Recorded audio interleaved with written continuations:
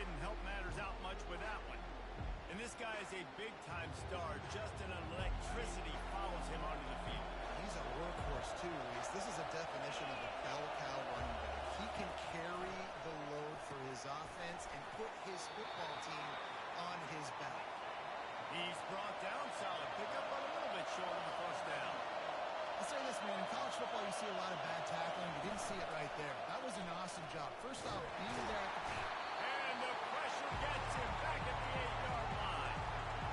When it's a play-action pass, that quarterback, he really has to sell the fake. He can't tell his offensive lineman's getting beat right away while he's selling the fake. He had no shot. Listen to this crowd just shaking the girders of this place, trying to help their defense. On third down, he'll try to pick it up through the air. Oh, picked off. And with the interception, he'll take it all back. Touchdown, Oklahoma. And that is not the start this offense wanted. You're trying to come out, you're trying to create some momentum and get a rhythm and consistency. If you throw the pick six early and put yourself in a hole, not good. And the PAT makes it 7-0.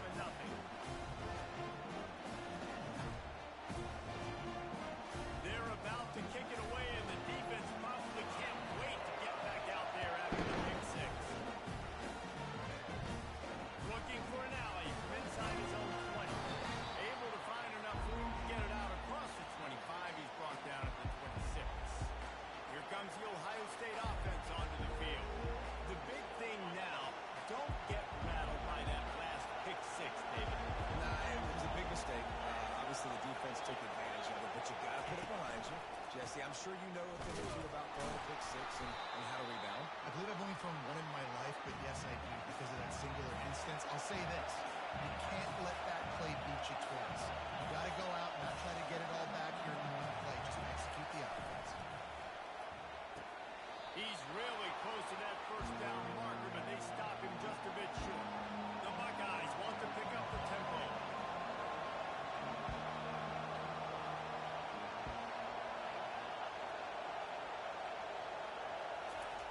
On third and short, they'll try to throw for it. Got his man downfield. That is exactly what you're looking for when you talk explosive plays. The defense finally able to make the stop. Hard work pays off, guys. These offenses work so hard week in and week out, working on those critical down and distances, third downs. And having that conversion this early in the game, that's got to feel good for this offense. You hear about shot plays all the time. Offensive coordinators love to take deep shots down the field. They plan them. They plan when they're going to do them. And I bet you we're playing to see a few more throughout this game. They bring him down, and he's going to lose a yard on that one. Better find the earplugs. Here comes the noise, backing this defense on third down. From the gun, wants to pass. He's got his man across the middle. Boy, is he close to that first down, maybe just a couple of inches short. The Buckeyes will try to pin them back with the punt. First punt of the day, and he'll loft to lock them up close to their goal line. Well, so much for putting your heels on the 10 and not going backwards. Not when you can return like this guy. The Sooners offense will have its first possession of the game. This is just a great matchup to watch on the outside, and who can win downfield in the passing game. Man, this reminds me of 1997, Charles Woodson versus David Boston. Two physical athletes that are going to be going toe-to-toe all game long. Yeah, two alphas, two guys that play the positions where you have to have such confidence. Wide receiver. Let's see this throwdown. And you can forget running in the middle against this defense. It's hard to run on a defense that comes off the ball like that and runs to the football like that. Good luck. No holes anywhere. The give to the tailback. Finds a crease at the 20. Off he goes. And they'll finally bring him down after he rips off a huge play. I tell you what, we can focus on the left side of the line of scrimmage because that's where the play starts. But you don't get big gains when you run out wide unless wide receivers, yes, wide receivers commit to blocking, staying on their guys. Really good job on the outside by giving the running back space to make the big play. Ball in the air, intercepted!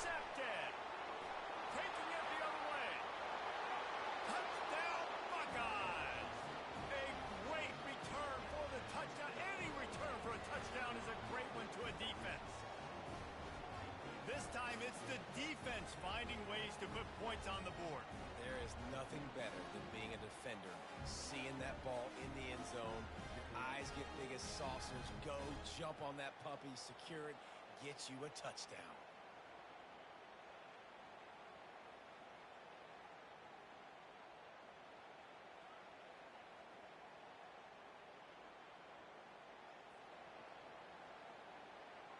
They'll try to tack one more on their score.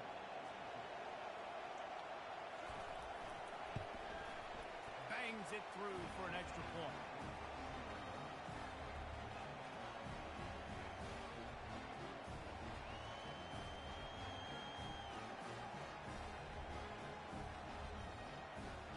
And we're all square as he's set to kick it away.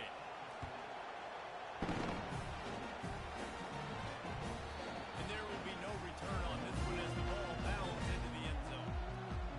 Here comes the Sooner offense back onto the field. Well, the good news is they threw a touchdown pass last time. It was just to the wrong team, Jesse. Well, that's an unfortunate part of the game for quarterbacks, but guess what? They do happen, so you've got to be able to turn the page here and lead this offense. Well, I think you know this defense is going to be aggressive. They're going to jump routes. They're going to play aggressive. You got to take advantage of that. Maybe use that this time to your advantage. Looks as if they didn't get it off in time. It'll be a delay of game. Offense.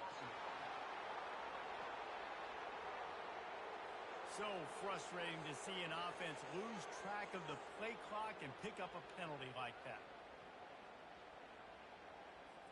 The offense set for a first down play.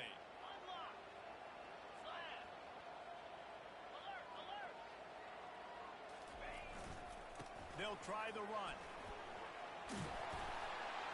Stopped at the 25 after a 5-yard gain. It's going to be important this offensive line is able to get a little bit of push. Just got to give this guy an inch, a little crease, and he can make yards for it. Went to the running game on first down. Now here they come again.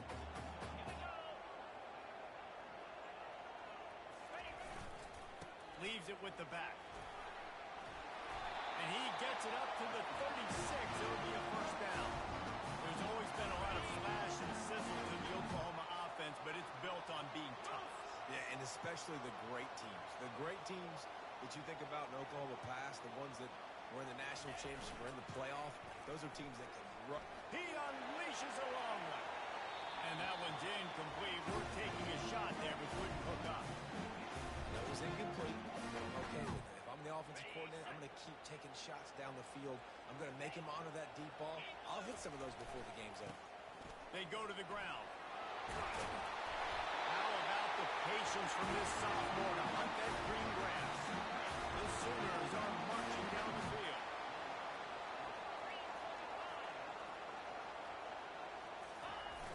Off the play fake on first down. Throws for the tight end. He will step out of bounds, but not before the good pick up that first down for this offense. The Sooners come to the line with a new set of downs.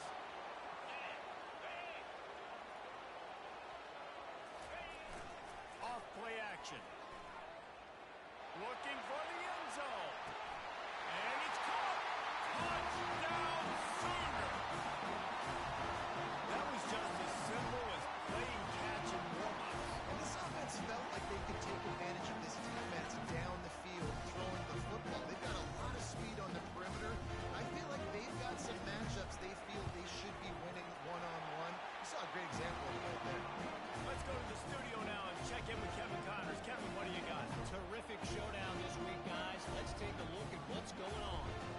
Akron is ahead in this one, but unlike the days of Charlie Fry, this offense is not capable of scoring points every single time it sees the ball. They're up by a field goal over Toledo. We've got our eye on this one and everything else going on throughout the day. And how about that one? Kevin will be keeping an eye on everything going on elsewhere.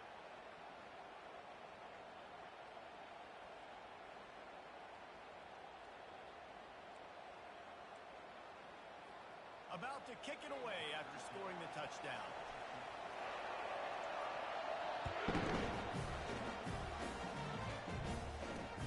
Looks as if the returner will try and field this one. And the coverage team able to wrestle him down. The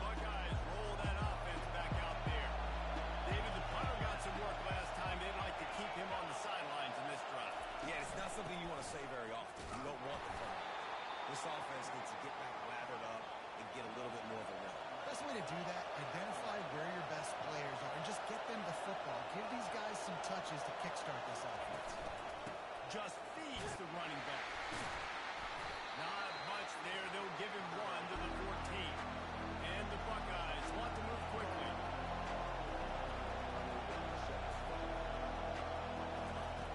On third down, he drops the throw. And he will be sacked at the 6-yard line. I think if you're the quarterback moving forward, you need to start thinking about hot routes to your tight ends and to your running backs because of this outside linebacker. He's a guy that has shown the knack to get after the QB. When he comes blitzing, you need to have an outlet throw in your back pocket.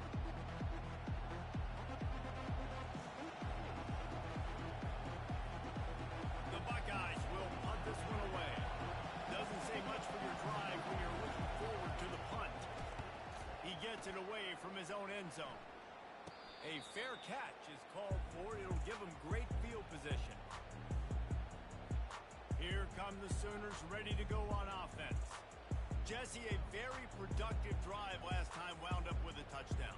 Yeah, mixing and matching play calling really well. Nice balance on that last one, Dave. Let's see what they can do here in this next drive. Yeah, and I don't expect anything different. When you put together a drive like that, I would do more of the same. Keep the pace, keep it going. Can't get him to the ground. In his sophomore season, he's really learned to find that running room. That's a nice run. This guy has it all, doesn't he? He has speed, he has shiftiness, and he has power. The power reminds me of an old great Sooner running back, Marcus Dupree. Arguably one of the most gifted runners college football has ever seen. A guy that didn't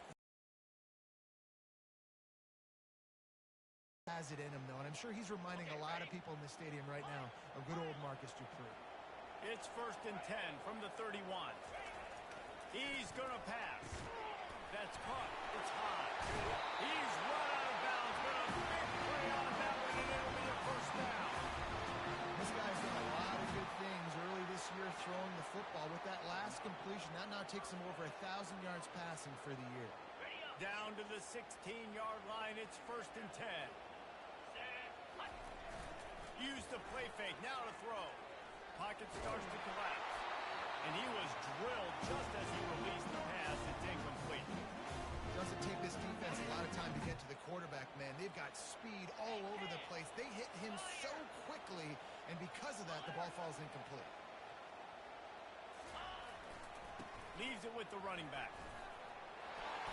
And he does a really nice job finding open space and making a good game before the stop is made. Tight quarters deep in the red zone, but they can pick up a first down without scoring. 3rd down. Looking to throw for it. Well, the quarterback can make a big play when he starts moving around. Oh, and it's a pick. He threw it right into the double coverage. They didn't give him much of a chance to make that play even bigger, but the turnover has him set up at the 16.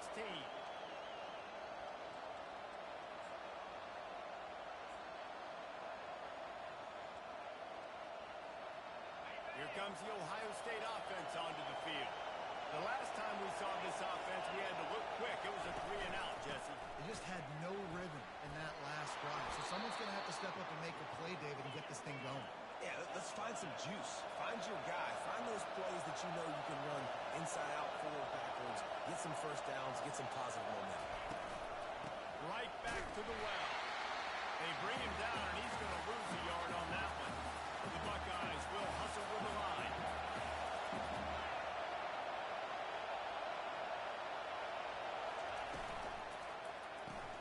Quick completion to the right. Gets it to the 42-yard line, and that's a first down. And the Buckeyes come to the line with a fresh set of downs.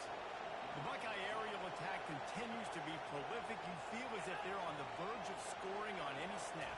Yeah, and it's such a good blend between such great offensive talent year after year after year that you see go to the draft, but also great play calling, great play design. They've always got it working, and you know this offense is always capable of hanging 40 points and making it look easy. Nice pickup there. Gets him the first down and sets him up at the 45-yard line.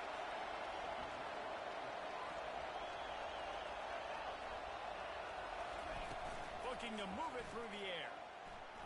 Moving out of the pocket. Going to try to get it himself. And he gets it just beyond the line of scrimmage before he gets down. How about these two running games so far? Dominance on the ground as we look at the first quarter stats. Second down here as they go back to work after the break.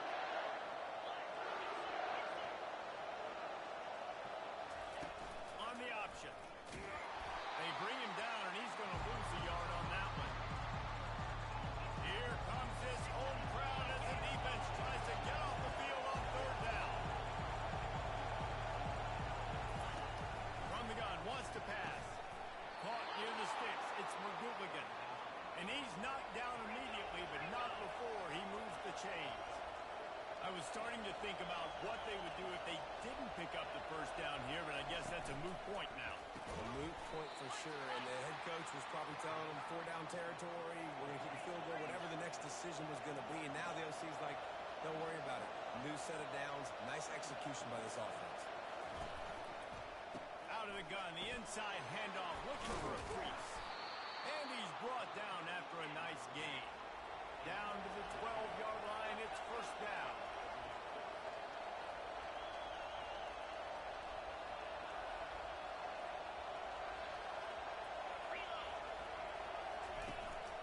Might as well give it to him again. They bring him down, and he's going to lose a yard on that one. Going to work on second down in the red zone. Is still some ground to cover to pick up that first down. To the ground with the back. Relying on that running game inside the red zone. He picked up 3 to the 11. Boy, they'd love to move the sticks here and take a shot at it on first and goal. On third and long, trying to have a big completion here. It's complete. You got to love that. On defense, one of the most critical statistics out there is how do you play on third down? How do you prevent the opponent from keeping drives alive? Right there, tackling the catch, you gave it the completion, and what do? You set up fourth and long, you're going to get the ball back, go get some water and sell it. And that's just a chip shot. That's just a field goal they got to make, guys.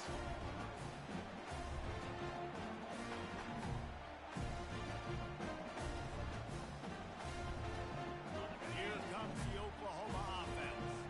That last drive was promising for a while, but you just can't mess it up at the end with the pick, Jesse. No, you've got to be able to finish drives, especially in this game. If you're going to win in David, they've got to be able to eliminate the runs. Yeah, and I don't think you get concerned or play it safe. You can trust your man. I think you put the ball right back in his hands and let him do his thing. With a first down, they'll snap it from the 32. They'll test the right side. Pushes ahead for a couple. They'll mark it at the 33. I like feeding my guy. I like getting my running back touches, feeding the ball so he can break some of those big runs. But I'm also okay with these little ones. Set the tone, stay balanced.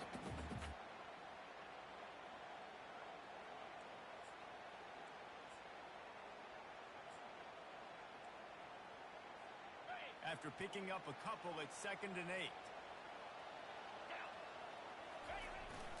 They'll leave it with him. They stop him cold, maybe gets a yard to the 34. And these defensive tackles just eat people. They swallow human beings when you get near them. They're so big, so strong. When those guys, those running backs come in, they just need a mitt. They put one mitt on a running back, and he usually falls to the ground just because of their sheer mass and strength. Just beautiful. And that's a great feeling as a quarterback when you make that throw. It keeps your offense on the field, keeps the offense in rhythm. Obviously not as good as throwing a touchdown pass, but I'll tell you this, way better than having to trot off over to the bench and wait for your turn to get another shot. It's complete to the right. He's run out of bounds, but not before turning in a big pickup and moving the sticks for a first down. It's a really nice throw. It's so impressive watching this Oklahoma passing attack now. And you think back to Bob Stoops taking over as head coach in 1999 and bringing with him the air raid offense, a style of passing attack that still wasn't very prevalent in college football at the time, but since then they've always had good quarterback play and guys that could play up tempo, make good decisions. This dude right here, he fits in perfectly with what they're trying to do, throwing the ball in the middle. And you want to run the football. That's okay. You'll take some of these. But if they start to add up down the road, obviously, you might want to think about airing it out a little bit. Didn't get much on first down. It's 2nd and 9.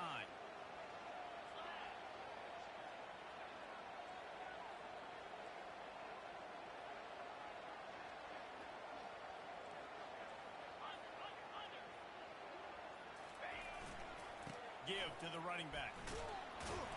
That's what you expect from a senior. Don't give them any extra yards. Great tackle there. This will be the 7th play of the drive, and they need to convert 3rd and 6.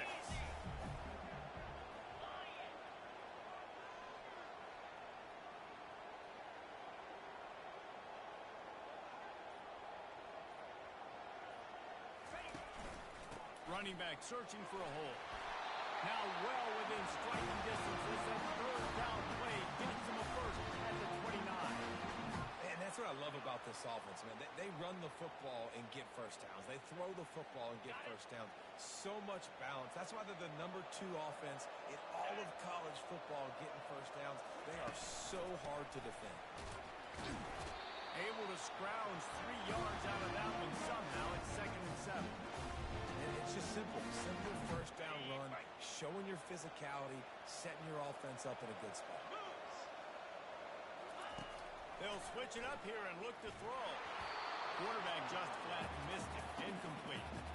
There's an example of what happens when the quarterback doesn't have a chance to set his feet. The pressure just forced him to have to work off schedule a little bit. And I think because of that, wasn't able to be as accurate as he wanted to be.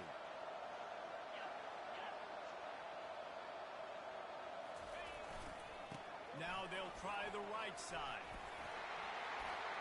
Headed to the end zone. And how much running room have they been able to find just all day? They are piling up unbelievable rushing stats.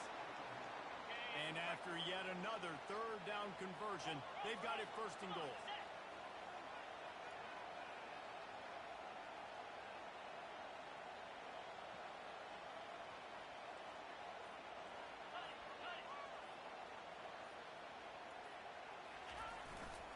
Trying to barge their way in.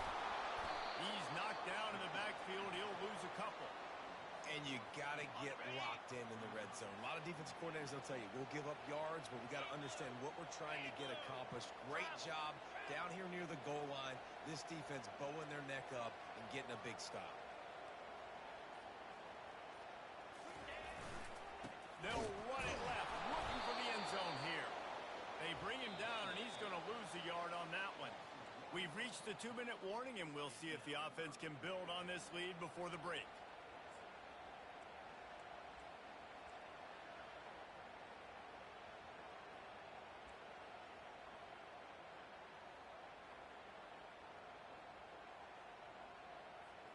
This offense has gone haywire on these last 2 plays in the red zone. Can they set things right on 3rd and goal?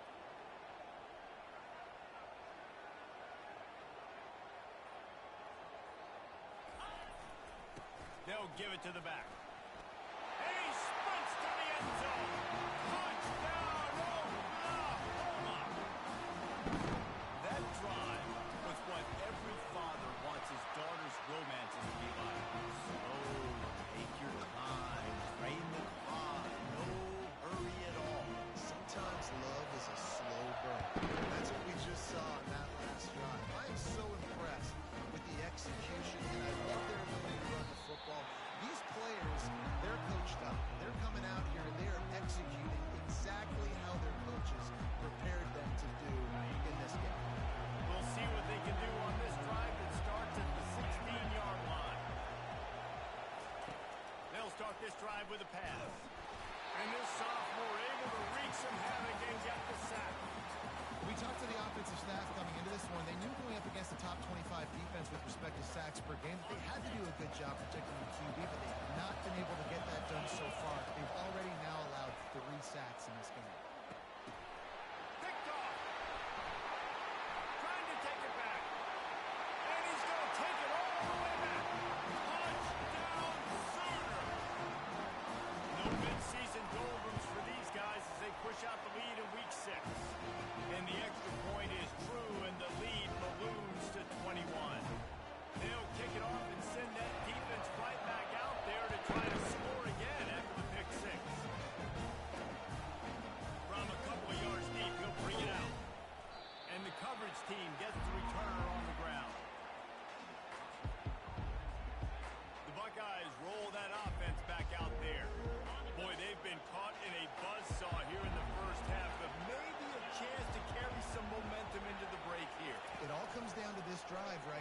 piece. Obviously, this offense hasn't had everything go right for them in the first half, but here's an opportunity, David, to execute some plays, put some throws together, and generate some points.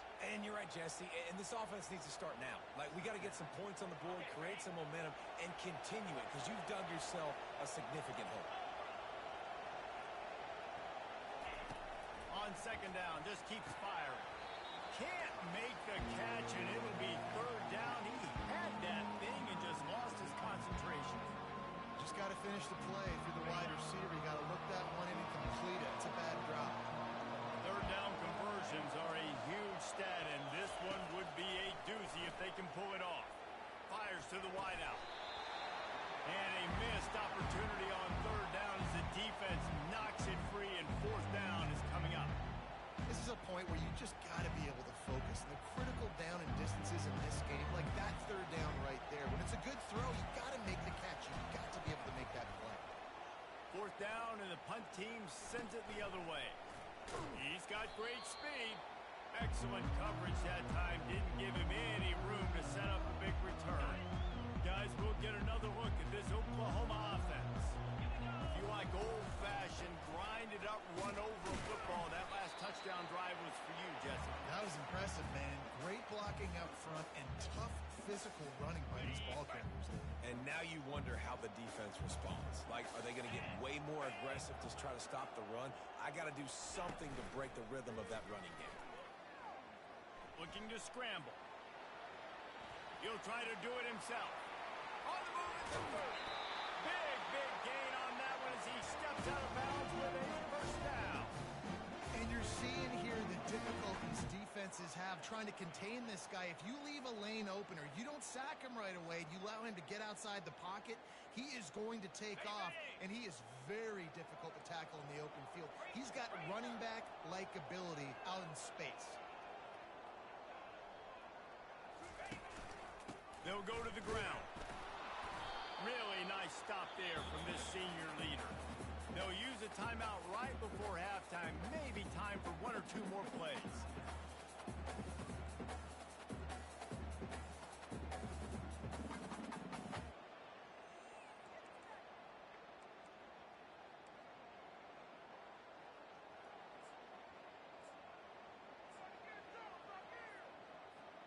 Just a few seconds remaining here as they try to put something up before halftime.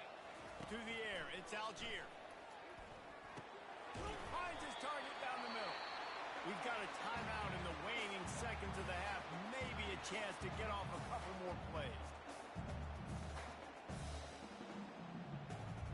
Just enough time for one final play in this half. The give to the back.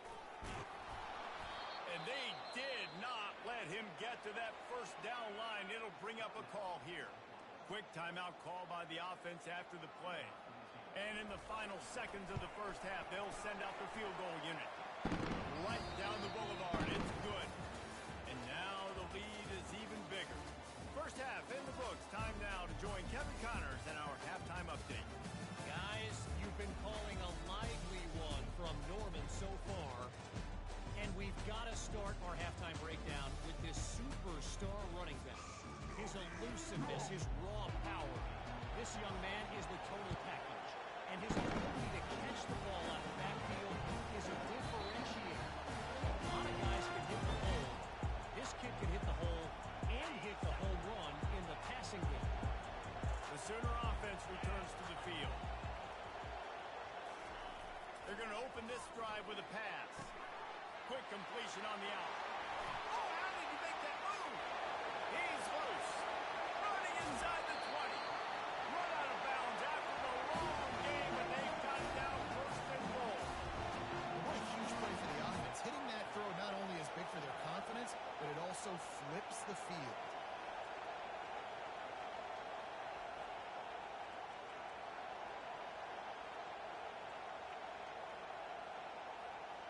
And the Sooners have it with a first and goal.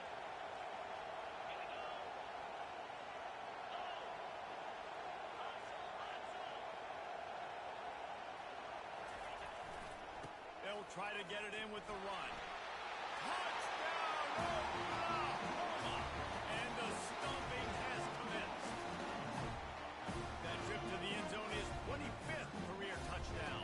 And he's been productive, just has a nose for the end zone. This dude's made big play after big play for his offenses, and that's 25 touchdowns, Palmer, on the ground for the big fella. Pretty impressive, too, when you consider when you get close to that end zone, the defense is expecting run, they're loading the box, and still this guy's been able to find his way in. 25, it's a nice number. He'll take the return, try to get better field position. Good job by the coverage unit to stop the return man. Here comes the Ohio State offense onto the field. Boy, 3 and out last time, David. They'd like to be more productive this time around. Yeah, in the last drive, nothing really clicked. No rhythm, got off the field really, really quickly. They need to put something together here. Yeah, David, bad execution on that last drive, so they got to take a collective breath and start playing like a unit on this drive.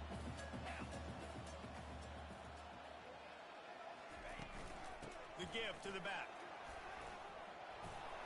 They make the stop, but not before he takes a chunk out of what they need to move the sticks. So 3rd and short from inside the 20. You convert here, and this drive takes on a different complexion. Coming after it. Get it out on the screen. Crosses the 30. He's got a lane.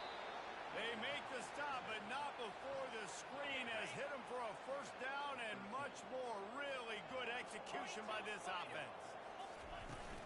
Here's the handoff. Bulls his way forward. I think one of the hardest things to do is stick to the run when it's not working. But it's those runs right there that are the reason why you have to do it, right? You can't get too one-dimensional. Keep slipping those runs in there. Keep getting a little bit of positive yards. Next thing you know, you look up and you might break one of those after you got that a little bit time. And he's a real nowhere man tackled in this no-game land. A 3rd down try for the offense. Trying to make that rush think on the draw play here. He gets it oh so close to the first down marker, but I think he's going to be a touch short. The Buckeyes send out the punt unit. 4th time tonight we've seen this guy come on to punt. Bringing it back, it's early. They're able to put a stop to that return right at the 30-yard line. Time for this Sooner offense to go back to work.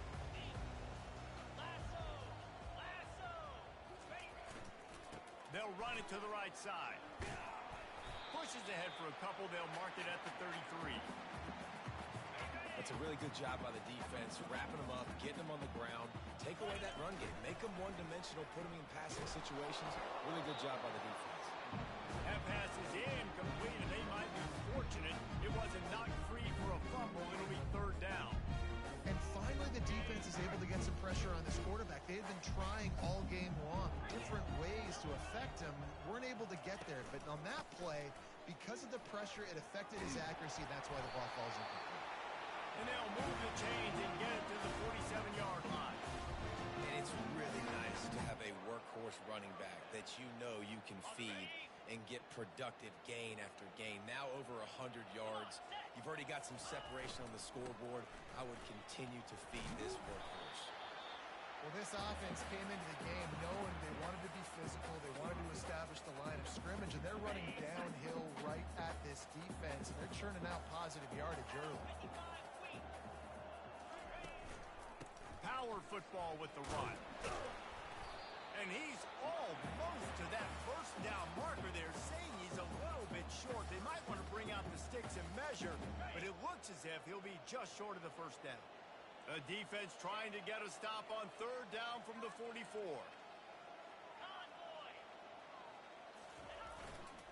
They'll try to pick it up on the ground.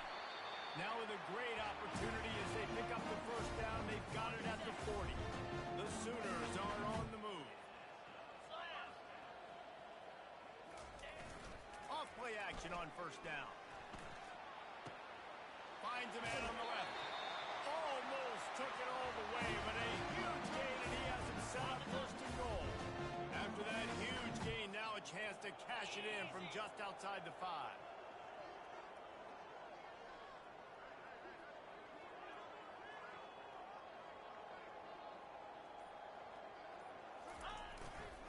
Keeping it on the ground on 1st and goal. And a good, solid pickup there before the defense knocks him down. and a nice job by the running back, finding space, getting downhill, making the good run. Great job finishing with his pads. A very productive play on first down has now set us up with this second and goal.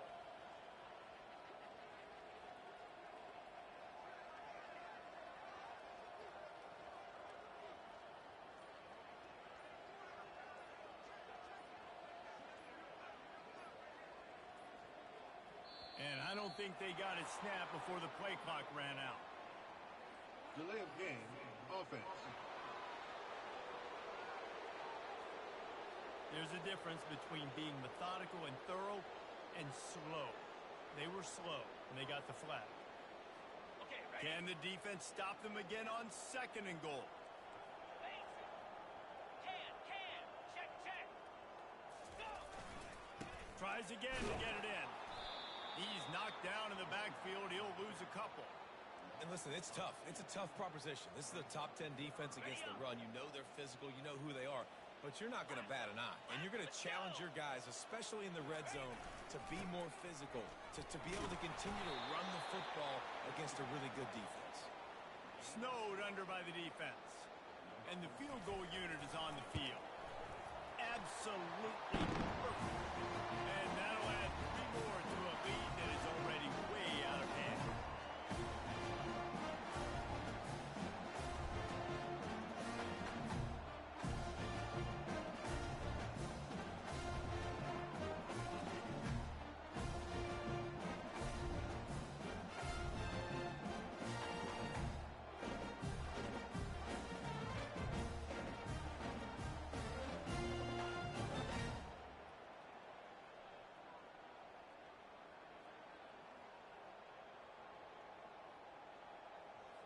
That lead just keeps getting fatter, and this kickoff team doing a little running.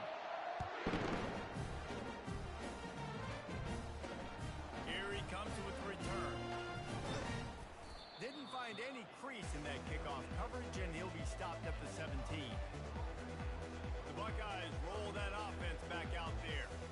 They just didn't quite find the rhythm on that last drive, Jesse. They had to punt it. I think they got to be more physical, Dave. I think up front they got to do a better job getting blocks and establishing this running game. And how easy does football become if you're the more physical team? If you can threaten the run and then run play action, it opens up the whole offense at your disposal. They believe in that running game. Got 6 before he stopped at the 23. You want to talk about making it easy for an offensive coordinator. You pick up a bunch of yards on first down, make that second down really, really manageable. That's a great job by the offense. 6-yard pickup on first down leaves them with 2nd and 4. The give to the tailback. Into a mass of giant bodies. We'll call it a 1-yard gain to the 24. All season long, we've been watching this defense dominate against the run. They're the #1 rush defense in the entire country. With a big lead in this game, you cannot run the ball and expect to win and get back in it. He's knocked down in the backfield. He'll lose a couple. The Buckeyes will send out the punt unit. They've been busy out there to punt for the 5th time today. Yet another punt on the way. Got to make sure that hamstring stays loose. He's been busy. Makes the tackle really strong, disciplined job, and now we have 1 period to play. We reach the quarter break with Oklahoma on top. Let's take a quick look at the national rankings to see how this playoff race is shaping up.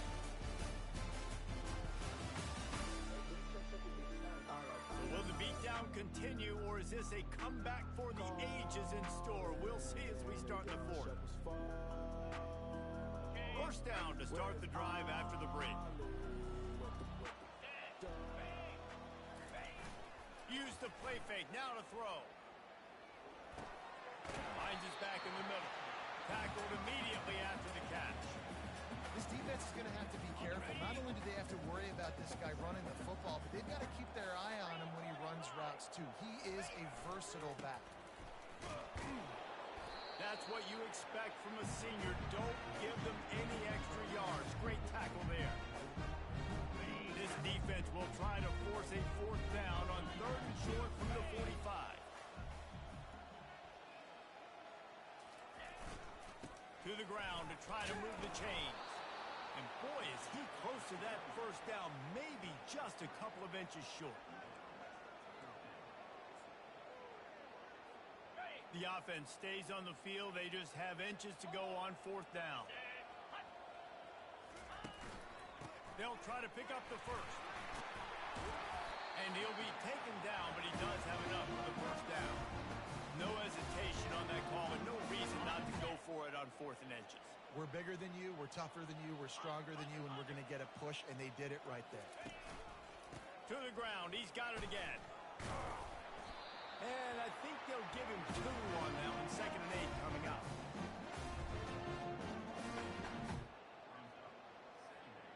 Kept it on the ground on first down. Now back to the line. Here we go. Off the play fake. They're bringing heat. They get to him as he throws. Nowhere close on that one as he got drilled trying to deliver the football, and now they face 3rd down. They line up, and it is a long way to the sticks from here. Got the back over the middle. They've got it inside the 30. They'll mark it at the 28. It's first down. That is going to drive this defensive coordinator nuts. A lot of DCs, they focus a ton of energy on how their unit performs on 3rd down and in the red zone. If this defense gives up a couple more 3rd down conversions like that, they're going to be in for a very unpleasant film session on Monday.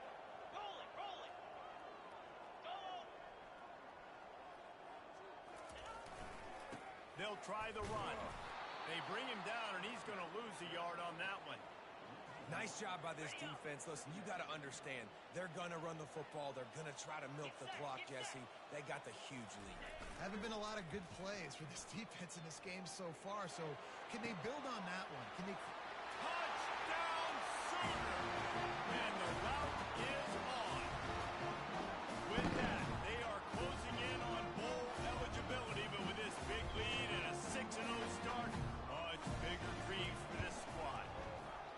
Man, this has been a complete performance. The defense has been lights out, and the offense obviously just continues to pour it on. This is what you call having a great day. Putting it all together, offense, defense, complementary football. He'll bring it out from inside his own 10. Really disciplined job by the coverage unit to get down there and make the stop at the 19. Here comes the Ohio State offense onto the field. Their drive chart is starting to look a little monotonous. Punt, punt, punt, David. And their defense is starting to get a little frustrated, too. They just keep putting me back on the field, possession after possession. Jesse, this offense needs to get their heads out of there, you-know-what. The punter's on the sideline with the oxygen mask right now. He's been playing so much. He's not used to this. This offense, they just got to stay on the field. They've got to put a drive together and get some balance going, running and throwing the ball. Now on 2nd down. He's looking to throw. Quickly to the tight end. That's a really good tackle there, giving up some size and still making the play. They'll try to muscle their way forward on 3rd and short from the 29. They'll try to pick up the first through the air. He makes the connection. And he's tripped up, but not before picking up the first down. Well, look, that wasn't a touchdown, but that was a massive play for this offense. They needed some momentum. They needed to find a rhythm, and what better way than converting on 3rd down. Awesome job by the quarterback getting through his progression. Quarterback tried to scramble around for a while, but the defense able to bring him down. And this defense, they got their ears pinned back. They know exactly what time it is with the big lead in the 4th quarter. They've already got a bunch of sacks on the day today, and they're looking for more. A big play for the defense with the first down sack. Now, advantage D as the offense comes up on 2nd down. And it'll be incomplete. This defense is physical in pass D. They line up with some serious work to do if they want to convert this one. On 3rd down, going up top. Keeps looking downfield. And he is not going to get there as the defense gets him on the ground. Great job rallying the football by this defense. 3rd down, QB's trying to extend the play, but great team speed on defense, now setting up 4th. 4th down, and the punt team sends it the other way. He'll bring it back. It's Hurley. They'll get down and put a stop to the return at about the 28-yard line. Now the Oklahoma offense will go back to work.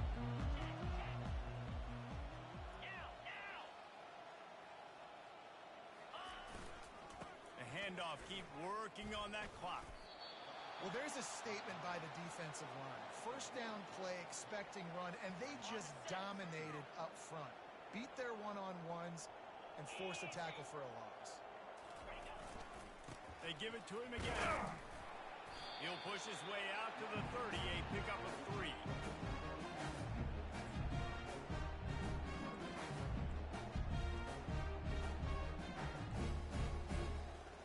Now this offense facing a 3rd and long from their own 30. Leaves it with the back. Really good run there on 3rd down. He got 5, but they're still left with a 4th and 3. The Sooners line up to punt it away. This will be their first punt of the afternoon.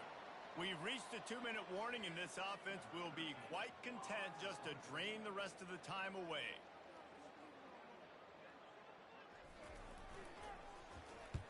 First one's on its way. The leg ought to be strong. Only called on twice in the victory last week.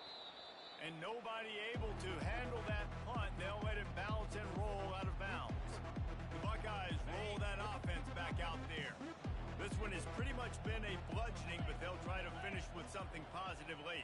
Well, they ran into a buzzsaw today, and I don't think it would matter what type of X's and O's they're out there executing, David. Jimmy's and the Joes, they're just not as good as the opponent team. And as an athlete, it sometimes hits you in the face and it stinks, but you're not good enough. And today they were not good enough. And I'm going to do the best I can to try to flush this down the toilet, not remember it, forget it, move on for the next game. Maybe it's something right here I can create positive that carries over to practice and maybe next week. From the 44-yard line, the offense snaps it on 1st down. He wants to throw. Fires on the move. It's complete. And they exploited that soft spot, and they get it down to the 35. And the Buckeyes have it with a 1st and 10. He's looking to throw it. Oh, he makes the catch. You just get the feeling this defense is going to make it hard on them, right? They've got the lead, it's late, and they're going to try to tackle everybody inbounds. Offense is going to have to really work for this and be smart. You got to attack the sidelines. You got to throw 1st downs. You got to keep this thing moving vertically down the field. Across the 25 to the 24-yard line before he stopped. Pickup of 5 and a 1st down. This is what you're looking for when you have the better team. Go out and show it. Don't fool around with them. Go out and play to a standard of excellence. Just dominate. You know you're going to take care of business. You know you're going to win. It's like how many? How many can I win by? And I like that you keep your foot on the gas and just continue to pile it on. It's their job to stop you. Let them do their job. You just keep going on. It's not about the X's and the O's. It's the Jimmys and the Joes. This is why recruiting is so important in college football. They just had better players. More physical, they were faster, and it shows. That's going to do it for us. For Jesse Palmer, David Pollack, our entire broadcast team, I'm Reese Davis. This has been another presentation of EA Sports College Football.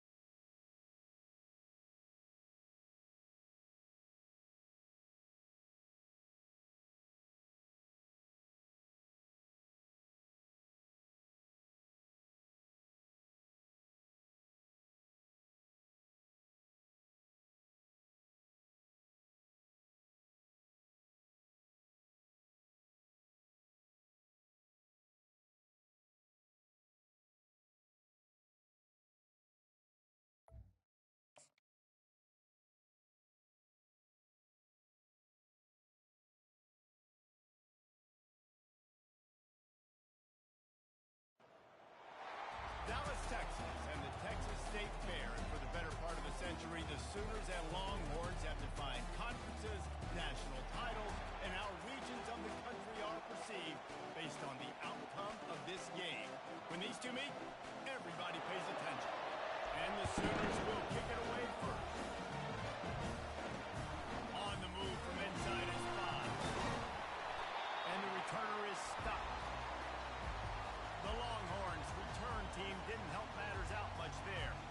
Guys, this rivalry's a throwback. Aren't many left like this with the stadiums divided right down the middle.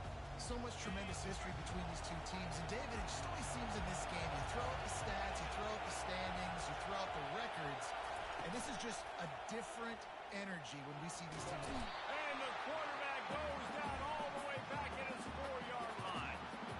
What a great way to start this game. And one of the reasons this defense has been one of the most dominant units all season long, they can get pressure on the quarterback with guys like that. They've got better athletes than you've got up front, and you saw it early in this game today.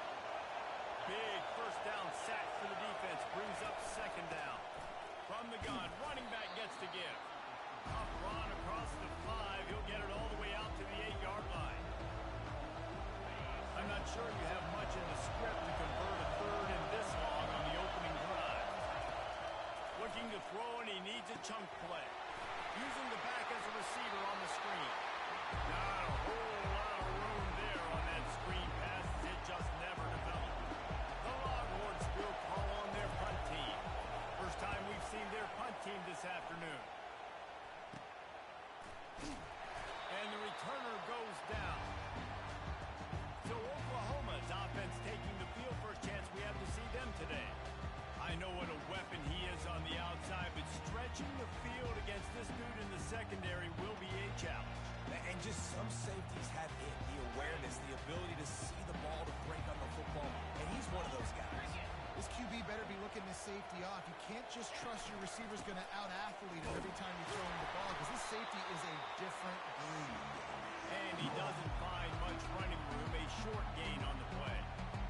I know this Cotton Bowl was divided 50-50, but it's been mostly crimson and cream lately, Jesse.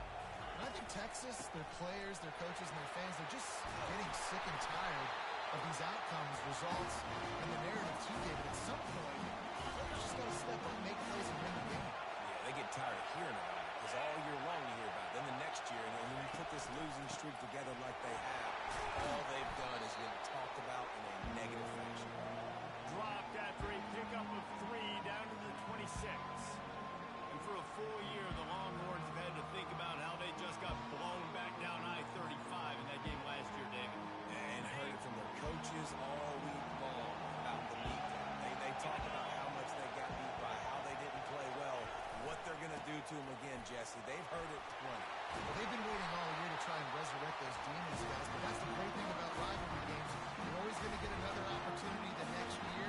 So I can't wait to see how Texas responds in this one. The Sooners are moving quickly down the field. They go to the ground.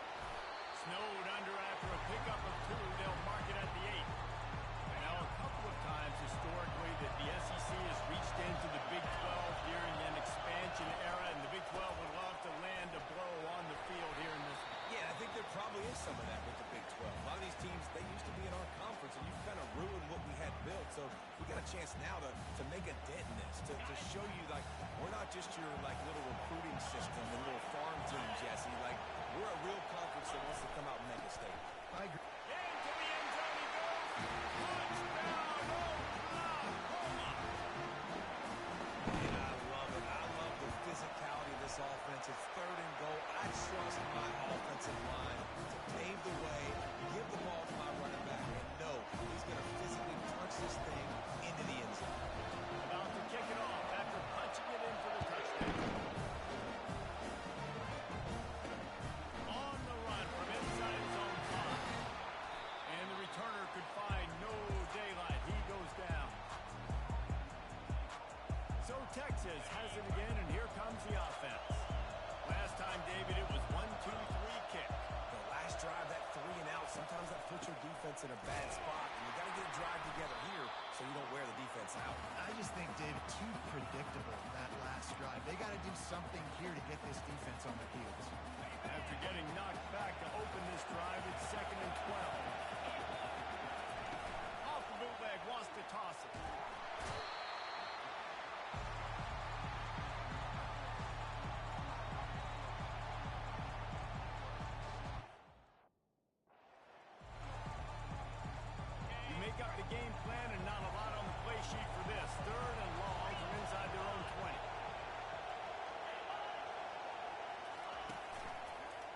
keeps it.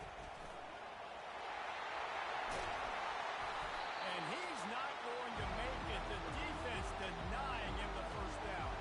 The Longhorns will bring the punt team onto the field. This will be the second time they've had to kick it away. He only needs a sliver of daylight. He's brought down, but a really solid effort to pick up every bit of yardage he could on the punt return. So Oklahoma has it again, and here comes the offense. Coming out on first down with the play fake. And it falls incomplete, but that could have been disastrous. A defender was right there. After the misfire, it's 2nd and 10.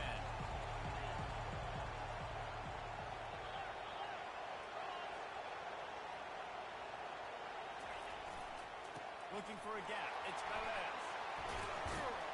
And he's able to shed one tackle and pick up pretty good yardage. It's really frustrating when you put a guy in a spot. He's in the hole. He's going to do his job. You can't get the guy on the ground. That's your job. Get him on the ground. You know, especially a guy that's not a huge back. You got to make that tackle. You can't make it easy on the offensive line. You got to manage the situation. The Sooners with the 1st and 10. He's going to pass. Still on his feet. Going for the big play. And he's got it inside the 10. It's out of bounds after the big game, but they've got it 1st and goal. If I'm a defense, I got to find a way to get some more pressure on the quarterback or disrupt their timing and their rhythm. I can't give them these big chunk plays through the air. I got to be maybe a little bit more aggressive or do something a little bit different. Caught in the backfield, it's Velez. Crisp execution in the passing game, and they've got it down to the 3. 2nd and goal coming up. Trying to pound it in. And he takes it in for the score. Touchdown, Sooner. Now they'll line up for what they hope is automatic. Follow the blockers. The offensive line will take you to the hallelujah land. And I tell you what, most of the time, it requires a little bit of skill to find that hole and slip it into a crack. That was not a crack. That was wide open. Didn't take a lot of vision because the blocking was outstanding. He'll start the return inside his 5. And they'll get him on the ground as the offense comes out to start the next drive. Okay, so here comes the offense returning to the field. To say this has been a slow start is a bit of an understatement, and they really need to get it going here, Jesse. That's right. The opponent, they're firing on all cylinders right out of the gate. Offensively, for this unit, they've been slow and struggling. They need an explosive play to wake themselves up. Yeah, and it's just the first quarter, so it's not the end of the world. You've seen slow starts, but you got to continue to pick and pick and pick until you find that play or that scheme that you can use against this defense. Now on 1st and 10 from the 26. Handoff from the gun. He's knocked down in the backfield. He'll lose a couple. And that play shows you really what this defense is about. It's a difficult one to attack. They're really good. One of the best in the country. They come at you from all angles. So I'm interested to watch. How do you mix up the play calling? How do you keep the defense off balance? Because they are a good one. Quickly to the flat and wide receiver screen. And that is a nifty bit of navigation to get through that traffic and get the first down. We reached the quarter break with Oklahoma on top. They largely dominated this first quarter as indicated by the stats. Now the challenge here, they've taken a punch, but they can't let it get out of hand as we start the second. And the Longhorns look to keep this drive humming. Looking to go up top on first down. Got his man on the outside.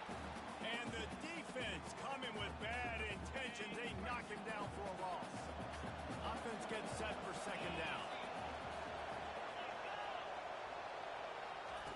He's looking to throw. He's got the tight end. They make the stop, trying to pick up just a little bit at a time to get to that first down marker. It's so important that this offense is able to stay on schedule. What that means is keeping third downs manageable. That last completion to the tight end accomplished just that. Really nice play. On 3rd and long, he's going to have to throw for it.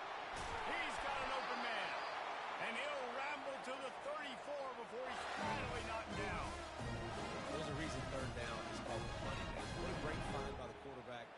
job finding his receiver. At the end of the game, you look at third down percentages, it tells a huge story, and it goes a long way in deciding who wins a football game. Finally, this offense starting to shake the cobwebs and get things moving. It's 1st and 10. Use the play fake, now to throw. Hit hard as he released the ball on that first down pass, and it never had a chance. The winner of this game dons the golden hat, but you know, Jesse, only David could wear the golden hat among the three of us because there's no way either of us should put a hat on the kind of heads of hair we have. Well, I've also understood that the hat's like a triple XL, and I know David's got a big dome, and that's probably the only reason why he would wear it. But I'll tell you what, these players, they think about trying that old sucker on after this game all year long, David. Yeah, and trophies back. I mean, this is something at the end of the games. People run, you see, they go grab them, they put them on their heads. It means something to these kids. 9th play of the drive coming up, but this one will be tough. 3rd and long. From the gun, wants to pass. Fires to the right. And that's incomplete. A defender all over him. Knocked the ball to the ground. 4th down coming up. They'll try to get something out of this drive and kick the field goal here on 4th down. He's going to reach for a long one, a 52-yard attempt. It's good. How nice is it as a head coach to have a kicker like this? It makes these decisions on 4th down so much easier. Just strut them out there and let them stroke it through the uprights.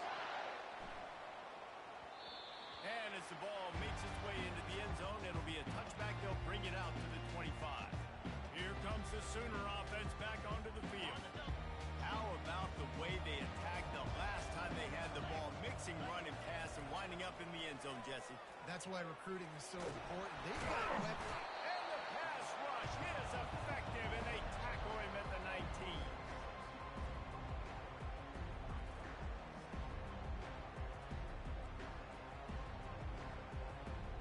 And they are looking for a ball play that'll work. Now facing 2nd and long from the 19.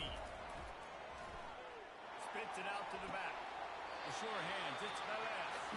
And he'll make his way out of bounds after the solid pickup. I want to get my running backs the ball in space as much as possible. And sometimes it doesn't work in the running game. I can throw it to them. I can try to create some space out wide, dump them the football, let them make some catches, and see if I can't get some big plays. And the defense knew exactly where that first down line was, and they stopped him short.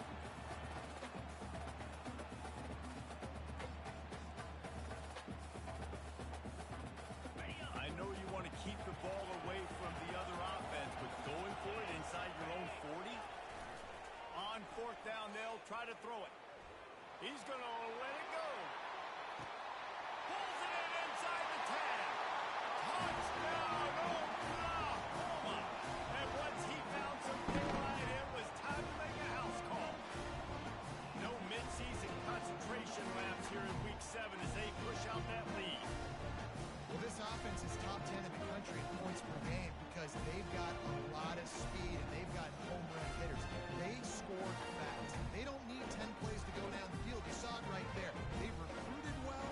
They've got playmakers. They're going to be a problem for defenses all year long. And the extra point will tack another one onto this lead. And let's check in with Kevin Connors in the studio. Kevin? Guys, a couple of ranked teams having at it this week, and take a look at what's going down. Georgia is currently trailing in this one, but it feels like the momentum may be turning. These dogs have picked themselves up off the canvas before, and they are capable of it again today.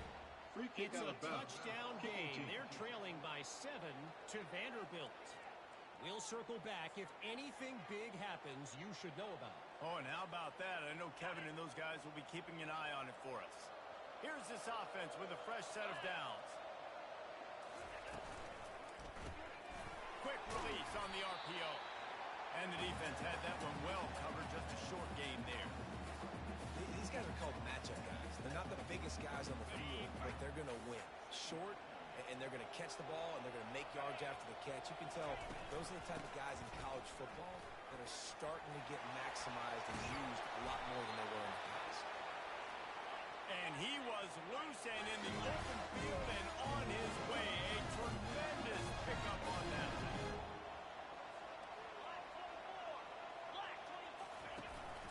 Might as well run him and until they stop him. He's got it again. He's knocked down in the backfield. He'll lose a couple. I don't like the play call. You're down this much against the best run defense in the entire country. You're just smashing your face against the wall. You're not going to get it done. To win this game, you're going to have to throw the ball to get back in it. Wide receiver now comes in motion. He wants to pass it on second down. And that's not the way they drew it up. It's incomplete. Now facing a third and long. Here's the snap, looking to throw. Another incompletion on third down. Tell you what, I don't know if the offense was expecting man coverage that time. Third and long in field goal range, you're expecting it to be zone. Instead, they lock them up man-to-man, everybody on an island, and everybody won. They get the incompletion now setting up fourth.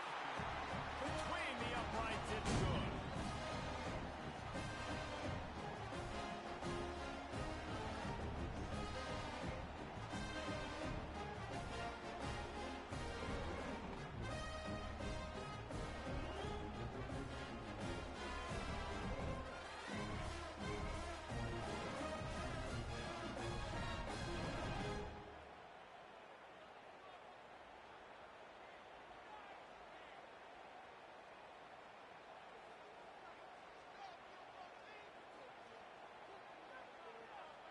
After putting 3 on the board, the kickoff unit ready to go.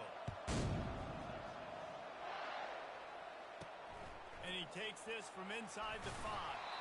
Not a lot of space to be found. Good hustle by the coverage team, and they stop him at the 21. Here come the Sooners ready to go on offense. This has been exactly the way you draw things up, David. The offense has really been moving the football. And it's been great execution. They've done exactly what they wanted to do. Build the lead. Now Palmer's a different animal. Now you got to protect him. You can tell they were paying attention in practice this week in the film room because they have gone out everybody right now in the same place. And they do a really good job. Not as easy as it looks to get those blocks. And he picks up the first down. Just the ability to move the chains, keep the drive going, sort of quintessential efficiency from a Sooner quarterback. Yeah, and from a Sooner offense because, Reese, they keep the drive going, but what does that do? Most Oklahoma teams over the years, we see them go fast, and they wear you down throughout a football game. So the quarterback play on those completions, they move the sticks, they make you play 3 more plays, 4 more plays, 5 more plays, and just wear you out. Lets it fly deep downfield. And that's going to be incomplete, going for broke on second down, but third down's coming up. Well, even though that pass was incomplete, I wouldn't be shocked if this defense in the second half decides to play some deeper coverages. This offense has already shown they're willing to be aggressive, and they've got a lot of speed. Moving forward, this defense cannot afford to give up big plays in the passing game. He's got first down yardage across the 50. They'll mark it at the 49. Really nice job on third down by this offense. This offense has struggled on third downs throughout the season, not even in the top 50. But you know what? When you make it third and short, when you have the run-pass option and you're not predictable, you can be more successful. So let's see if this offense can continue to put themselves in good positions. Open space at the 25. Ripped off a huge chunk play on that one as he gets the first down before he steps out of bounds. And the Sooners come to the line with a new set of downs. Trying to cap this drive with the pass. Makes the grab. They will score.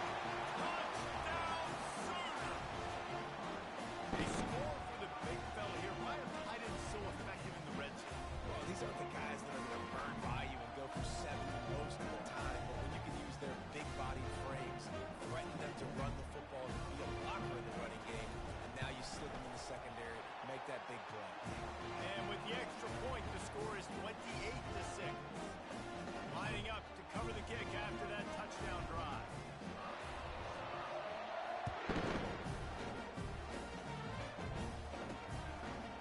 Just into the end zone, and he'll bring it out. That gamble did not pay off as they bring him down at the 12-yard line. The Longhorns sending the offense back onto the field. You want to talk about having a weapon to bail out a drive? David, that's why kickers are so important after that long field game. And listen, important is a relative term. we need to make longer passes and get better gains so we don't have to kick long field goals, Palmer, again on offense. And they've got the weapons to do that, David. They just got to be able to dial those plays up. Guys have to be able to make them one-on-one to make life easier on this kid who is so important to this team. And here comes the offense on second down. Leaves it with the running back. Couldn't fight his way out of his grasp. Man, oh man, the ball carrier was just shut down. And I tell you what, they need some push up front too, right? They got to move those defensive linemen out of the way. At least create a hole so your running back has a chance. Not there. He didn't have it. We've reached the 2-minute warning, and this thing has been one-sided, and they hope to at least have something to feel good about going into halftime. Third and long, and he'll try to throw for it. Fires into traffic. It's picked off. And they'll close in on him after a good return on the interception. I tell you what, it puts you in a tough position. You're backed up inside your own 20 trying to come out. But when you're a defense and you can force a turnover and you already set your offense up in scoring position, they are going to be extremely happy. And that offensive coordinator is going to look extremely smart. They'll throw it on first down. Makes the catch. And he will score. Touchdown, Oklahoma. This offense is so good. Man, they can hurt you in so many different ways, and they do it so quick, so explosive. They can put small drives together, big drives together. They really had a great year, and that's why they're a top 10 offense.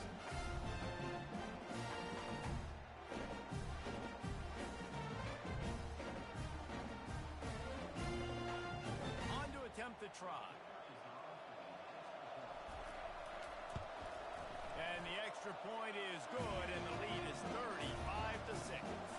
That's exactly what you want to do when you have that type of field position. Strike quickly, and they did. One play, and they put it on the board. Almost ready to kick it away after scoring the touchdown.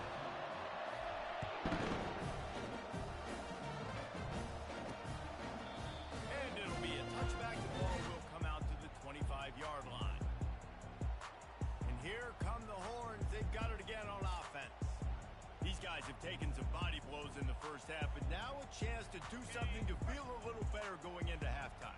Reese, they got to respond now. They got to put points on the board right here, cut into this deficit, create a little bit of momentum, because this one's going to get out of hand otherwise. He holds it in, and nobody's close. He's brought down, but there's a flag on the field. Let's see which way that's going to go. Ineligible receiver, downfield, offense. So the decision has been made, and the coach will take the penalty. The offense lining up for a first down play. He's looking to pass. And this sophomore able to wreak some havoc and get the sack. And that's what I like most about this defense. When you try to take shots and make big plays, they get to the quarterback. They get him on the ground. Their third sack of the day. And this is a unit that ranks in the top 10 in sacks in the country. These guys are bringing serious heat. They are like sharks swarming and just getting after the passer. This offensive line has just been unable to keep them away from the quarterback. Now it's second and long. He's looking to throw. It's in. Completed. He's lucky to get that one back. Almost intercepted. I feel like the defense is just living rent-free inside the quarterback's head right now. Of course, they got the pick last drive, and they almost got a pick right now. Right now, they are fooling this quarterback with pre-snap and post-snap looks. This quarterback doesn't know where to throw the ball. And the Longhorns will punt it away on fourth down. 3 and out. They got stuck in reverse. They hope the punt can bail them out. Slips through the line. Well, they finally stop him, but he found some running room on that return and really helps out his offense to start this drive. Here comes the Oklahoma offense. Looking for a productive play on first down. Trying to start the drive with a pass. He lets it fly. Snags it. He gets it in. Touchdown Sooner. And after that last touchdown toss, look out, Baker Mayfield record could be going down for single-game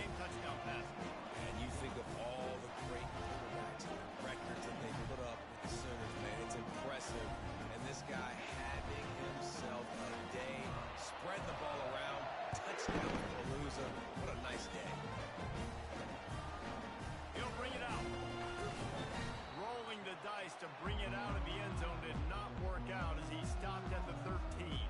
And here comes the Texas offense back on the field.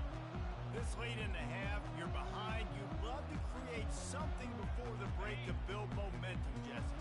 You've also had some miscues on offense, a big part of why you're losing the game right now. I'd take it into halftime, make my adjustments, and come out ready in the second half. Yeah, I'm going to take it into halftime too, Paul. But I'm trying to put some points up right here. Be aggressive, set the tone, be like, hey, listen, this is what you're going to get in the second half, so find something really quickly you can go to.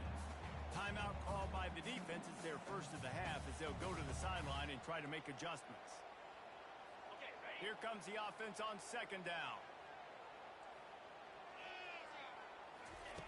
He's looking to throw. And you just don't expect your junior quarterback to get fooled and to throw it into double coverage like that. Not exactly the ideal situation for this offense. Third and long, backed up inside their 20. From the gun, wants to pass. Looking to the big tight end.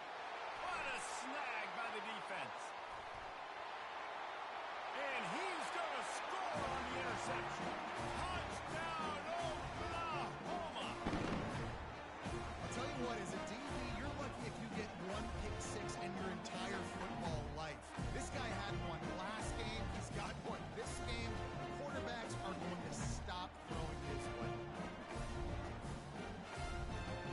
Ready to try the point after.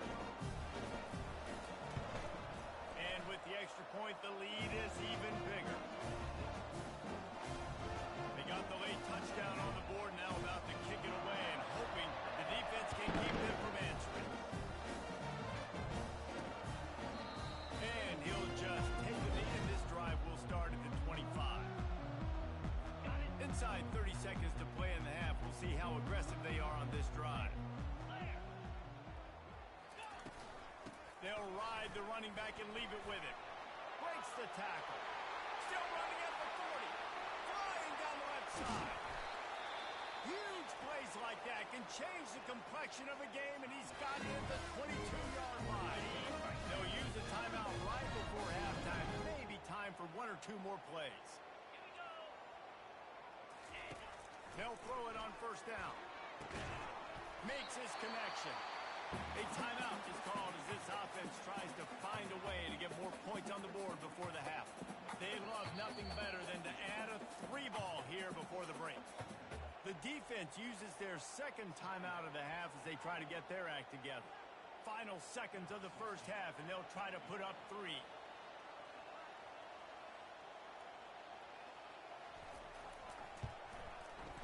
Field goal is good.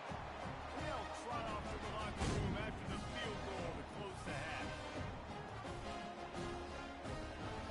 We played 2 quarters here. Time to go to Kevin Connors in our halftime update. The Longhorns will kick it away to start the second half. That one bounds through the end zone, and it'll be a touchback. Guys, we'll get another look at this Oklahoma offense. This offense has really been clicking in the game so far, Jesse. No doubt. Everything their play caller is dialing up, these guys offensively have been able to go out and execute. Yeah, and it's just maintaining the lead. Keep doing what you've been doing. You got a big lead. Let's just keep piling on until they find an answer.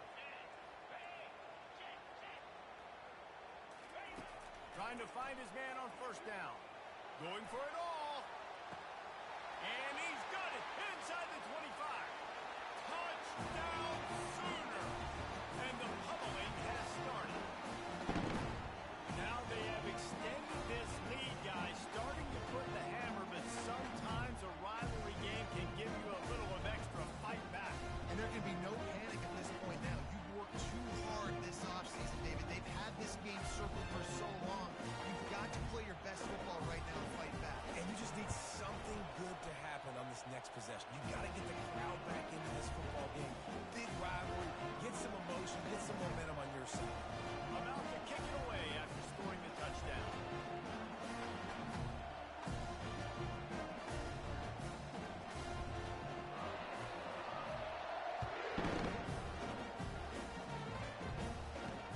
He'll bring it back from inside his 5. Didn't find any crease in that kickoff coverage, and he'll be his offense. Guys, that last trip, a little disappointing having to take the 3. Yeah, and I think, Jesse, you see so many offenses talk about getting yards and the tempo and all the stuff they do. It was a nice job moving the football, but they got to get in the end zone this time. Yeah, and I think to do that, they just got to be more physical at the point of attack, get some push up front. They need to be the best running team in this game to win. And after the loss on that last one, an all-important second down play from the 12. From the gun, they'll try to impose their running game. And he was fortunate not to lose yardage on that play, able to wedge it back to the line of scrimmage. This defense has kept them backed up. Now one more stop, and they can get off the field on 3rd and long. Forced out of the pocket. And this sophomore able to wreak some havoc and get the sack. This has been a frustrating day, and I'm not sure it's going to get any better. You're already down huge. Listen, this offense can't protect this quarterback. They don't do anything right now. This defense has had their number all game long. The Longhorns decide to punt it away. 3 and out and not much choice but to get rid of the ball. He'll bring it back. It's Hurley. And the return man reaches the end of the line, and down he goes. The Sooner offense returns to the field. Here we go. He wastes no time and comes out throwing. And it's incomplete. Good play downfield by the DB. Yeah, and I like the shot, the aggressive play down the field. We like throwing those jump balls up to my receiver because usually the receiver makes the play and makes the defender look bad. Nice job by the defender getting a hand on it, tipping that ball away from the wide receiver. Tackled at the 31. They'll give him 6 on the play. Ball at the 31. 3rd and short coming. Defense trying to rise up. Finds his man. It's Velez. He gets it so close to the first down marker, but I think he's going to be a touch short. And after that short completion, what will they do now? Just a few inches to go. Yeah, and you wanted to get the ball out quick, and you wanted your receiver to make the play for you and get the first down. You don't now. Decision time, 4th and short. An easy call to go for it, and easier after you make it. Yeah, we've seen it from this offense, too, throughout the season. In these types of situations, they just believe that they can make the play and they can get the push up front, and that's exactly what happened on that. The Sooners have it with a 1st and 10. They'll ride the hot hand. What a nifty one there to pick up the first down. Right away after picking up the first down, they go right back to their playmaker at running back, and I love the push they got up front, getting a hat on a hat, opening a huge hole for the back. And you become... Touchdown, Oklahoma! And the punishment has been extended. And oh man, there's some burn orange getting nervous in here, thinking of the 2000 to 2003 blowouts, Dick. And Reese, I know that, but man, it always feels like this game gets competitive in the end. And it's getting later, and it looks like Oklahoma's up big, Jesse, but I just wouldn't turn it off yet. No, if you're Texas, you just got to keep your composure, right? It's hard to do because you've been looking at this game and circle this game on your calendar all year long. It feels like it's getting away from you. Don't hit the panic button right now. So now the Longhorns take over, and they'll send out the offense. That last drive fizzled out, Jesse. They had to punt it. Yeah, they did. And, David, they're just going to have to do a better job this time around erasing them. Oh, look out. There he goes. That defense got gas, but they finally get him to the turf at the 47. That's what's so scary about this offense. They've got guys in the perimeter that can change the game in one single play, and you saw it right there. Too much speed on the perimeter to create that explosive play. They bring him down, and he's going to lose a yard on that one. Linebackers have such an amazing responsibility. Got to play run, got to play pass. How about this? Seeing the run aggressively, getting downhill, and getting in the backfield and making the tackle for a loss. Shakes off the defender, and he'll be brought down.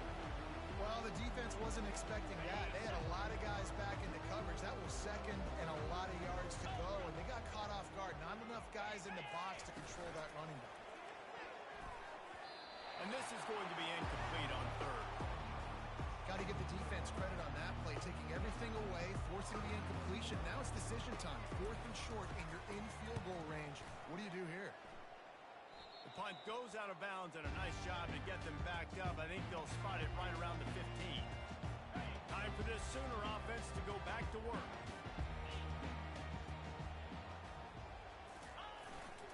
He'll try the left side. Now they've got a little room to work with. They're out to the 28 with a first down. Here's this offense with a fresh set of downs. Off the play fake on first down to throw. And the pass rush is effective, and they tackle him at the 19. Oftentimes with play action, you're asking the quarterback to hold on to the ball a bit longer, and you're asking this offensive line to hold up and pass pro a bit longer. Against this athletic front seven on defense, it's going to be tough. On second down, they'll take to the air. Unloads to the wideout. On target over the middle. And he was loose and in the open field and on his way. A tremendous pickup on that one. From the 39-yard line, it's 1st and 10. Looking to move it through the air. He's going for it all. And they won't make the connection, looking to make a big play there. Hey, man, they've got a big lead on offense, and they are still taking shots. They are challenging this secondary deep down the field. They barely missed that one. They'll throw again after the incompletion. He'll take another shot here. He makes a grab. Touchdown, Sooner. And the beatdown has ensued. Man, that's a play this kid has been running ever since he was 7 years old at the park with his best friend, throwing go routes right down the field. I'm running by a guy, I'm looking back, locating the football, making the catch, and he does it in a big moment here in this game. Climbing up to tack one more onto that lead.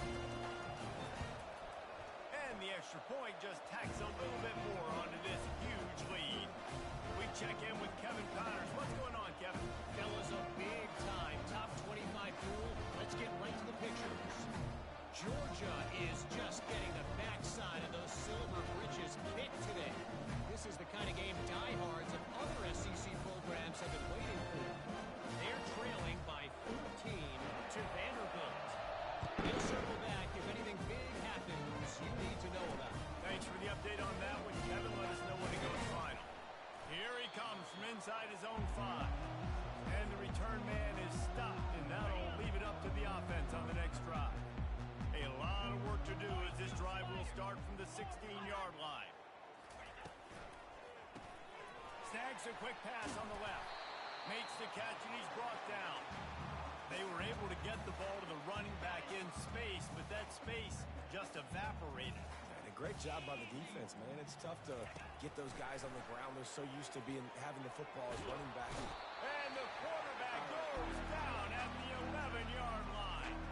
Well, we've seen this offense struggle early in this game protecting the quarterback. They went in at halftime, thought they'd made the right adjustments, but it's not looking like it right now. They're still having issues keeping this guy standing up straight up front. They're just getting beat across the board. On 3rd and long, no secret what he needs here. Fires to the tight end. And it is a chunk play, a huge gain on that one before the defense brings it to an end. The Longhorns will snap it on 1st and 10. He'll do it himself. Keeps the legs moving. Good pickup on that play. It'll bring up 2nd and 4. Stuck with a running game on 1st down. Now here they come again. On 2nd down, he'll let it fly. The throw to the outside is complete. They get him down, and that'll be the final play of the 3rd period. We reach the quarter break with Oklahoma on top. And as we switch ends of the field, let's take a quick look at the national rankings. And the Longhorns are on the move. He'll come out throwing on 1st down. He's got his man. And just a short, safe pass play to pick up a few. Got the completion on the last play. Still some work to do on 2nd down. He's looking to throw. Fires to the middle. Wide open downfield. And they'll finally catch up to him, but not before a big chunk of yardage is picked up. They're down to the 20, 1st and 10. From the red zone, he's going to throw it. And he drops it, just took his eye off of it at the last minute. They'll line up for a 2nd down play.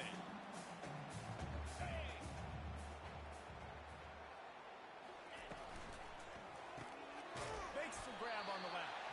He makes the stop almost as soon as he catches it, and they're short of the 1st down. If they can convert here, that type of play can really give you a shot of momentum. Trying to move the sticks on 3rd down through the air. Gets it out fast. Good tackle there to stop him short of the 1st down, and now they have to make a call. This kicker's leg is getting a workout. He's already made 3 field goals, and here he comes again. It's good.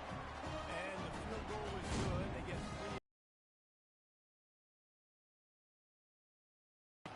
So they were able to put up a 3 spot on that last drive, and now the kickoff team out there as they prepare to put boot to leather.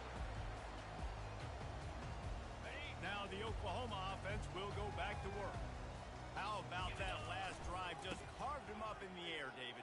Yeah, and how about that quarterback? You gave him the ball, and he delivered the goods. Great job taking apart the defense, Jesse, on that last drive. He really did, Dave. I mean, that was a masterclass in just reading coverage and being accurate. The play-action fake.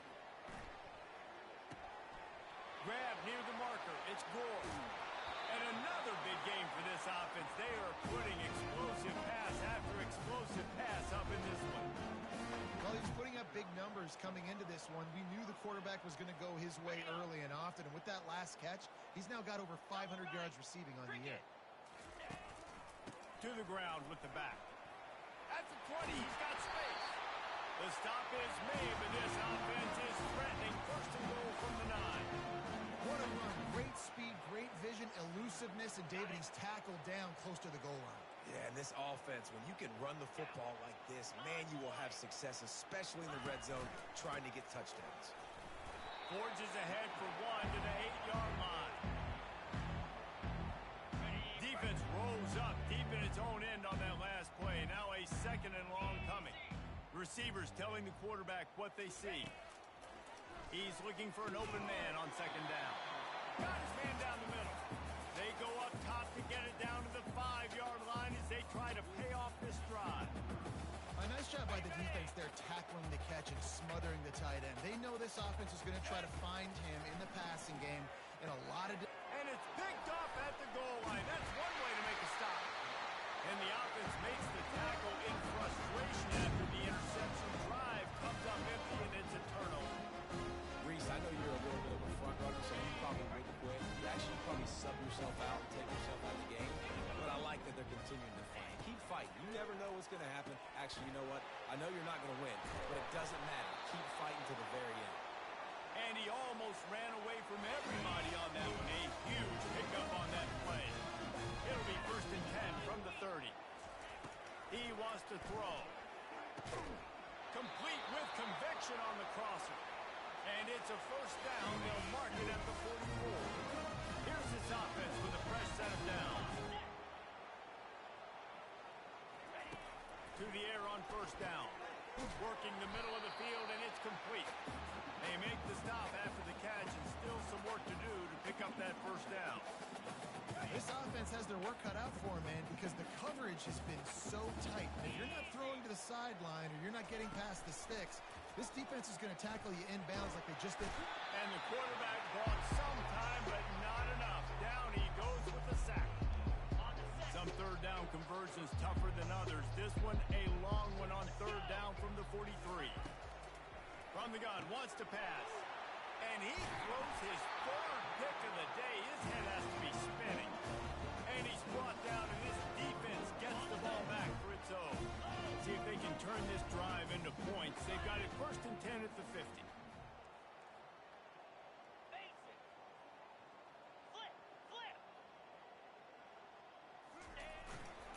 They'll run it, trying to drain time off the clock. This is so nice to know you can start off on first down with positive plays. Positive yards, hand the football off, set up a good second down. They'll leave it with him. Really nice stop there from this senior leader. The defense trying to get a stop on third down from the 44. Trying play action. Throws toward the end zone. And they wanted it all on third down, but now dealing with fourth down. I spent time with a lot of coaches when you got a huge lead in the fourth quarter and they say run the football and run the clock out. And I've seen a lot of other coaches that say, listen, they get paid to stop us. It's their job to try to stop us. And apparently they live in the second world as this coach. And it's incomplete and the defense holds. You know, there are a lot of people watching this game that are thinking to themselves, where's the sportsmanship? You're blowing this team out. Why are you going for it on the 40? Why not just punt, give it back, and just leave here with a W? That's because this coach wants his guys to keep executing. I played for a coach in college that would have done the same thing. The backups are on the field. They get an opportunity to run your playbook, so let him do it. At the end of the day, you've got to force the opponent to stop. That's what they're doing. That's the mindset. I got to be honest, I like it. They're lining up on 1st and 10 from the 38. He's looking to throw it. And he dropped it. It looked for all the world like that would be a catch, and he just got too excited. Maybe a little frustrated after that last incompletion. It's 2nd and 10 from the 38. Couldn't connect on first down, now back to the air. And the heat gets home. They knock him down back at the 45. I'm not positive, but that first down marker might be in the next county. On 3rd and long, he's going to have to turn one loose downfield. Couldn't find a man and just had to throw it away to avoid a negative play. And the Longhorns will line up to punt it away.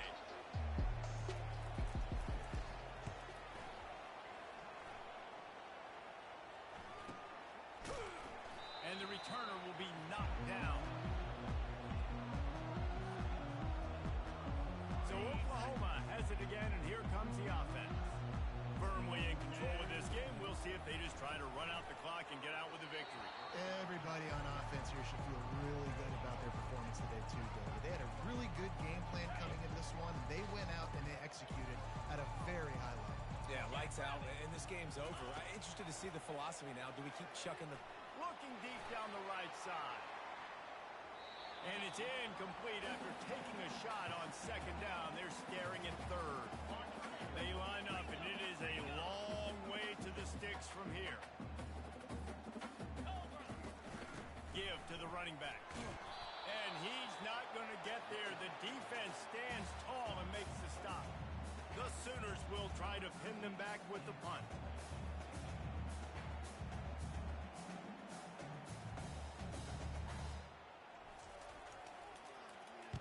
Oh, my, he just shanked that one. And that one will sail out of bounds. No chance for a return there. So Texas has it again, and here comes the offense. Not a lot to feel great about in this one, Jesse, but I'm sure they'll try to seek out some positives. Well, this might be a... And that pressure just engulfed him. A sack from this defense. The defense puts the exclamation point on the day. They have had a wonderful day, man. Doing everything great. Just, you could tell they were dialed into what was going on. And now just throw another sack in the equation. Hitting the quarterback, being disruptive. They've been all over the field. This rivalry is always full of passion. It brings out the best in both teams. But today, Oklahoma a little bit better, David. Yeah, and it's hard to handle all the hype of the Red River rivalry. And Oklahoma did an unbelievable job coming out the gates, handling it, putting hook 'em horns where they belong, behind OU. Yeah, you know, and this is a game that not just these players, but I think fans of college football in general circle at the start of the year every single season. The Red River rivalry is just special because of the tradition and history these two schools bring, but it's all about Oklahoma today. Boomer, Sooner, and bragging rights for another whole year. To the victor, the spoils. And the spoils in this one, the golden hat, and Oklahoma will be wearing it. That's it for the latest edition of the Red River rivalry. For David Pollack, Jesse Palmer, and our entire team, I'm Reese Davis saying goodbye and so long. That'll do it for this edition of EA Sports College Football.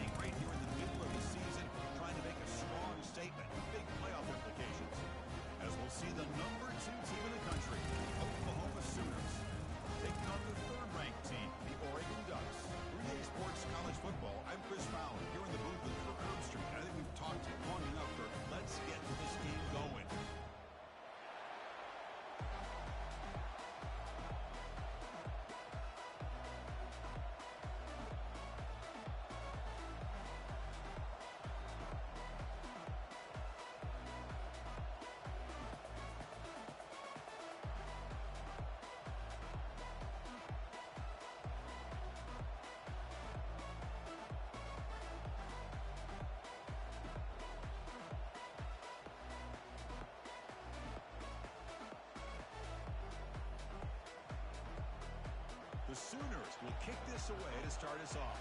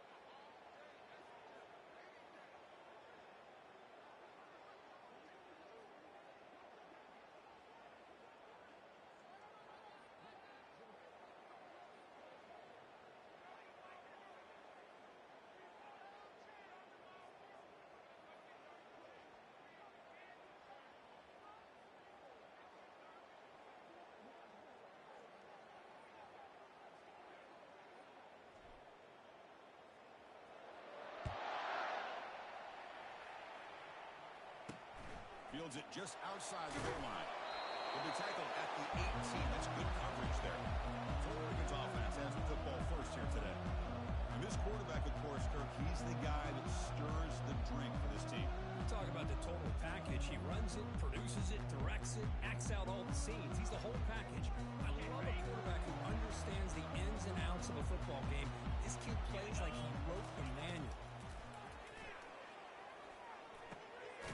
Grab made by the tight end. He bring it down, but he reaches the 30-yard line. Boy, nice completion here by this Oregon offense to be able to show you it's not just about the quarterback's ability to run.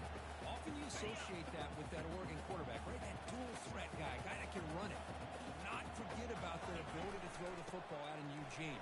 Think about Darren Thomas, the career that he had. Started for a few years, took his team all the way to the national championship, made some big throws. Justin Herbert. Of course, enough said, we see it every NFL Sunday what he can do. 4-year starter for the Ducks. We're still seeing these Ducks quarterbacks being able to throw the football. The quarterback keeps it on the option. The Ducks are going to keep this drive moving. The option keeper for a big gain by the Oregon Duck quarterback and a first down. Chris, you and I called so many games over the years in Eugene at Autzen Stadium. Saw so many great quarterbacks run this very play. I got to start with Marcus Mariota and what he was able to do within this offense. Dennis Dixon, think about the years that he had when he was the quarterback for Oregon. Of course, Jeremiah Masoli, more recently, Bo Nix. Man, so many great quarterbacks, and we're seeing another one getting it done today. That's going to be incomplete. A lot of contact. No flag. Brings up third down. So we got the Big Ten versus the Big 12, two conferences that have been reshaped dramatically in recent years, Kirk. Always interesting to have these two leagues collide. It's an opportunity. Yeah, and the Big Ten and the Big 12, they don't have a ton of history together, but they do have some history in recent years. Remember, Ohio State and Oklahoma had a home-and-home. Ohio State beat Oklahoma in Norman, and then the following year, remember Baker Mayfield planting the Oklahoma flag after they upset Ohio State in 2017, and that propelled them into a playoff berth. So there's no reason why a win like that on either side couldn't do the same. The Sooners offense out there for their first possession. And how about the game within a game today? The running back coming downhill, the linebacker coming up collisions on this field today. Yeah, this linebacker's going to have his hands full because this running back is a difficult guy to contain. Both guys know where each other's going to be lined up at all times. It's just going to come down to which guy can come up and make a play against the other. The junior able to bring him down quickly. See, that's how you limit what an offense wants to do. This time, the defense just won the battle up front at the line of scrimmage, not giving up any big plays. Everybody's gap sound. It's really solid defense on that play.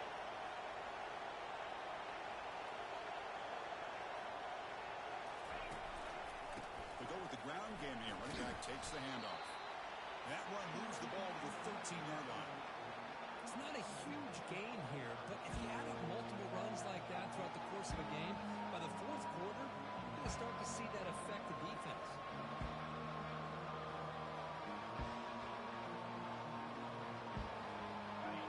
And wow, listen to this crowd noise. This stadium is vibrating. That's why this is such a tough place for visitors to play. Tackle made at the 23 as they gain some important breathing room. Hey, Chris, if you look at where this drive started, it's a nice first down to be able to give them just a little bit more breathing room here and be able to really get down to how they want to attack this defense here early in the game. Ball is free in the backfield. Defense jumps on the ball. It's a turnover. That is tough for the ball carrier here because not only does he take a big hit, right now you're about to get an earful from your coach on the sideline after that turnover. It's a 1-yard gain. 2nd and 9 coming up.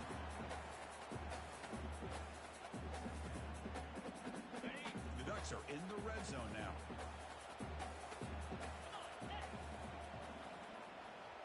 Back to pass. It's Roberts. Running out of time in the pocket. And with nobody open, he chooses to just throw it away.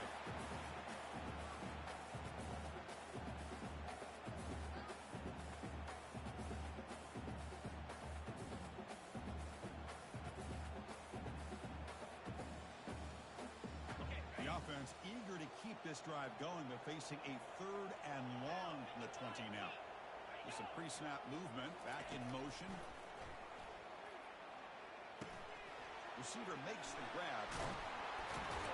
It's a big gain before he goes out of bounds. It'll move the sticks more than enough for a first down. Boy, how about the read here by this quarterback to find his open man and keep this drive moving. Great conversion.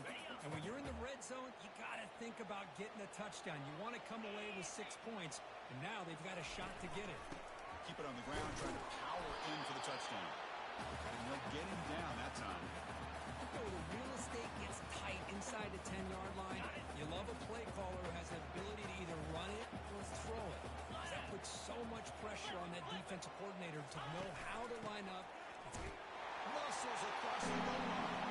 Touchdown, Ducks. Well, no surprise for offense this good. Short field, quick touchdown. Yeah, if you get into the red zone, though, there's a tendency to want to get conservative. I love that the offensive coordinator and the quarterback kept attacking until they came away with 7 points.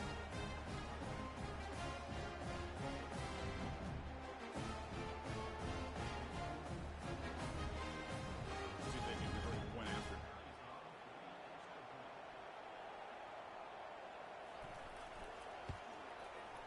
And the PAT makes it 7-0 Dover score.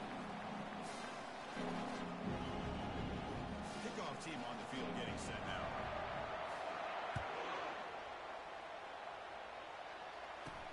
They'll return it from inside the 5. Will be tackled at the 17. Strong job by the coverage team. Okay, so here comes the Oklahoma offense back on the field. That fumble in the last possession set up a touchdown, and they bounce back from that costly error here.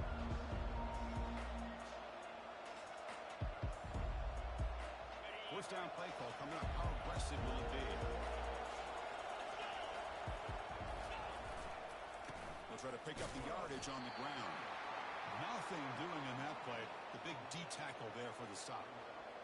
Chris, he dropped the ball again. Now he gets it back, but that's the second time we've seen the ball on the ground from this running back. Ball security is paramount. I mean, it's a deal breaker if you do not buy into it as a running back. His coach is not going to be happy that he's put the ball on the ground twice.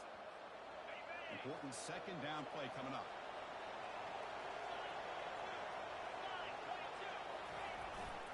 They'll He'll hand it off. They stop him right at the 24. When you can get good chunks of yardage like this on early downs, it just keeps you on schedule, leading to more manageable third down situations.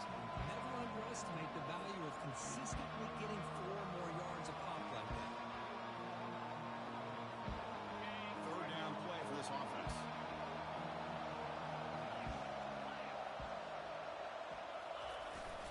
They'll try to move the chains here on the ground. They make the stop just short of the mark, which getting 4th down and inches. Talk about aggressive. The head coach keeping the offense on the field inside their own 30. 4th down. He's throwing for it. Complete with a running back. Can he get first down yardage? And the Sooners are moving quickly down the field. Man, that's got to be deflating for this defense. They had this offense right where they wanted, and then they come up with a 4th down conversion with that pass.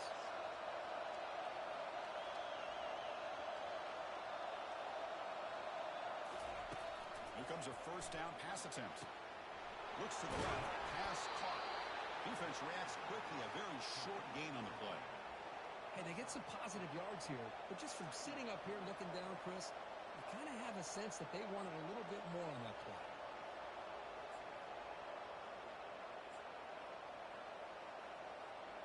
High completion makes it 2nd and medium.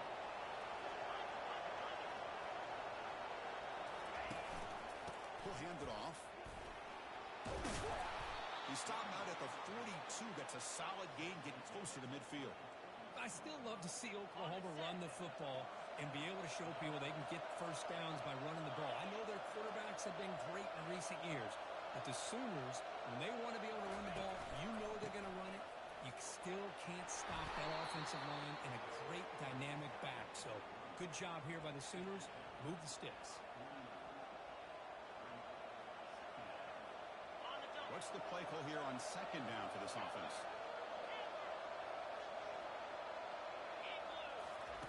Play action fake. Looking to throw. Launches downfield. He's got it. Tackle is finally made, but an explosive gain. They'll move it down to the 20.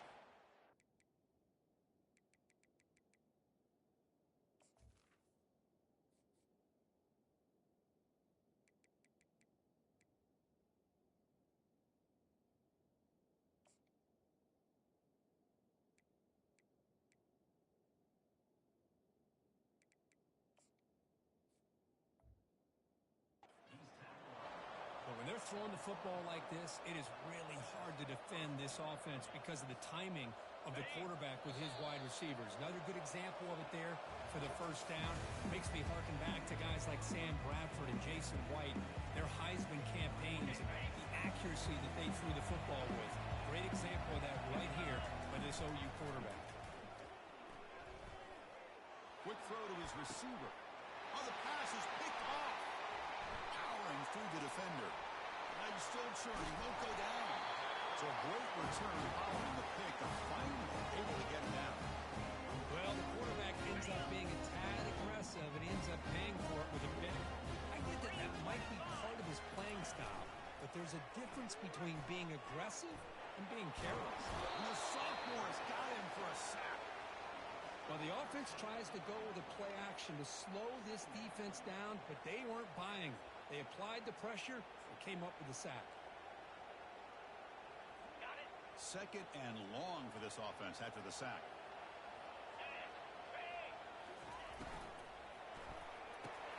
Big throw caught on the left side. He's swarmed by the defense. This is what makes the RPO so difficult to defend if you have a quarterback who can read it. It's that old argument, which guy has the chalk last? Or with a quarterback that can read it like that, the quarterback has the chalk last. He reads that they're up, makes the throw in the quick slant, gets some really good yards. And the Ducks will send the punt team onto the field. And he'll kick it away now for the 2nd time. He fields it at the 15. And the coverage team able to bring the returner to the ground. And the Sooners offense is back out on the field. They had it going on the last drive, but it ended abruptly with the interception. Let's see what he can do here. Here's the first play of the drive now, set up at the 24. lets it go. And it's incomplete. He just missed his target, overthrowing it. Well, they don't make the completion here. The timing seemed to be off between the quarterback and the receiver. But, man, this defensive coordinator, he may want to consider getting more pressure on this quarterback by changing some things up. He's got a lot of time back there to throw the ball. And eventually, it's going to hurt his team. They tackle him at the 38. Solid gain. Nice play there. How about the offensive line here? Just a hat on a hat, opening up just enough room for the back to squeeze through there for a nice gain.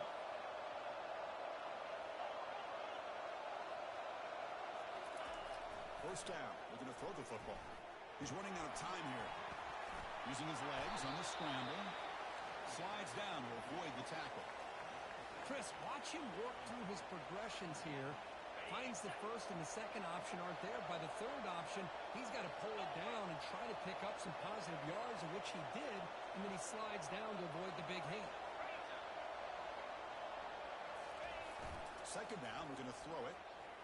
Looking for his big tight end. It's picked off. He tried to fire the ball into a tight window. Look out, he's got some space. We'll take it.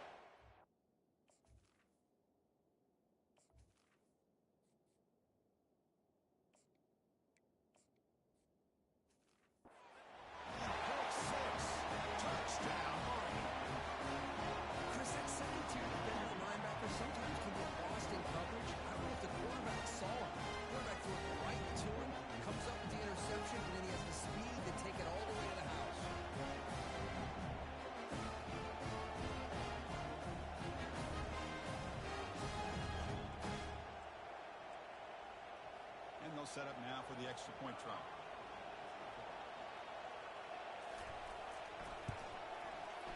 With the PAT, they take a 14-0 lead. Now they get set to kick it away.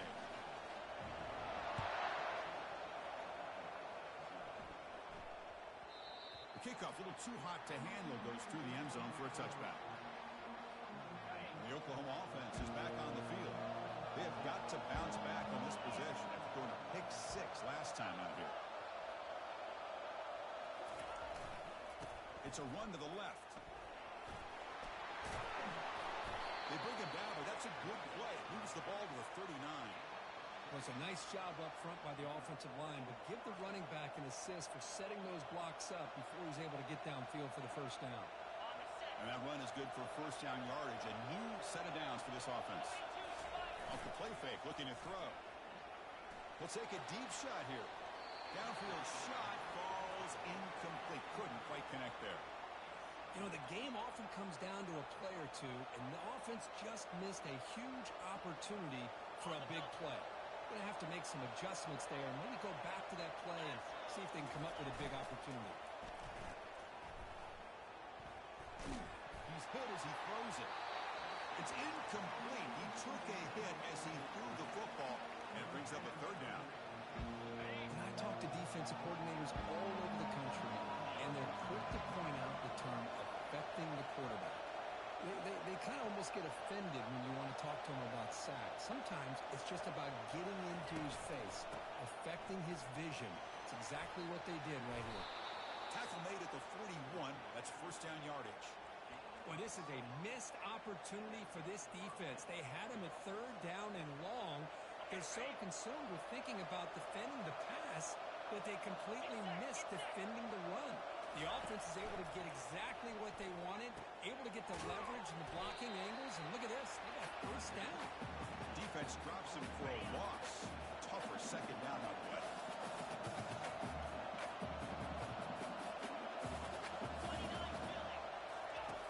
Quarterback drops back, probing the secondary. And a short pitch and catch to the tight end. Well, this is what coaches love to see. A quarterback with the ability to read the defense properly and then just get it to the open man. Sometimes it sounds simple, but it's tough to execute. This time we have good recognition by the quarterback. When he gets it down to the tight end, you can see what he can do after the catch. In the third and short, they'll try to throw for it. Gets the ball off as he's hit, but it's incomplete. Hey, the good news is here, Chris, they're still in field goal range, and they didn't cost themselves any points. They could have more.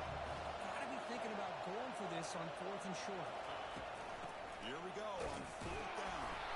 He's brought down, but there is a penalty marker out there. Let's check out this call. Holding. Offense.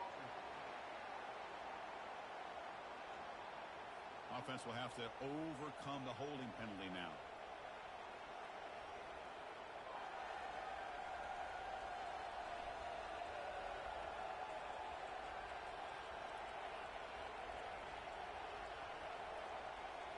They've already converted once on fourth down this game. Let's see if they can make it 2 for 2.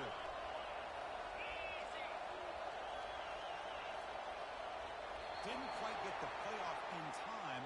It'll be delay of game. Delay of game. Offense. Quarterback lost track of the play clock, and it cost the offense 5. The Sooners will line up to boot it away, and he should be able to pin them back deep here with his first punt.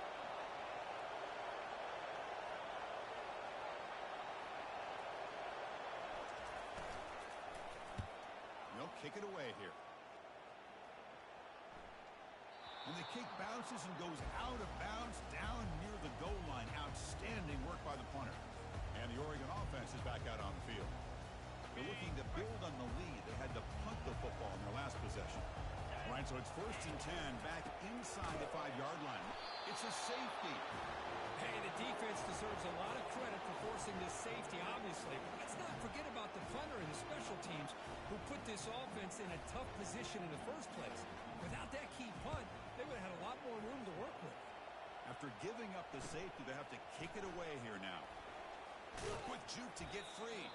They bring him down at the 41. The return team does a solid job there. And the Sooners offense is back on the field. They came up empty on the last possession, forced to punt it away. And they begin to click now.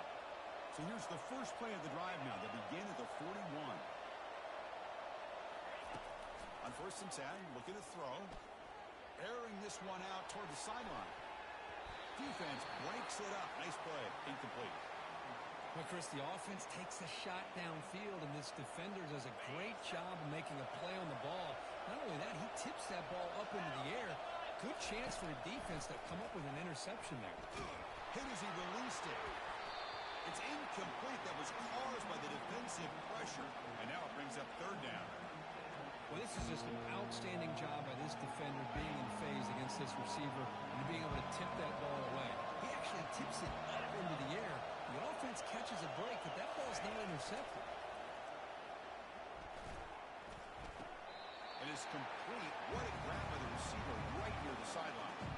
Well, this is a great catch. He does a nice job of getting his feet down to set up a 4th down and short situation. And I just don't know why he didn't try to fight to get to that marker and pick up a 1st down.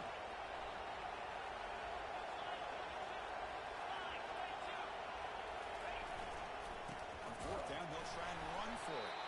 Tackled across midfield at the 48. Good enough for a 1st down.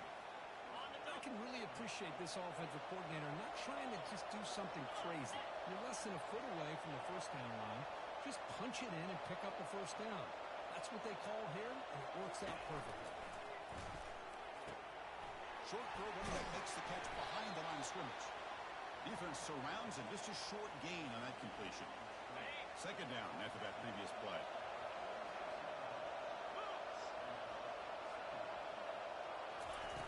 Off the play fake, looking to throw the football. He'll take a deep shot here. Catch made down inside the 15. They bring him down, but a big chunk of yardage on the play. That is great arm strength and accuracy by this quarterback. And let's not forget the wide receiver's job of bringing it in for that big game. 1st down, looking to throw the ball. Oh, it's dropped off the tip by the defense there. It's going to bring up 2nd down. Just a great play on the ball by the defensive back, getting a hand on it and tipping it up into the air. Boy, anytime you see a tip go up, often that defense is thinking interception. This one falls to the ground, but the next tip ball could be going the other way. And he's brought down after a short gain. Does not make the 1st down yardage.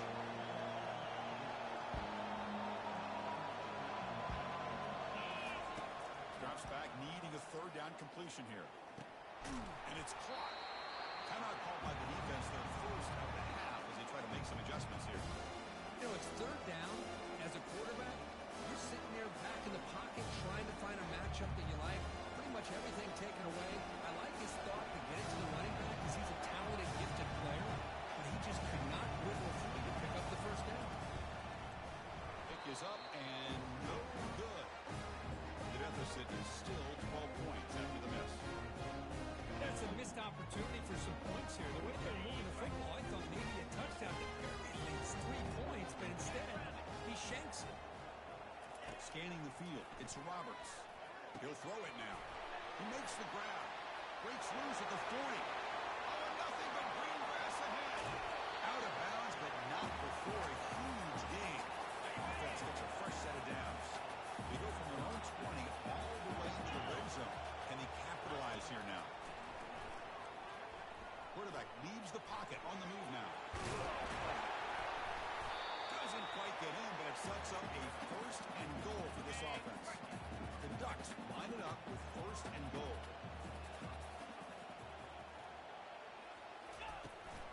They'll try to run it in on first and goal.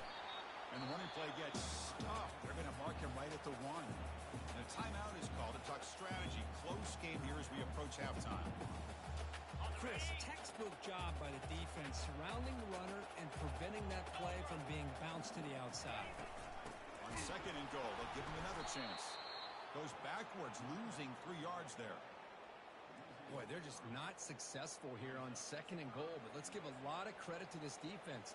They've looked good on these first 2 opportunities by the offense. They strung that last play out and forced a loss of yardage, bringing up third down.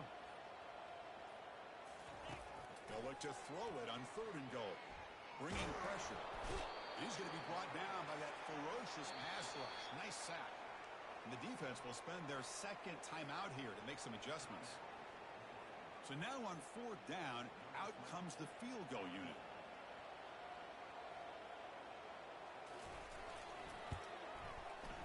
Right down the middle. And they add to their lead. Well, Chris, it's a nice kick here to polish off that drive with at least 3 points up on the board. So here's the kickoff now. Offense settling for 3, tacking on a little bit of momentum before the halftime break. And the kickoff goes out the back of the end zone, so a touchback.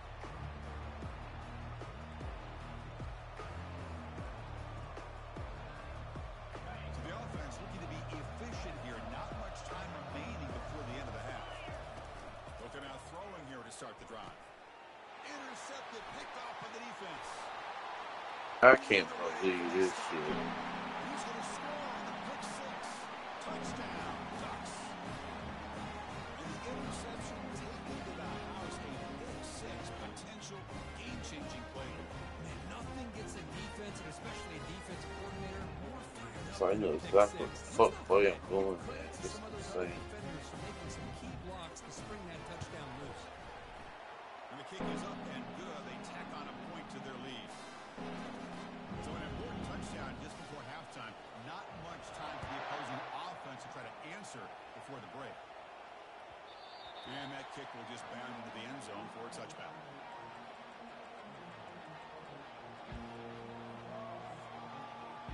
Looks like the final play of the half coming up.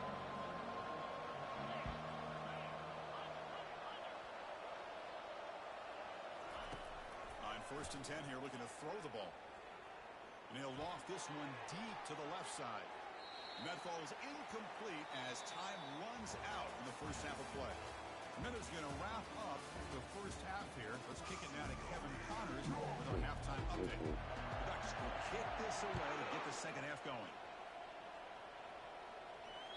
And the kickoff will bounce right through the end zone for a touchback. Okay, so here comes the Oklahoma offense back on the field. And the first play of the drive now from the 25. Looking to throw it on 1st down. And it's complete downfield. And a big gain before he goes out of bounds. The offense keeps churning, gets a fresh set of downs. One play moves the ball to the 45. It'll be 1st down.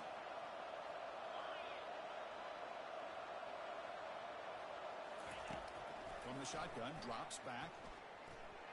Quarterback escapes the pocket and takes off. He's going to lose yardage there. The defense closed in and forces him out of bounds.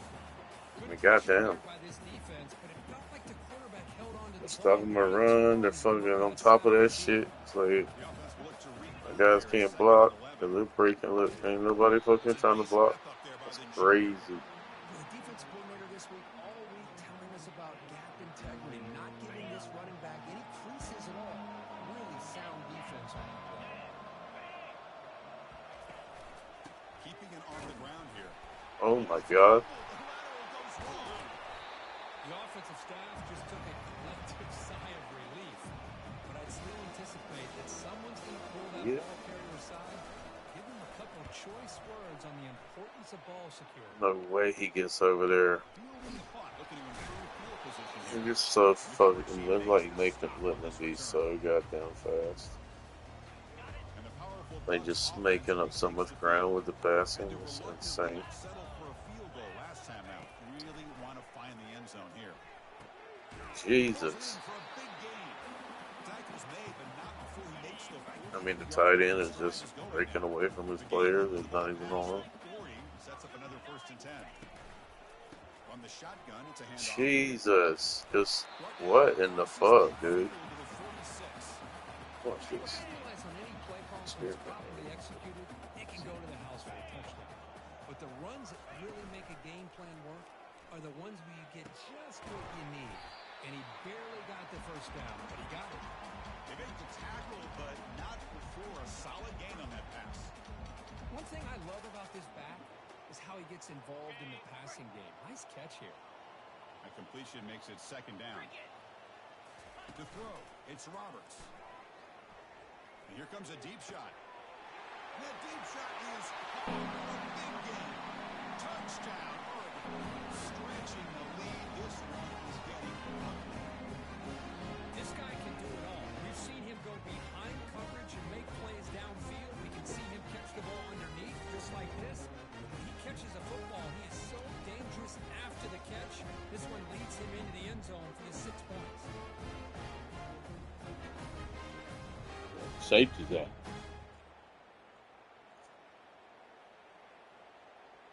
And now they'll set up for the point after.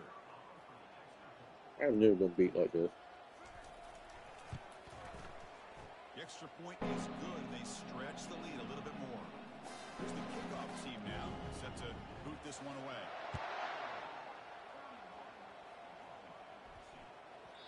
And that kick will just bounce into the end zone for a touchback. They'll start at the 25. And the Sooners offense is back out on the field. The last drive stalled. They were forced to punt it away. Let's see what they can come up with this time. And the first play of the drive now from the 25. And looking to throw now on 1st down. He shreds the tackle. Looks to the left, and it's complete. Heads out of bounds after a solid gain, more than enough to pick up a 1st down. Well, that's the thing with this guy. You've got the ability to flex him out. He shows his versatility and what he can do from that slot position. He could be the quarterback safety blanket. Defense is coming after him. Quarterback takes off now, looking to scramble. That's a big Man, he's so gain. much Goes out faster of than the other bounds, dude and for the sure. move sticks, more than enough for a 1st down. This is just a great job of understanding situational awareness by this quarterback. Nobody's open downfield, so instead he decides to buy a little bit of time by scrambling, gets out of the pocket, and he gets to the sticks and just gets the 1st down. Caught quickly. Finds room at the 30. And a big game I before love he how goes out of close bounds. The 41 offense still keeps trying stayed to with a get to guy the who's first set of downs. probably What fucking a 10 times pitching faster catch by than the Prince. quarterback and receiver for a big gain for this offense. Still looking for that elusive touchdown, but finally this offense is moving. 1st down and 10. Snapping it from the red zone now, looking to throw. Oh my god, he broke on that, man. He's got some room and some blockers here. There ain't no way catching him. He's at the 50. And he steps out. Bro, there ain't no fucking way, dude. What a hit. Sets up the offense in great position. Boy, would this quarterback love to have this Can't believe they're letting him make these many plays. himself back into this game here in the 2nd half, and the defense comes up with a big turnover that could be the nail in the coffin.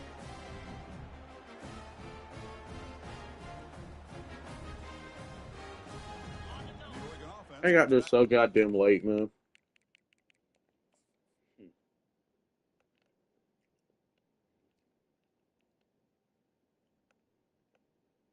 threw it right here. Right when that was right there. Like, it was already, like, come on, man. It wasn't that fucking. Why don't he doing his cut? Handoff from the shotgun. Oh, God, The man. gain is 2 yards, so it's 2nd and 8. That's disgusting. The spread era over the years has always grown offensively, but what I've been always impressed with defenses that really build their defense to play in space still have an ability to be sound at the line of Don't scrimmage stop. and defend a running game. It's exactly what we saw right there. So Oh, this really defense tackling. finally makes a play. That's one of the few negative plays with this offense today.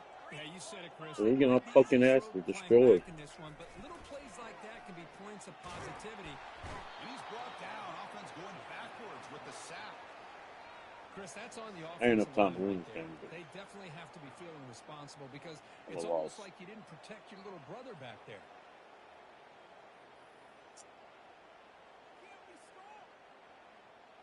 The Ducks bring their punt team onto the field.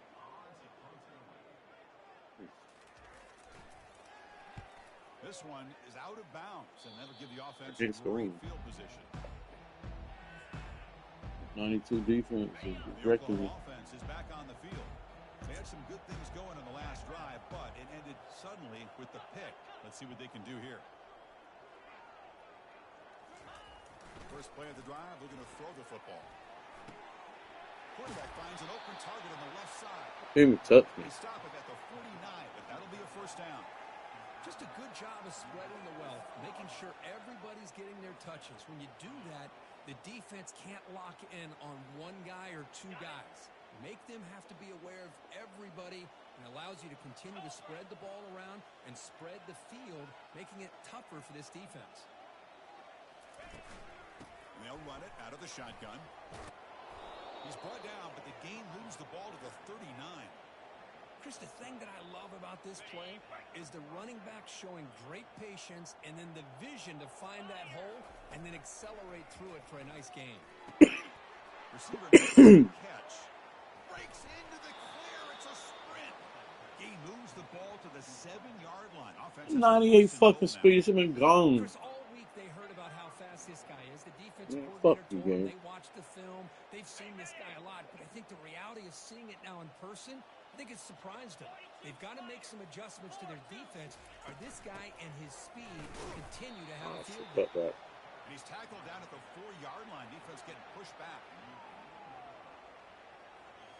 It's a second and goal play for the offense. Get set, get set.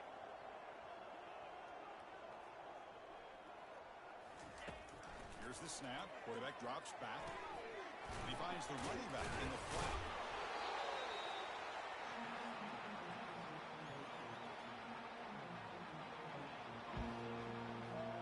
They line up on 3rd and goal. Gotta think this is 4-down territory, down multiple scores. Handoff here from the shotgun. He's swarmed by the defense. Hey, great job here Yeah, by this field goal. defense. It's going to be 4th down It's like a and silly 1. bitch. They bent, but they did not break. We'll see if the offense elects to go for it here on this 4th down play.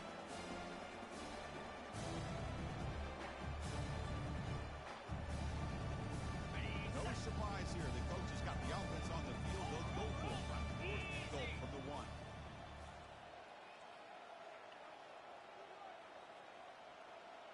They'll try to muscle toward the end zone on the ground. He powers into the end zone. Touchdown, Oklahoma. This is called having confidence in an offensive line and a running back. 4th down and goal, you pound it in for the touchdown. Coach makes a decision to go for a 2-point conversion.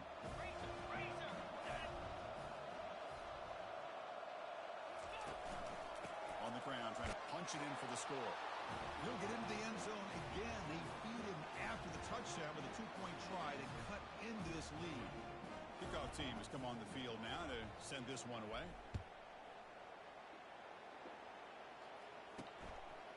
He's going to try for a return from a couple yards deep in the end zone. Solid coverage there. They get him at the 15. That's when the offense will take over. And that powerful Oregon offense retakes the field. They had to punt the ball last time. Now they're looking to add points, build on this lead.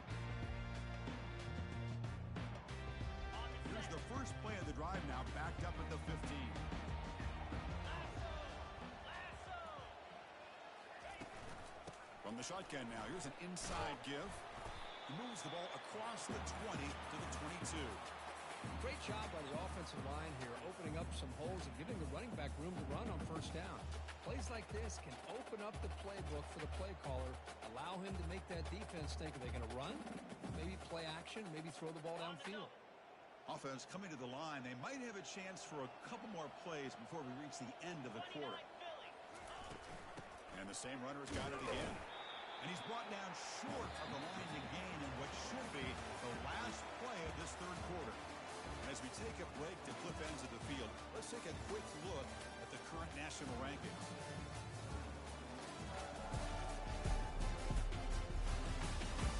And now entering the final period of play, is there an epic comeback in store? We're going to find out.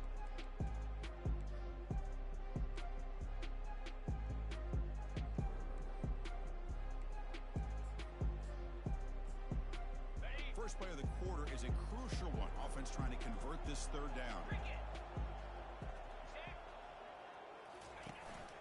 Can they pick up the first on the ground? Second effort, their defense cannot stop them short of the mark. How impressive these guys been up front today.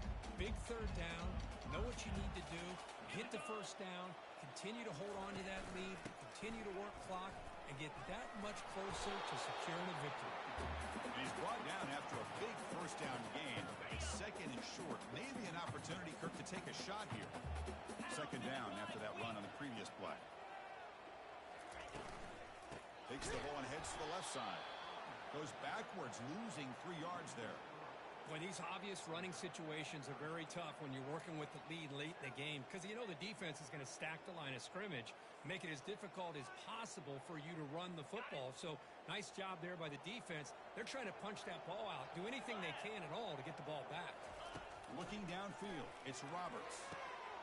There's a wide open receiver, complete. They bring him down, but that is a huge play for this passing game. Big game.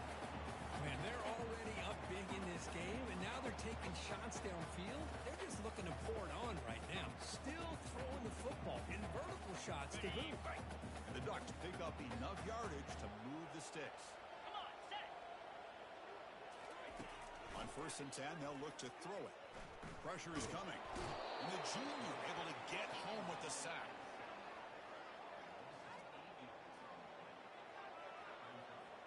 After the sack on 1st down, it's 2nd down.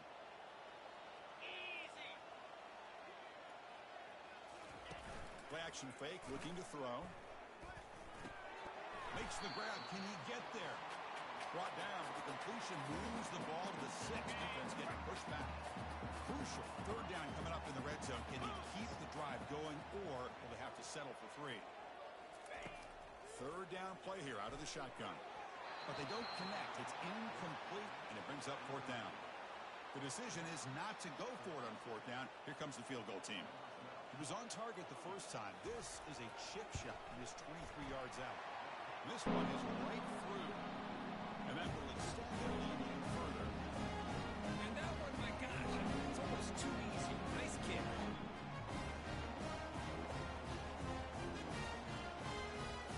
Set for the kickoff here after adding to this big lead. So no return on this one. Ball just bounces into the end zone for a touchback. And the Sooners offense is back on the field.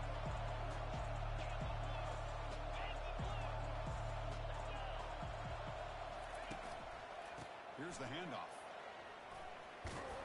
He stopped just short of that 1st down marker, inches away from it. The Sooners hustle to the line to run that hurry up. Boy, positive yards there on 1st and 10. Good job up front by that offensive line. Good hard running by this running back. And now you got a lot of options. That playbook can really open up on 2nd and inches.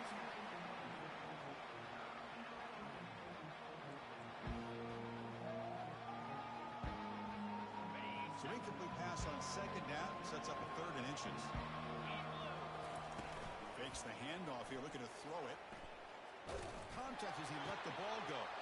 The QB throws his 3rd pick of the day. Now look at the return after the interception. Sets the offense up in good shape.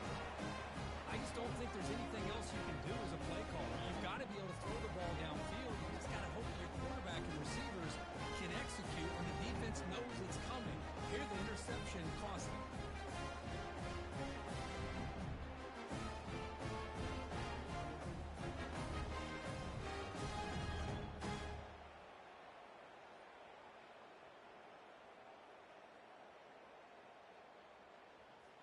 And the Ducks' powerful offense is back on the field. So in this possession, a couple things in play. Can they add to the lead and maybe, as importantly, milk the clock? And the ball is handed off out of the shotgun. Good enough for first down yardage. You know, I'd say this run is pretty emblematic of what we've seen all day long. No matter what they've done on offense, the guys up front have controlled the line of scrimmage. They've given a quarterback time to throw. They've been able to run, really, whatever they've wanted to. That's why the points are going up on the board. Right now, the psyche of this offense is we're in control, and we can do whatever we want whenever we feel like doing it. Brought down after picking up 5 yards, so 2nd and 5. It's a really good, solid run. I know it's not the flashiest big play, but it's important for your offense to be able to get yards like that on early downs, to stay ahead of the chains, and it opens up the playbook for the 2nd and 3rd down coming up. Here comes a crucial 2nd down play. Every yard tough to find down here in the red zone. Using the ground game here. Tailback has the handoff. The game moves the football to the 6-yard line. It'll be first down and goal. Sometimes I almost get mesmerized watching these runners who have great vision. You know, the eyes that carry their feet to the open space, making people miss. I just love watching those guys do it. Ball carrier brought down at the 4. Offense in great scoring position here. 2nd and goal for the offense.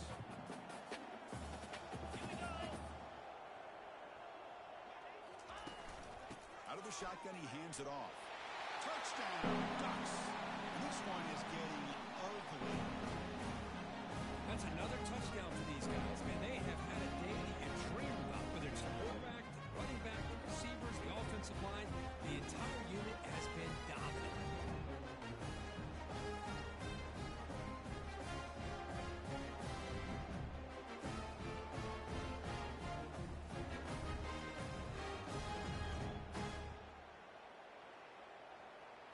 Extra point try coming now.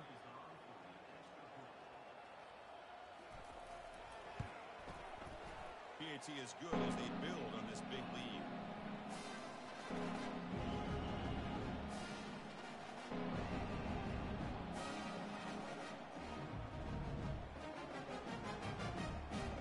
Kickoff team is on the field to boot this one away.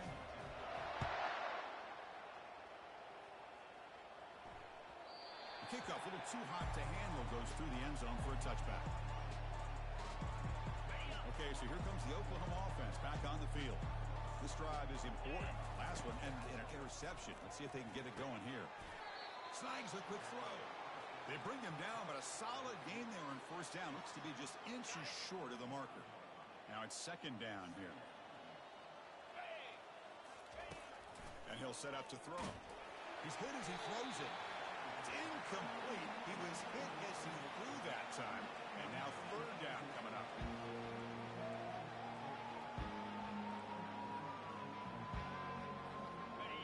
See if the offense can move the chains off that incompletion.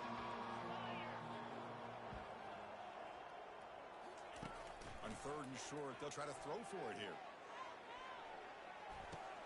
Dives to make the grab for a huge gain.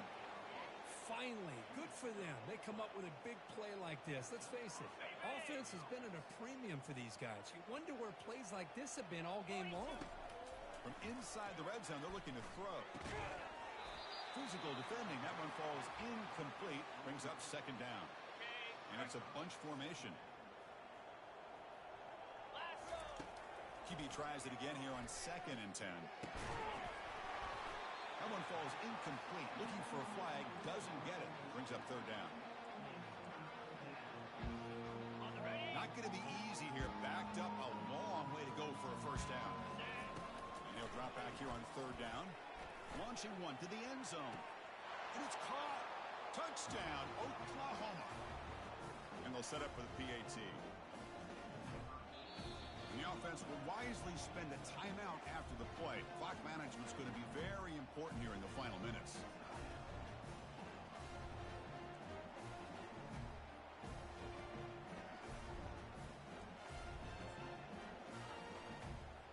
Now the try for the two-point conversion.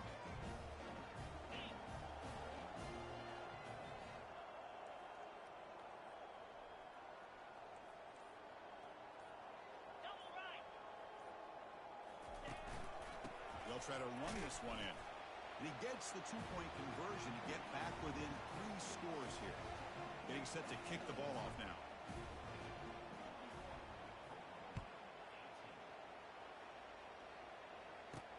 He's going to return it from near the goal line. And he stopped at the 19. Good job by the coverage team. And the Oregon offense is back out on the field.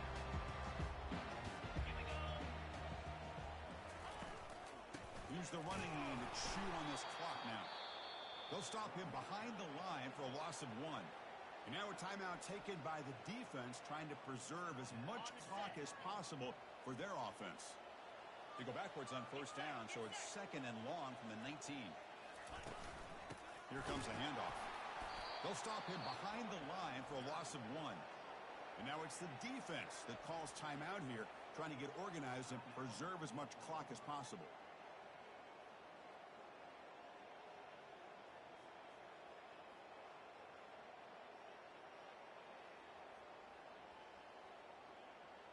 Well, a serious challenge for this offense. You don't want to be in 3rd and long inside your own 20. How much of a risk will they take to try to pick up this first down? Dropping back. It's Roberts. That one is incomplete. The defender was right there, and it brings up 4th down now. The Ducks will line up to punt it away. Trying to kick it away, helping his team with field position. See if he can make something happen with the return. And the returner is tackled by this punt coverage team. And the Sooners offense is back out on the field. Fresh set of downs for the offense. First down. 29 Philly. 29 Philly. Off the play fake, looking to throw. Launching downfield. And he finds a wide open receiver. They forgot about him downfield. An explosive play, moves the ball all the way down near the 25-yard line.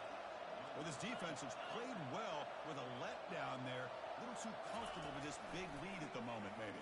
Yeah, and what I love to see is this offense has not given up. This game has not gone the way they had hoped, but here they are taking a few swings late in this game. This one ends up working out. And now let's see if they can put another play or two together and get the points on the board. He's back to throw again on 2nd down. Oh, a nice play by the defender. Got a hand in there to break up the pass. It is really tough on a quarterback when he thinks he's got a completion, an open man downfield. The ball's just about to get to his receiver, and then out of nowhere, the defensive back steps in front of it and knocks away. Nice job. Tries the right with a quick throw. Another interception. That's number 4 today. Are you kidding me? And he's wrapped up after a solid return. First down here. Time for one more play before the clock stops for the 2-minute warning. Using his legs, it's Dean. They'll stop him behind the line for a loss of 1. Offense getting set. 2nd down play here. The offense behind the 6, off schedule there after the first down play. And now the running back's got it again. We're gaining some breathing room now. Tackled at the 26. The offense now facing a 3rd and long from the 26. Got to avoid a mistake here.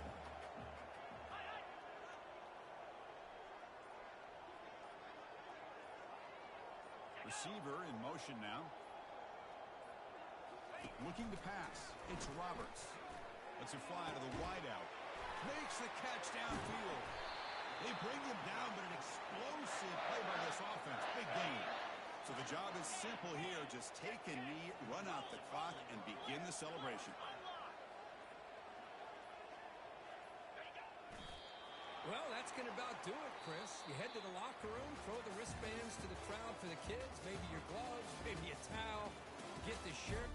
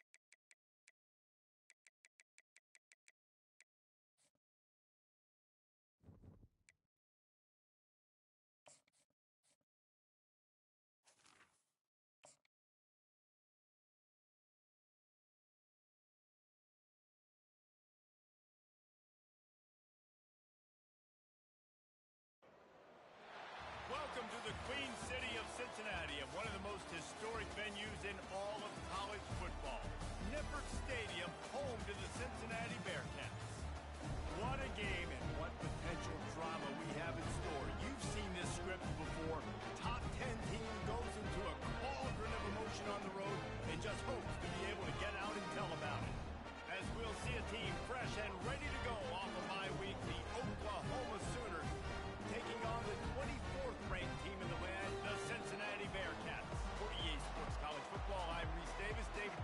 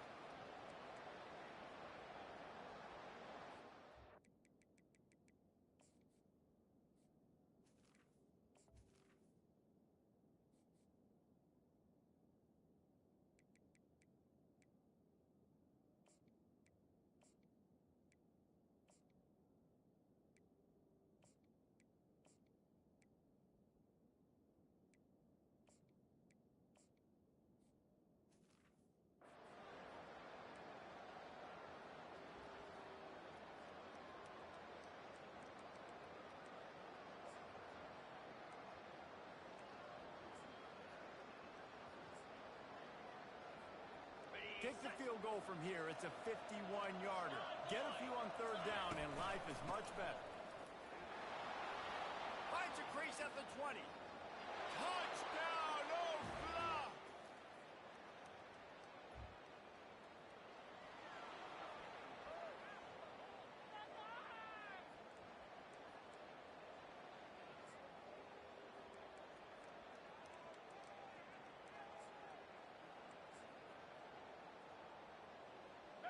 Lining up to convert third down. Looking to throw. Getting some heat. And the quarterback will be slung down back at the 43. And those outside linebackers nowadays, they're so fast. They got to cover ground.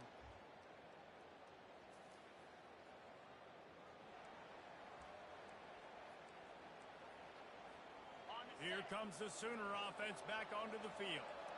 And now that cushion is a little bit smaller, Jesse, and any mistake would get magnified. Yeah, a little bit of pressure now on this offense. Gonna let it fly. And is knocked away and incomplete. The defensive back staying in phase and batting it away. It's a great job by the DB playing the ball in the air. You see it all the time. DBs kind of get turned around. The wide receiver goes up and makes a catch. No, sir. DB, great position, knocks the ball down for an incompletion. He'll get it up to about the 32-yard line before he stopped, and it'll be first down. This offense is not letting up, guys. They've got a lead here late, and they are still taking shots. They're still looking for explosive plays. This defense just has not had an answer here all game long. It's caught. And what a job to get the foot down and make it a huge gain along the sidelines. And the Sooners getting set on 1st and 10. Man, this offense is so dangerous, Reese. They've got dudes all over the field that can make plays. There's a big gainer in the pass game. You get a chunk of yards like that, now the defense is really on its heels. Small gain, I know. But again, the defense knows he's going to run the football. He's willing to run the football, not just drop back and pass. Make him honor the run game. You got to do a lot of this. And boy, was that pressure in his face immediately. Down he goes. We have arrived at the 2-minute warning, a one-possession game as this offense tries to hold on. Certain moments in the game you know are just a little bit bigger. Here's one of them. Big play coming on 3rd and long. Defense uses a timeout quickly, trying to get that ball back and preserve time for their offense.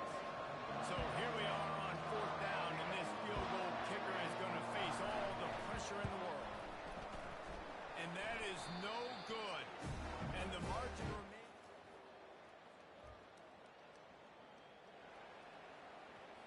All wideouts, no backs.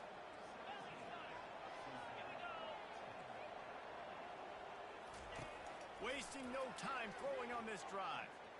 Nowhere to go, and the ball is loose. Oh, it looks as if the defense got it. And he's brought down, and this defense gets the ball back for its own. Couldn't order better field position for this offense. They'll run the ball. The clock is on their side. Timeout called there by the defense, desperate to get the ball back and save as much time as possible. Halfway there on first down, it's 2nd and 5.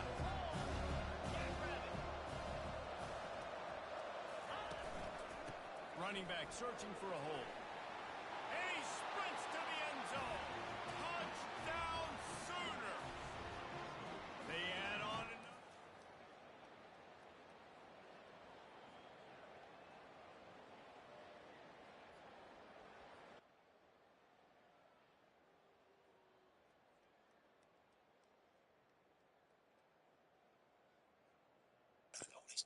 And it can't be how we're representing. On that note, love the two-piece listing.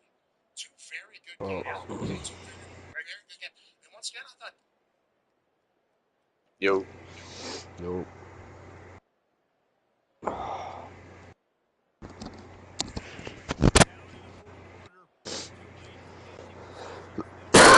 Fuck.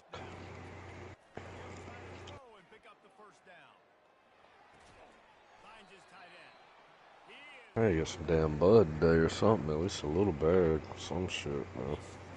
You didn't get none yesterday? Fuck no. He said he was out. He was waiting on this dude to come through, and he never.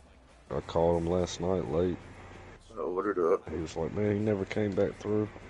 Dude, I tell you what, dude, just order that shit online. You pay $30 for a whole fucking 3/4 or something. It has that shit in the hole. I got an ounce coming today. I paid $40 for it. 30-something% THC. Nah, I don't really smoke like that too, dude. Out. I just like to buy me like a little 20 bag here and there and be just smoking my day off. You pay for a quarter, $7, $10. You'd be able to save. Well, yeah. That's what I did the other week when I had no money. I got 3 $7 bags, $21. It was like the same was 30 total. I'm smoking on that about out, so that ounce is coming today. Can't beat that shit. That's fuck. That shit saves so much money. Crazy.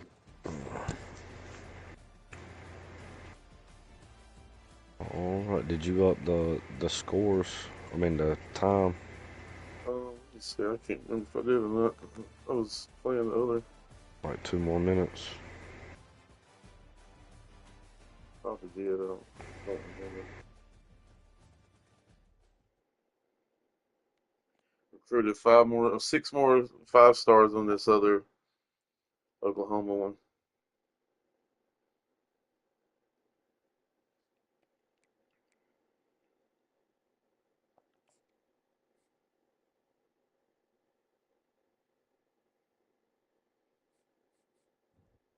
This team's unbelievable.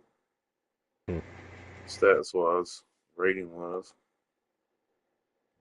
Computer still does their thing and bullshits. Let's see.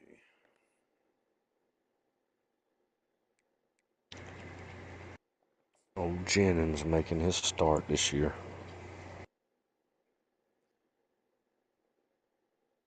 What he does.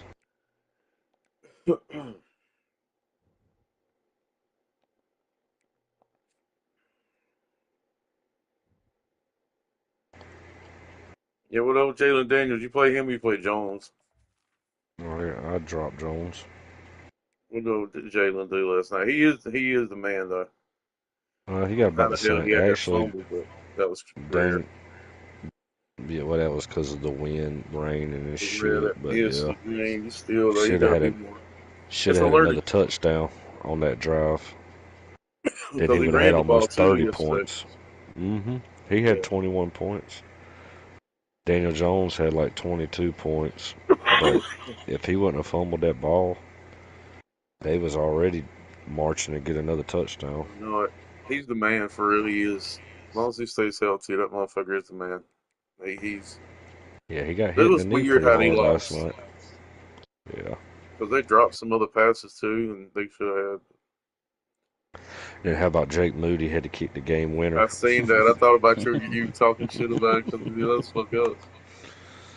I was watching it.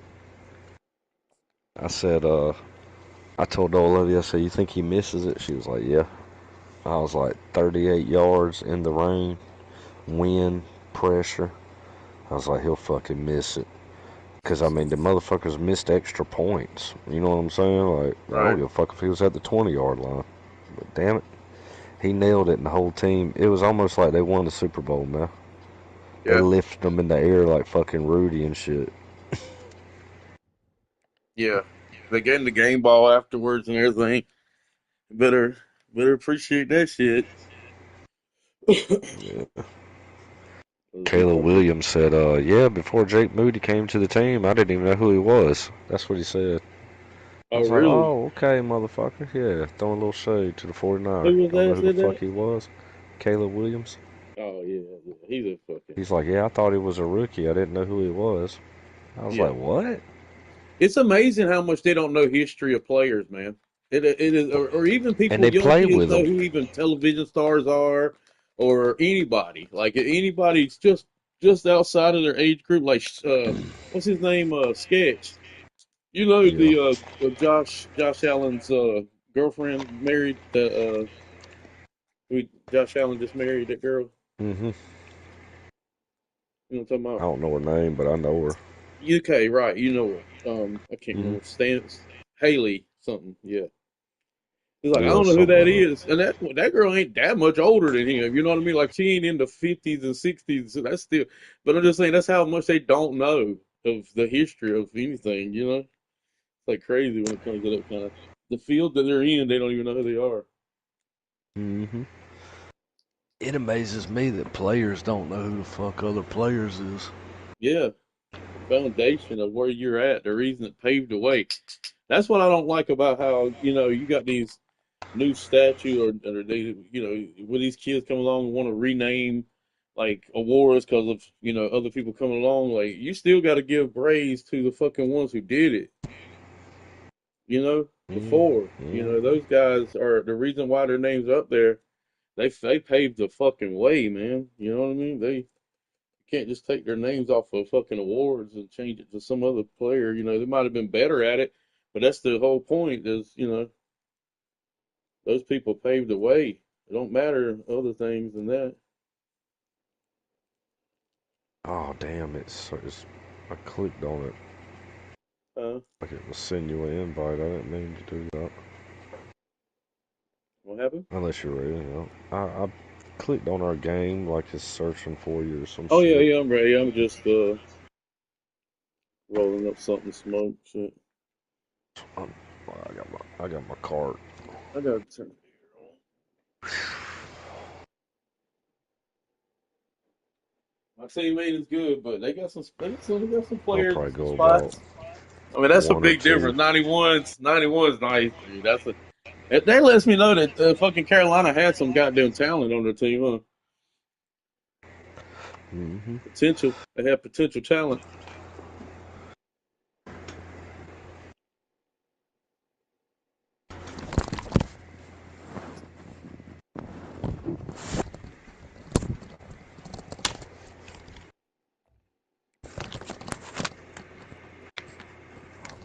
Damn.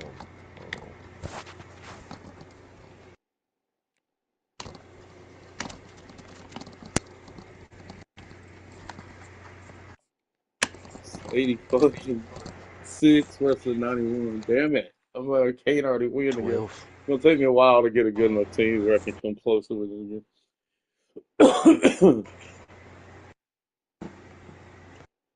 I'm coming.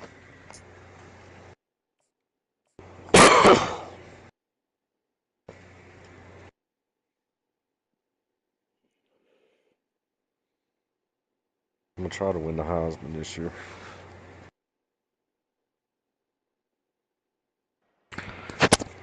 Be a run first offense. Oh, yeah, that's the only thing I can be right now. I got 2 running backs I can shuffle around. They're young. My quarterback ain't the best, but I mean, I'm at 85. Maybe we'll get some good recruits if I get to the championship again. I start picking up momentum a little bit and then get the points for your development of your coach and shit.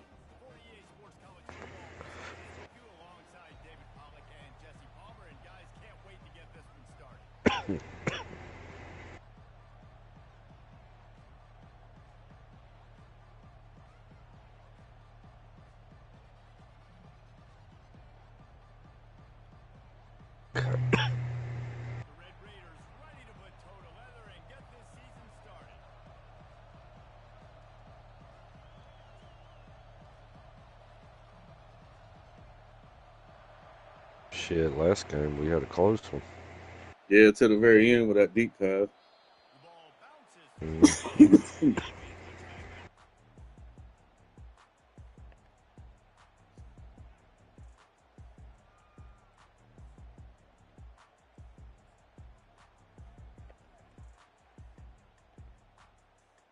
comes the offense on first down.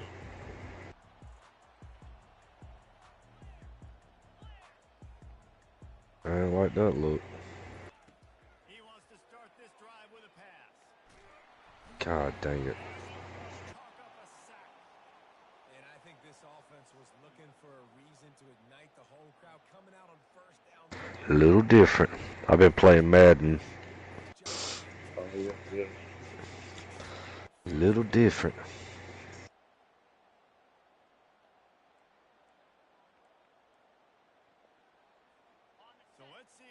Damn. Come on, boys.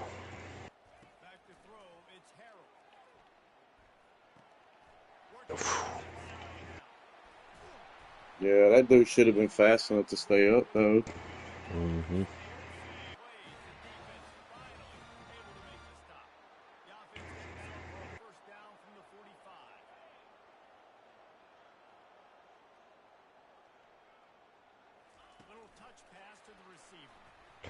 Oof.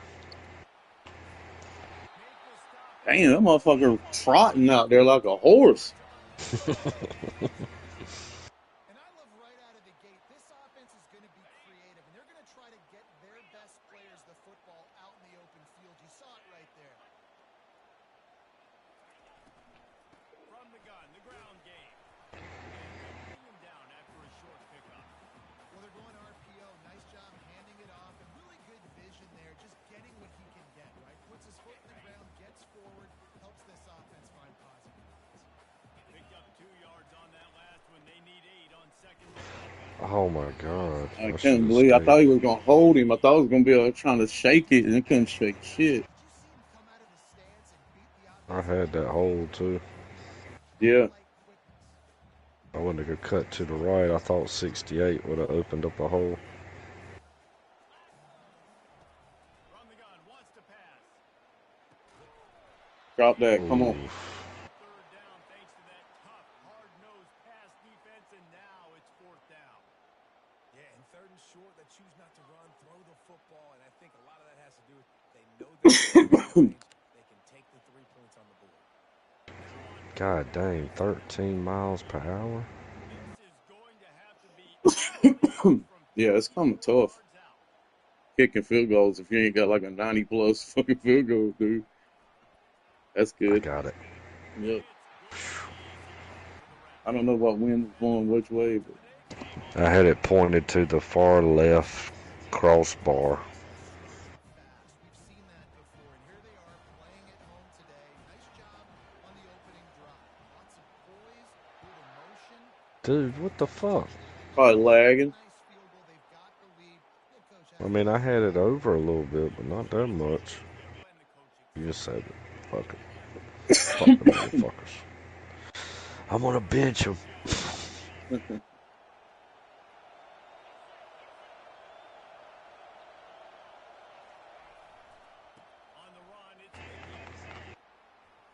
Oh my God, is that a foul? Yeah, it had to be.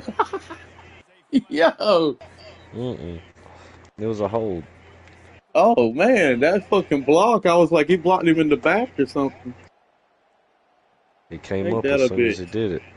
Huh? It came up as soon as he blocked him. Yeah, that's what I was like. He just got a block in the bag foul for sure. That was a hell of a block. Oh, shit. They're all 80s across there. My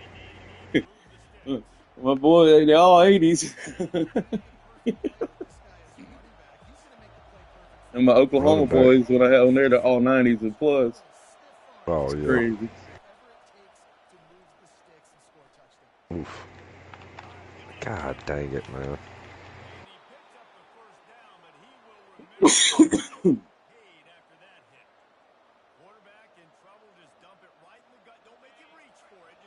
Nice.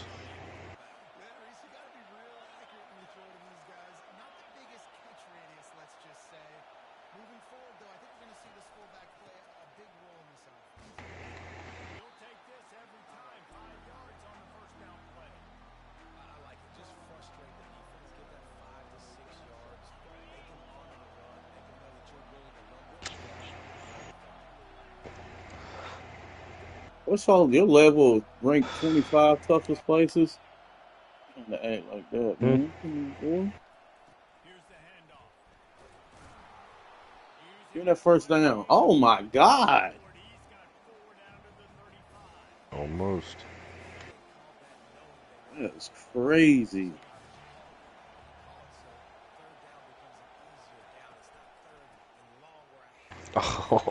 Whoa, I thought you had me. I was like, oh shit. No fucking way, bro. No.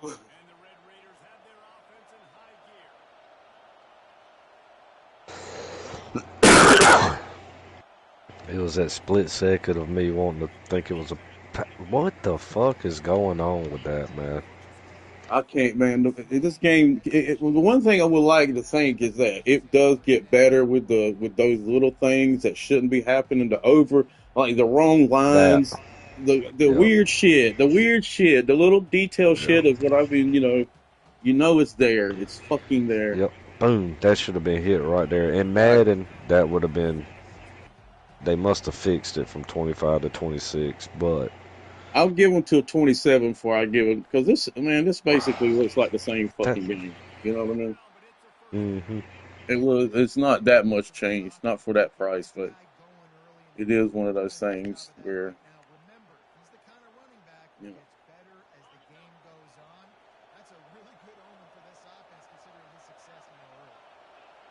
I gotta get used to playing it's hard going from one football to another. Give it to me. Oh, fuck. Whoa, God. That should have been out of there before that, dude. The dude ran the route messed up, man. It got hit. I didn't want to fucking have a certain thing happen, but it did. That wasn't even a blitz play either. They all came through.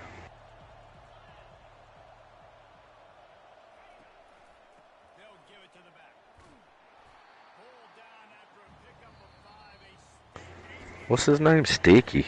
Dicky. Wow. Cameron Dicky. Dicky. I thought he said Sticky. I was about to say, what? Yeah, Dicky.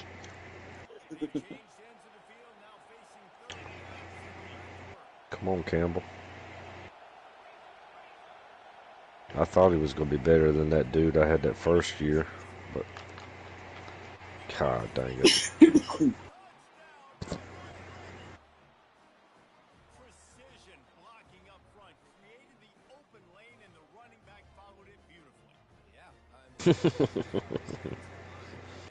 He said that O-line will take you to the hallelujah land.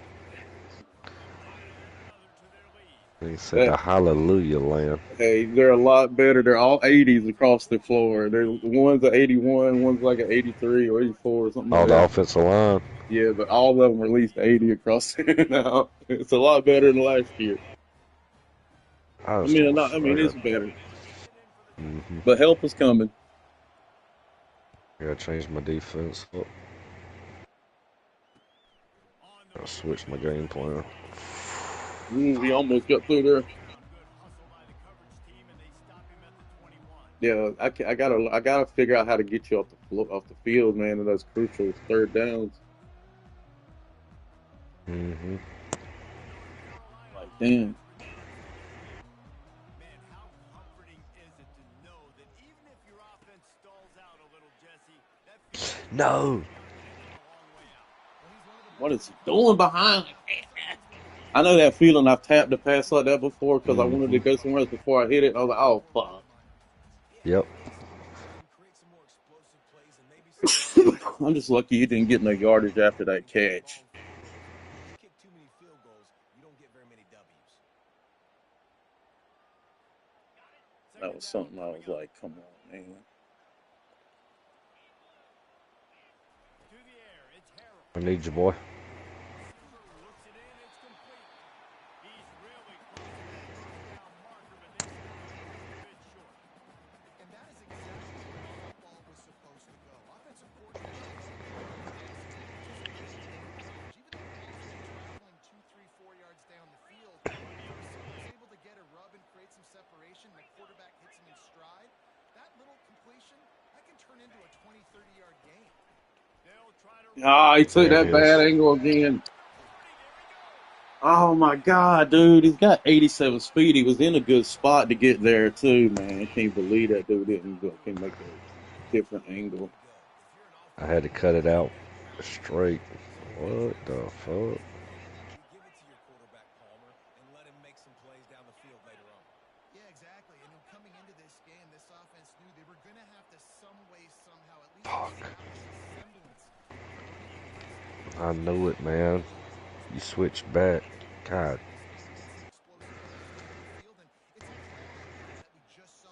I didn't want to keep doing it, man, and get a false start. Yeah, that will happen. But you're at home, so it kind of gives you a little bit better leeway or whatever.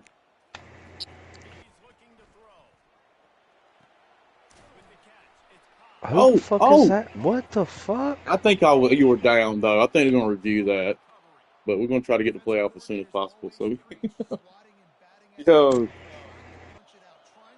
No. you know, Joe. Okay. I mean, I just don't even know who the fuck that dude was. Supposed to be Culliver, because I was like, he's slower than my dude, but.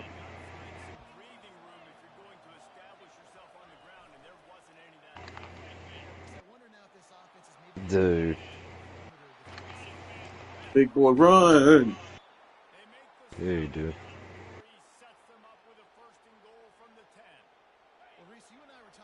God, dude, that dude's huge. That looks like a big, bro. And Jesse, now their head's spinning just a little bit. Give up a big chunk play, and it's right back at them. A first down run on the doorstep. Let's go. Running on my niggas. Hell yeah, man. I can't even do the damn. My wide receiver's a little suspect. There's one good one.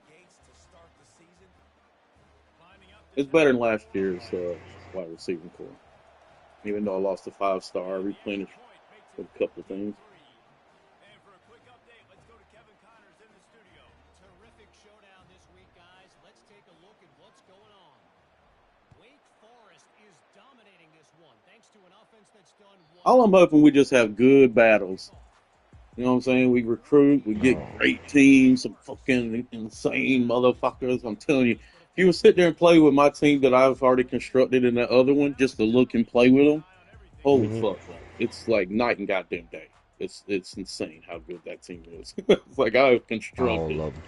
the 90 fucking pluses. everybody's a 90. There might be a 88, a 88. Nobody that's starting is under like 85. Nobody. Everything's 85 and above. You know what I mean? Mm-hmm. It's kind of like crazy.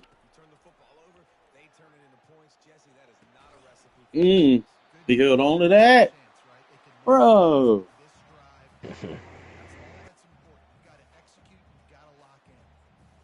I love when you understand when I'm supposed to put some RPMs on that football. You can tell he's thrown over the middle of the field.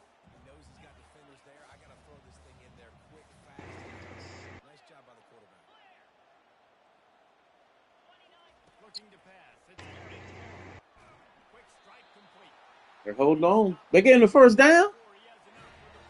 Mm-hmm.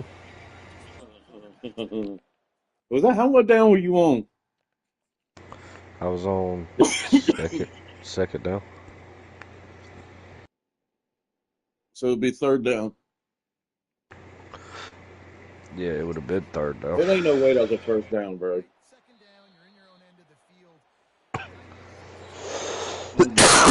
What? Damn. It didn't look like he made the ball didn't get across there when he got hit on that replay. Damn it. Damn, that sucks right there. I didn't need to lose it. Damn, it did not look like it on my screen. But...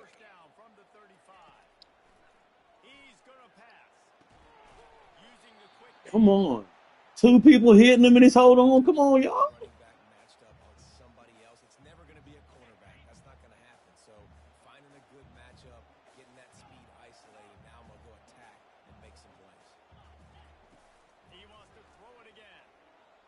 Oh, let's see what that dude got. Nope. He You know what? played I on him forgot too to close. do something. Hmm? I forgot to change my guy to just be facing him. Fuck. Could have had 298s running right there. Because I'm going to try to up and jump and leap and hit it with my fingers, but he left him at the last second. That was a He's got fucking blitz, purple. man. How did you have enough time to get that ball off in a blitz? He's God. got purple takeoff. It says ultimate release off the line when not being pressed.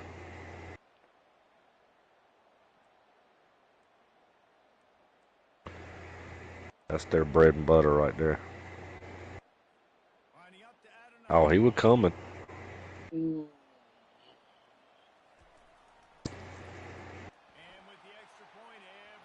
was big. Right before half. God damn it.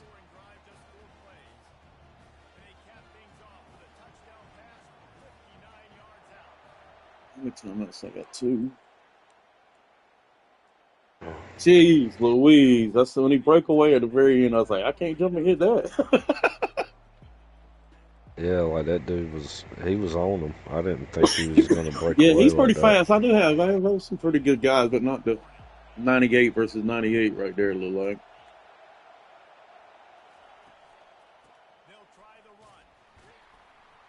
Gotta eat them holes up, boy. Damn. 2 minutes left, man.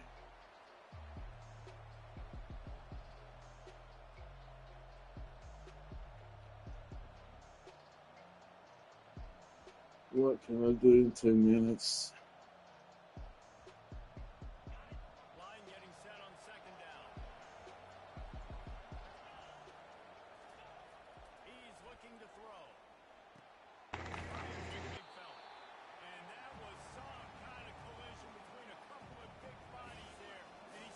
Not much.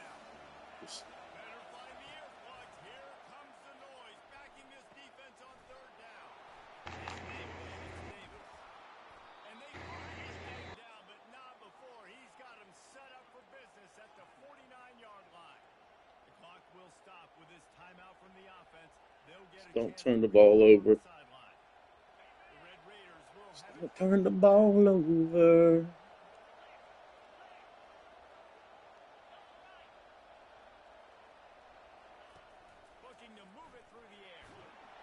That's fine. That's fine.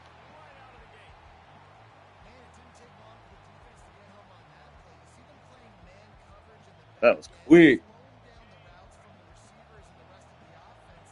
Mm-hmm.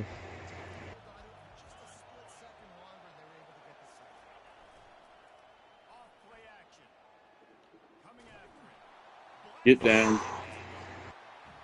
Did that safety fuck you up? Did the safety fuck you up? Would you blitz the safety right there? Yeah, he hit him. No. I was playing safety. You almost had a dude open. I want circle. Yeah, I was going to go circle. I don't think he caught. Did he catch I don't him? even think he. I ain't worried about it, but I don't. Well, yeah. I forget they only have to have 1 foot in too. See, boom, he got it. Yeah, one right there is left foot.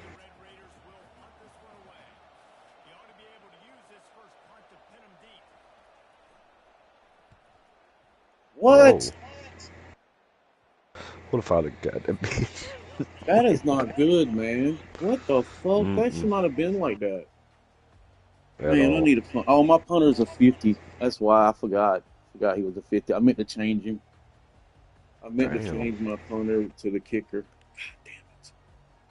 I didn't recruit a punter. Or I didn't get the punter that I went for.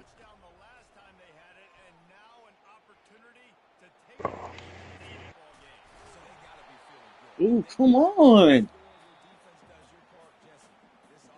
Fuck, dude. And just keep doing what you were doing on that last drive, right? Well, whatever was working for you, just go back. Keep using those same playmakers to allow you to go down here and score a touchdown. Let's see what they've got on second down.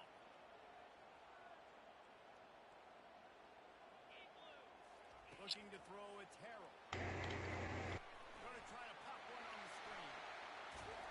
Make the stop, and not before the screen has hit him for a first down and much more. Really good execution by this offense.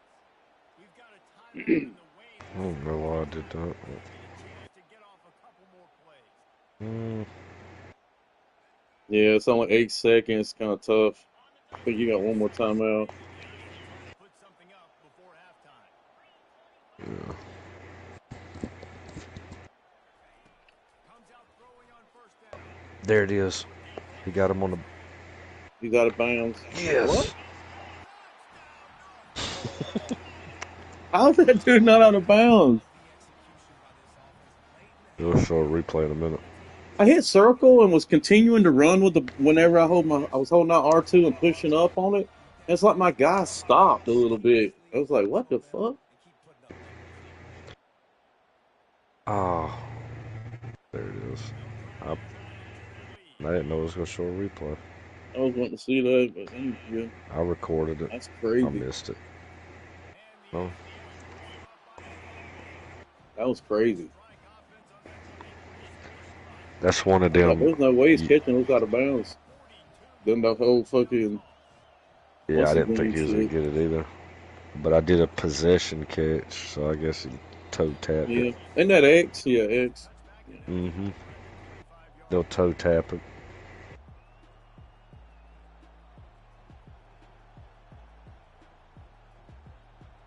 Yeah, that was rough. Mm-hmm.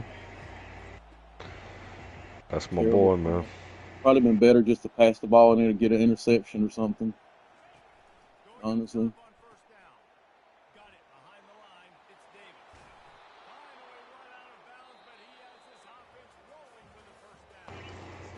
Well, that's interesting. Fucking last 5 minutes, 5 to 3 minutes. God, I had the ball back, all that shit with 2 minutes left. I've been a 14-3. God damn, going into half, getting the ball back, completely fucked myself up. At 14-3, yep. Well, it could have been like 17-10 if you wouldn't have had to punt that ball. Yeah, that punt was ridiculous. Pazinski. That's not ideal.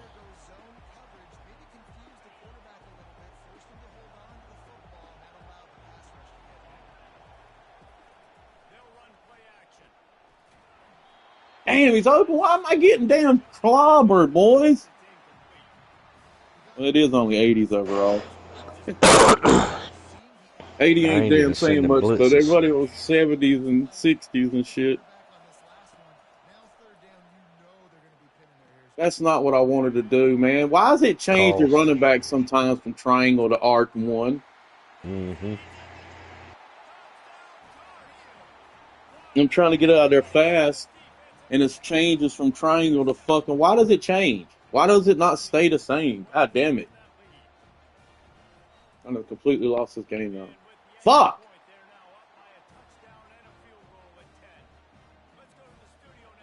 Whatever.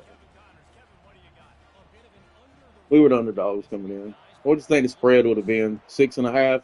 7.5? A 91 versus 85 ain't really goddamn good. There's Probably got to be 6. somewhere in there. Probably might have been 10. Coming off the championship, God too. dang. Could have been that. That's a big spread. Non-college it ain't, man. Well, yeah, you're right. I knew I was Oh, there, too. nah, There was a yeah. flag on you, though. Yeah, I That's know. coming back. Pass interference. I wanted to But I go deep. read I it. don't know why I didn't go deep, though. I had a guy for a second, and I fucking hesitated again. I did it too damn early.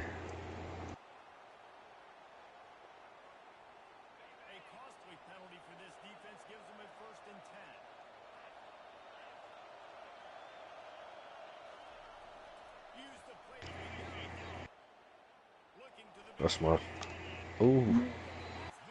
It was a yellow throw, and for some reason, my starting quarterback is somebody that I didn't think was my starting quarterback.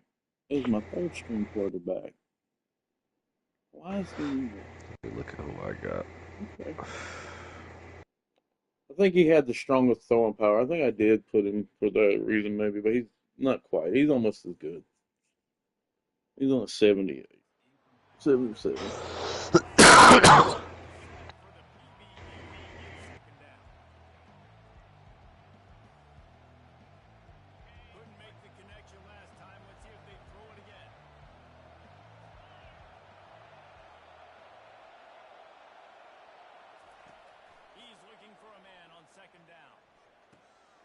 Good shit.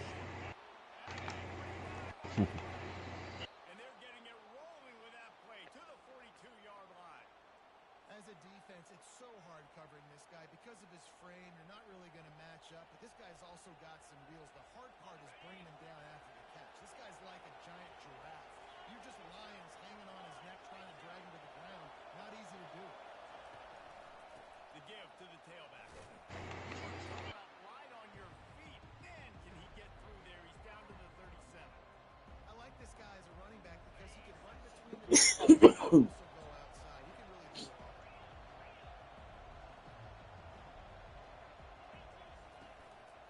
They'll keep it on the ground.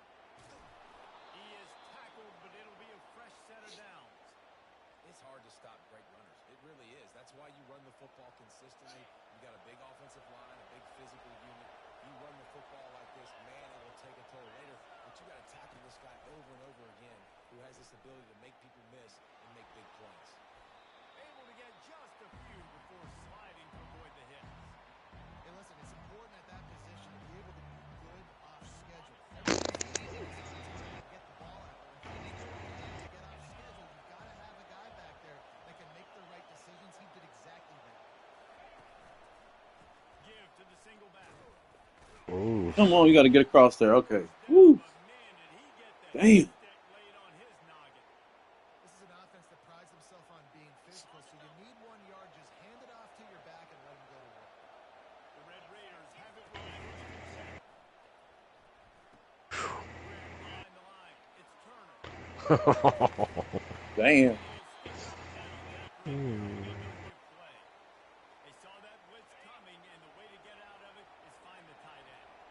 Gonna get harder and harder.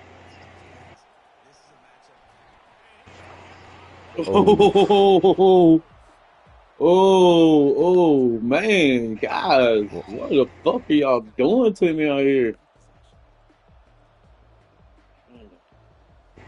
Slapped it out that hand. Boom. He's a young quarterback making his first debut appearance in the.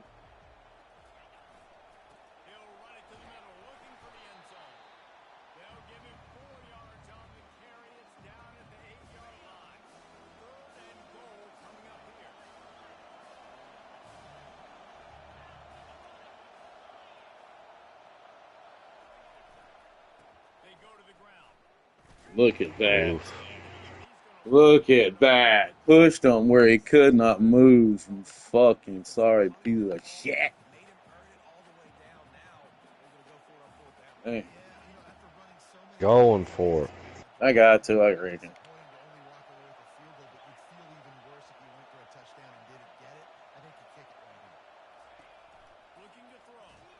Dude, he can't even get the ball off, man. That is crazy, man. I did hesitate a second, a half a second, though. But it's winding up, man. Damn.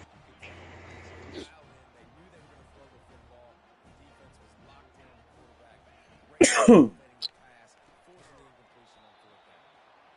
the physical play there forces the incompletion on first down.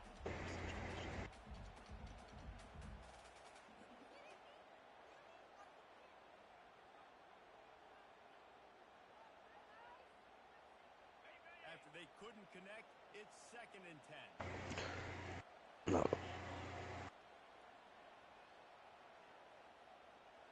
Oh,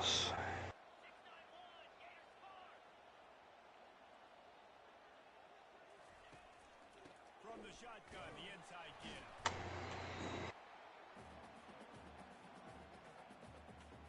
Mama Maria, down. Yeah, here you go, buddy. Oh, let me give.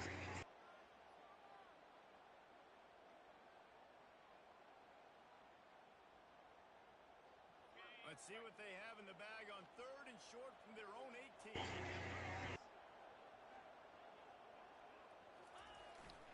Trying to pick it up on the ground. All over him, nowhere to go as that 3rd down play turned into a disaster. And the Tar Heels send out the punt unit. Well, finally one time.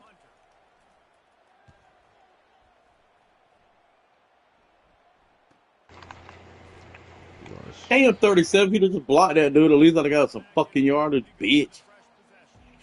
Texas Tech ready to send the offense back onto the field. There have been a couple of missed opportunities for these offenses in the last couple of drives, Jesse. Man, he was open and I. Oh my god. Dude, man, since so many. Instead of having to move the ball down the field consistently and then getting stopped on 4th downs, you're right. Create some of those explosives. Take those deep shots. Make those big plays. Quickly to the tight end. He will step out of bounds. Penalty. Pick up and a first down for this offense. Ever since they invented the forward pass, the tight ends have been running the drag and getting the first down. I think it's because the tight ends is so much versatility. You know, they can block. Into the 3rd quarter, down 10. Can I push into the end zone here? Quarterback's patient. Most of the time, that drag route's going to come open. They'll start the drive here with first down to open this period. He wants to throw. Looking to the big tight end. Dude, he should have left him on that cut and he didn't. That's crazy. He was rubbed up on him too much instead of fucking releasing. Whatever. It was a perfect one-on-one and that motherfucker didn't rub off. That's poor passer though. 78 overall, 77 overall. Oh yeah. That's terrible. That's terrible.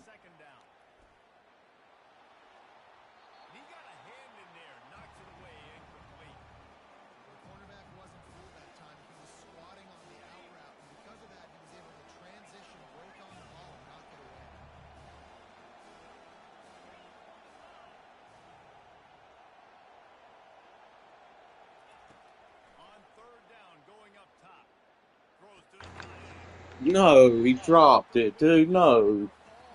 Dude, no, man. Now you have to catch that, man. You're open right there. Oh, my God. I've seen motherfuckers hold on the worst fucking. Dude, you gotta fucking catch that. You gotta catch that. Oh, fuck.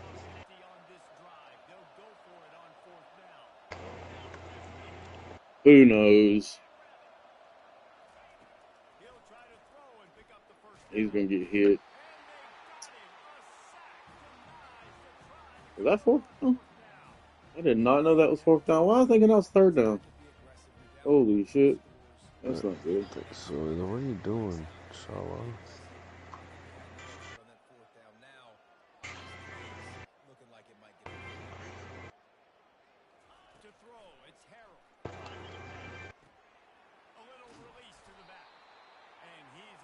No fucking yards.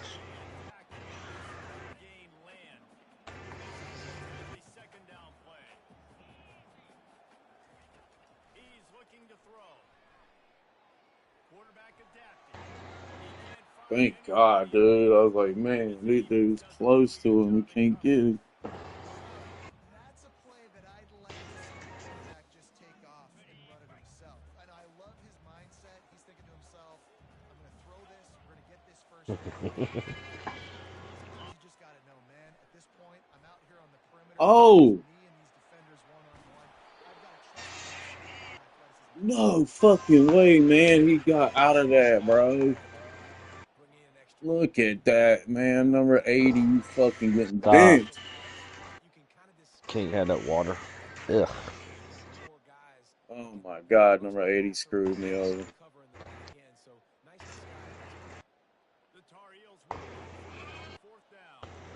He said, I don't want that shit. Oh, what am I going? I'm going to kick field goal. No, he didn't. Dude! What the fuck?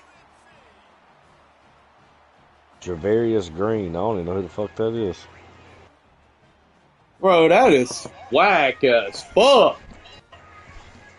Oh my God, I didn't even jump. I'm hitting L1 to jump and swag the fucking ball. He's not even fucking jumping. What the fuck would he not jump for? Like, seriously. L1 to fucking swipe the fucking ball. Jesus. And the other dude ran the fuck away from the goddamn play. I'm like, what the fuck? Bro, I got to get better players. God damn. Them 78s and 80s ain't getting it fucking done, man. God damn it. You stay in there, crazy as a fucking hell right there, dude. The one dude runs away, and the other dude can't even jump when I press to him to jump and swipe at the ball. Like, just runs and tries to hit him instead of going for the ball when I swipe in it. And it's right there. Like, not a fucking... Oh, my God, bro. That's crazy. Fuck. That's crazy. That's actually fucking sick. It's gonna be a long season for that shit. Little Lane Kiffin, Tampa 2 right here.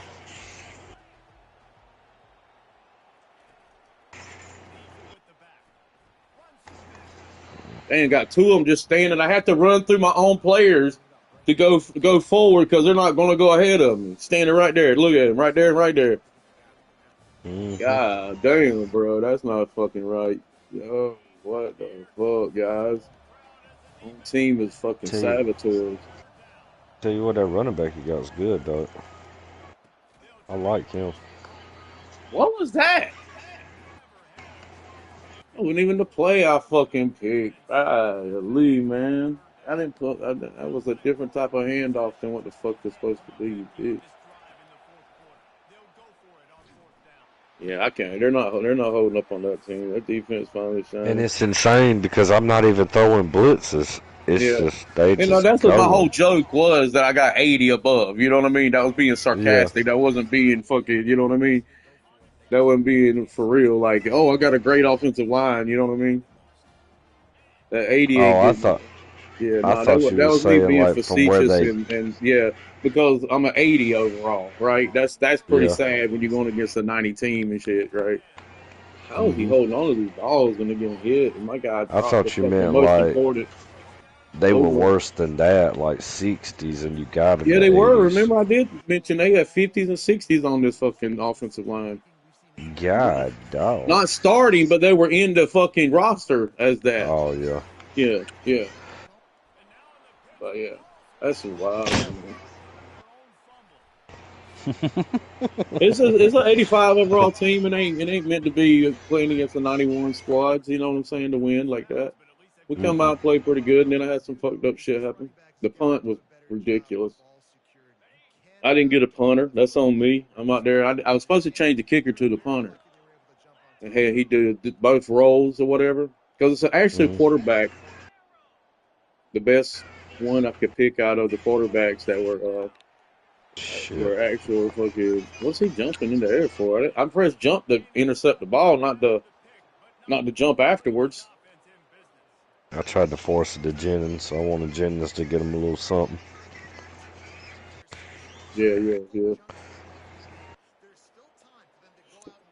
They got a long ways to go. I know I do. The quarterback's not even an 80 overall, so it's like that's not going to help. Going against better teams, better defenses, because you've been able to make up ground on my passes like crazy.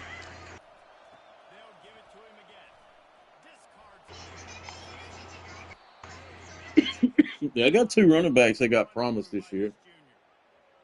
Yeah, 23 is the one that I like. They're both the same speed. Hell, he fumbled at the end. I'm trying to remember I was going to do a hurdle, and I should have. Damn it. Too late on the thing. I'm just running the ball out. Recruiting is going to be so important to upgrade these players, man. It's going to make a difference. It's going to make a difference. Get them to fucking do at least a little bit better. I was going to say. Yeah.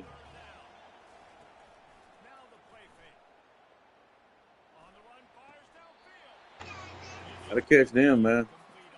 They got to catch them. That's the damn new rookie that just got the 4-star fucking wide receiver. The one, oh, damn.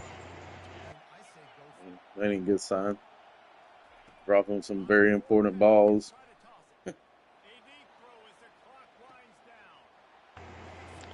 Finally, that play fucking didn't throw it over the top. He usually throws it out of bounds. Because a lot of times it's thrown out of bounds. That's him. That's the freshman 4-star wide receiver. He's big, broad.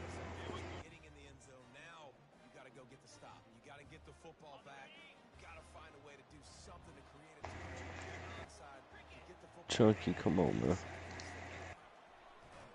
Man, I have no chance, bro. Them motherfuckers just don't flop.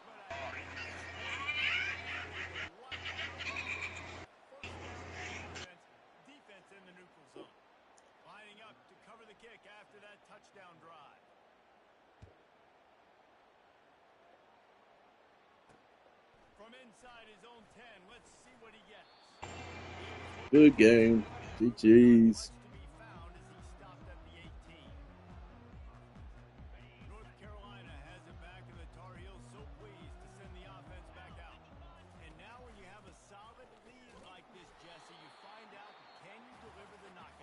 Culliver didn't get to have a damn game I wanted. Yeah, the defense didn't really play bad. The offense didn't play up to par. The defense overall played very well. I'm glad about how well the defense overall played. Especially the defensive line, man. Yeah, that's probably the best part, honestly, by far. No, he didn't.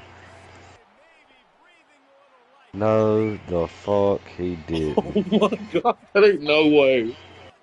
Dude, I had a touchdown rolled over somebody the other night. Caught the ball and rolled over into the end zone. So I don't put it past this crazy ass stupid game.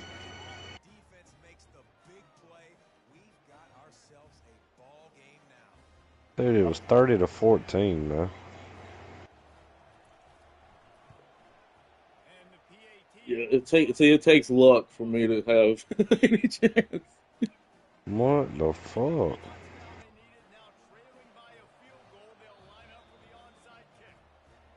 I couldn't quite set it up fast enough for it to be. All right, one time, guys. One.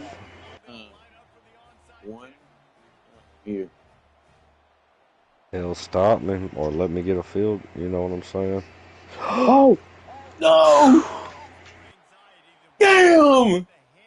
Damn! We both gasped. No! Look at that. Oh. Oh, wow. That's bullshit.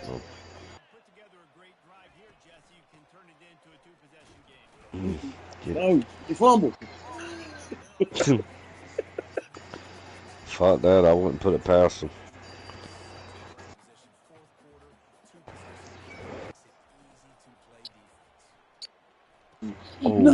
over my head.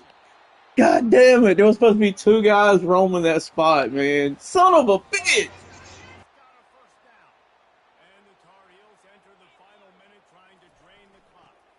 Come on, big boy. There. God damn, he didn't want to go down.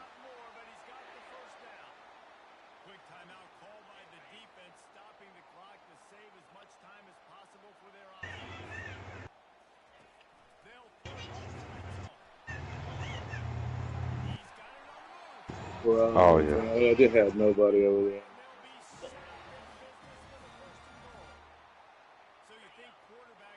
Come on, start the run up the middle.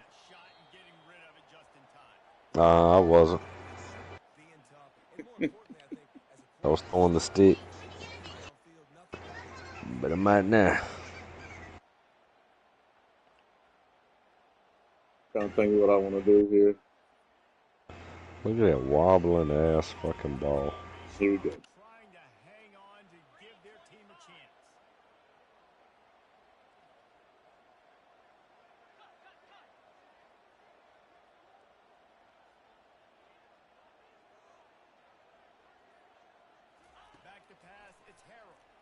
Russell Wilson. No, what? Give me one down. Stuck that arm out like Michael Jordan. Fucking Space Jam. Yeah, he got it.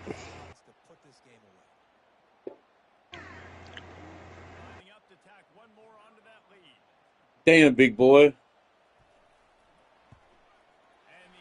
Gotta been the one to stop him on, man. Damn.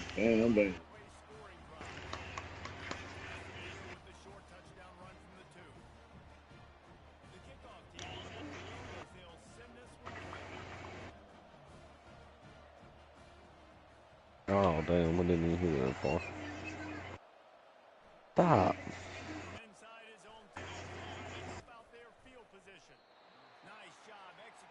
Oh, well. It was a slight glimmer of hope for a moment in time. 14-3, and 2 minutes left to go in the first half, and not pull that shit is crazy. That was just absolutely insane.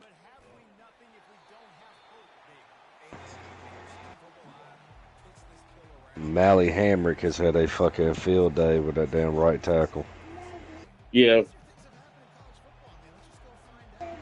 He had just been letting him go, let him go. Let him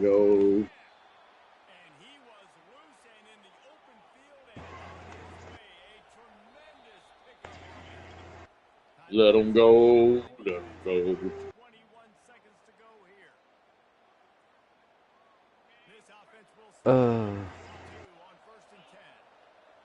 Had a left tackle too. Yeah, both tackles.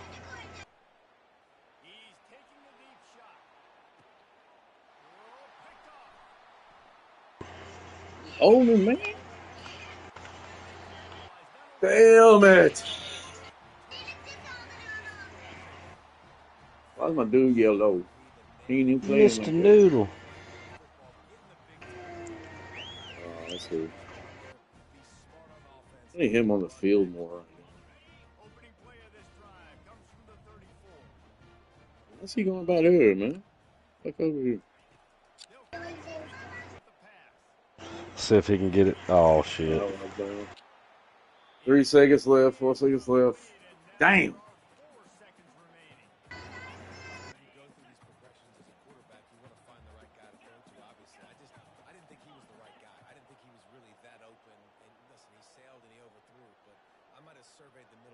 No, fuck that.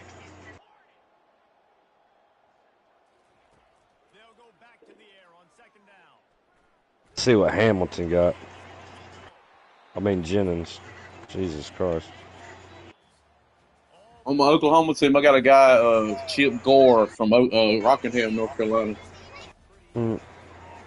Is he good? Like He's fast? my tight end now. He was a wide receiver, but I put him tight end. I was running out tight ends. Yeah, he's good. He's leading receiver.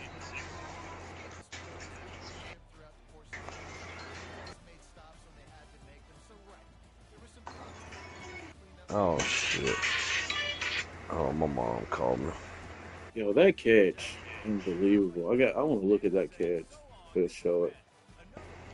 You talking about that touchdown that End of that Hamilton got? second quarter. End of the second quarter. Hey. Hey. Did you call? Yeah, I was going to run diapers and wipes up there, but I didn't take house now. Oh, that's alright. I spent $200 on that little fat thing in Walmart. Wow. What'd you get? I got a big, huge freaking box, the biggest box of Huggies they make, and I think it's got like 170-something diapers in it. And then I got a regular Tell me how that's box a I normally catch. get, and 2 big boxes of wipes. I got him that. Look at that blowy outfit you get holding up. Yeah. I got screwed, man. I got him that. I got him 2 pair of joggers. How'd you get screwed? Watch this. Flannel shirts. Theos. It's saying he had possession right there, dude. Come on.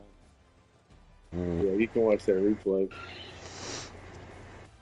They're saying he caught it right before that. It was like he doesn't have possession. No way he's got possession. Don't go in Walmart, buy groceries that much. I hate Walmart. Yeah. I go in there, I do some damage. Well, I'll get it eventually. I don't know. She's about to go to work here in a little bit. About to go now? No, she's about to go to work in like 2-3 hours. About 3 hours. She's gonna go get the girls at 3. Bro, no way, dude. Do what? I gotta go in an hour. I got an hour. Oh, God. What you been doing? You ain't go home and take a nap? No, I come home from the bus, got all out. There you go. There's a 15-second. Didn't even review it either.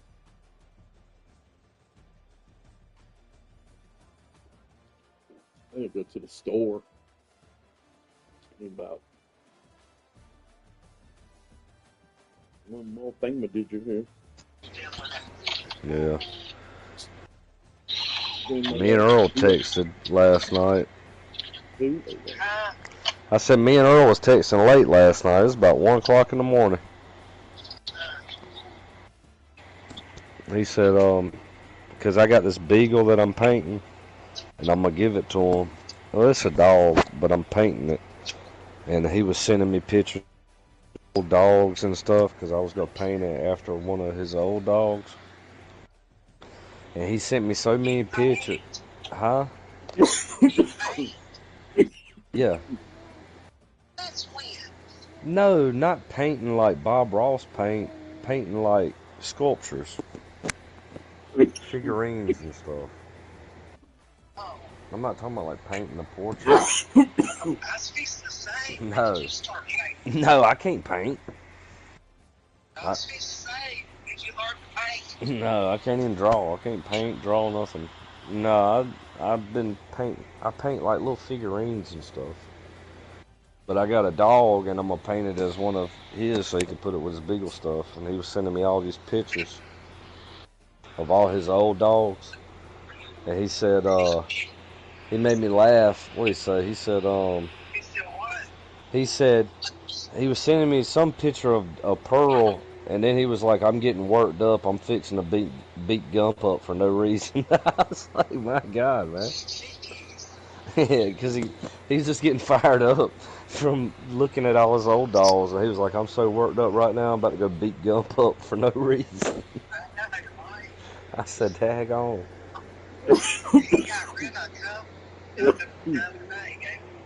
Yeah, I know. He said Puddin came and got him.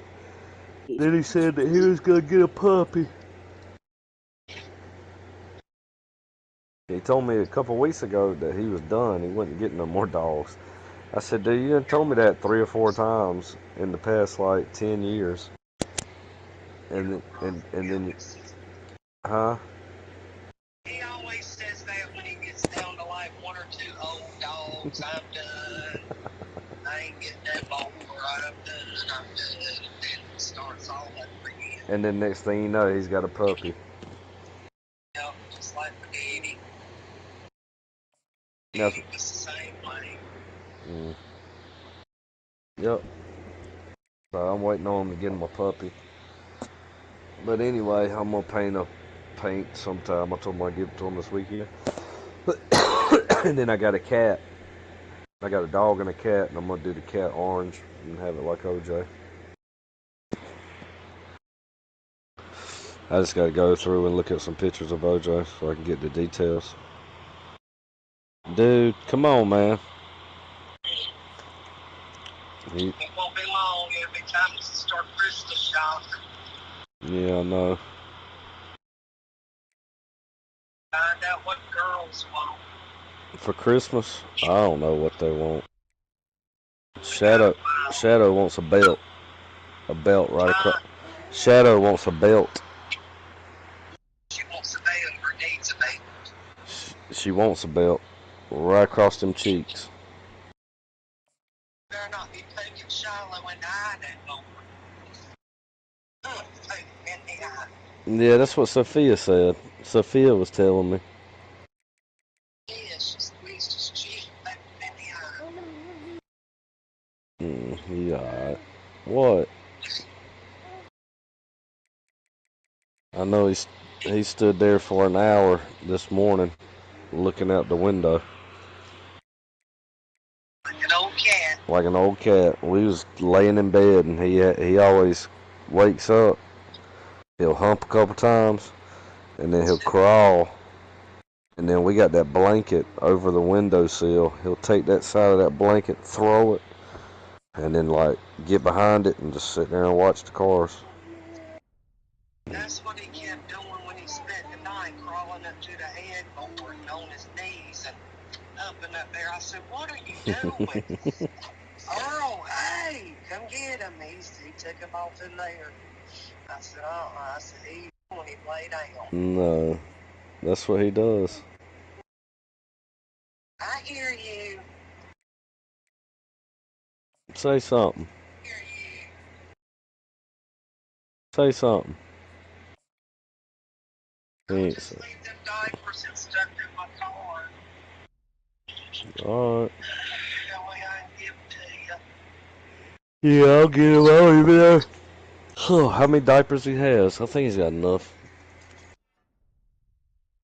It's all last him a while. Yeah, I'm about to go put him in the bouncer. He needs to stand up. My stomach's hurting. I can use the bathroom. I gotta take the trash off. I don't know if they close. Sometimes they close at 1 and sometimes they close at 7. I get the days mixed up. I gotta look on the internet. But you laughing. You laughing. Yeah. This one's just like the other one I got. My stomach. It's black, but it's like the big oval. Yeah. And I bought 2 big old packs of cube steak and an onion and some Lipton soup mix and gravy. I think it's the bathroom, but I'll be back. Cube steak and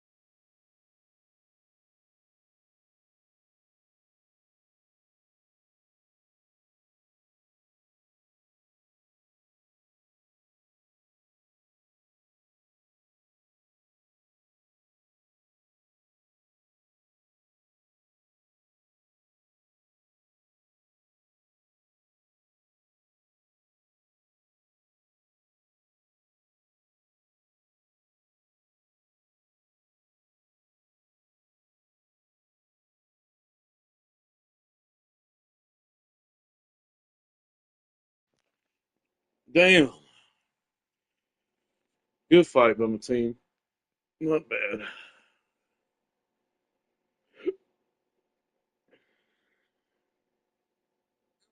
Very good game. And once again, I thought Dano, Fowler, Lewis, Riddick, I thought they did good on the call. And then the fact that we had the opportunity to go from, Jaden and Caleb battling to a second half of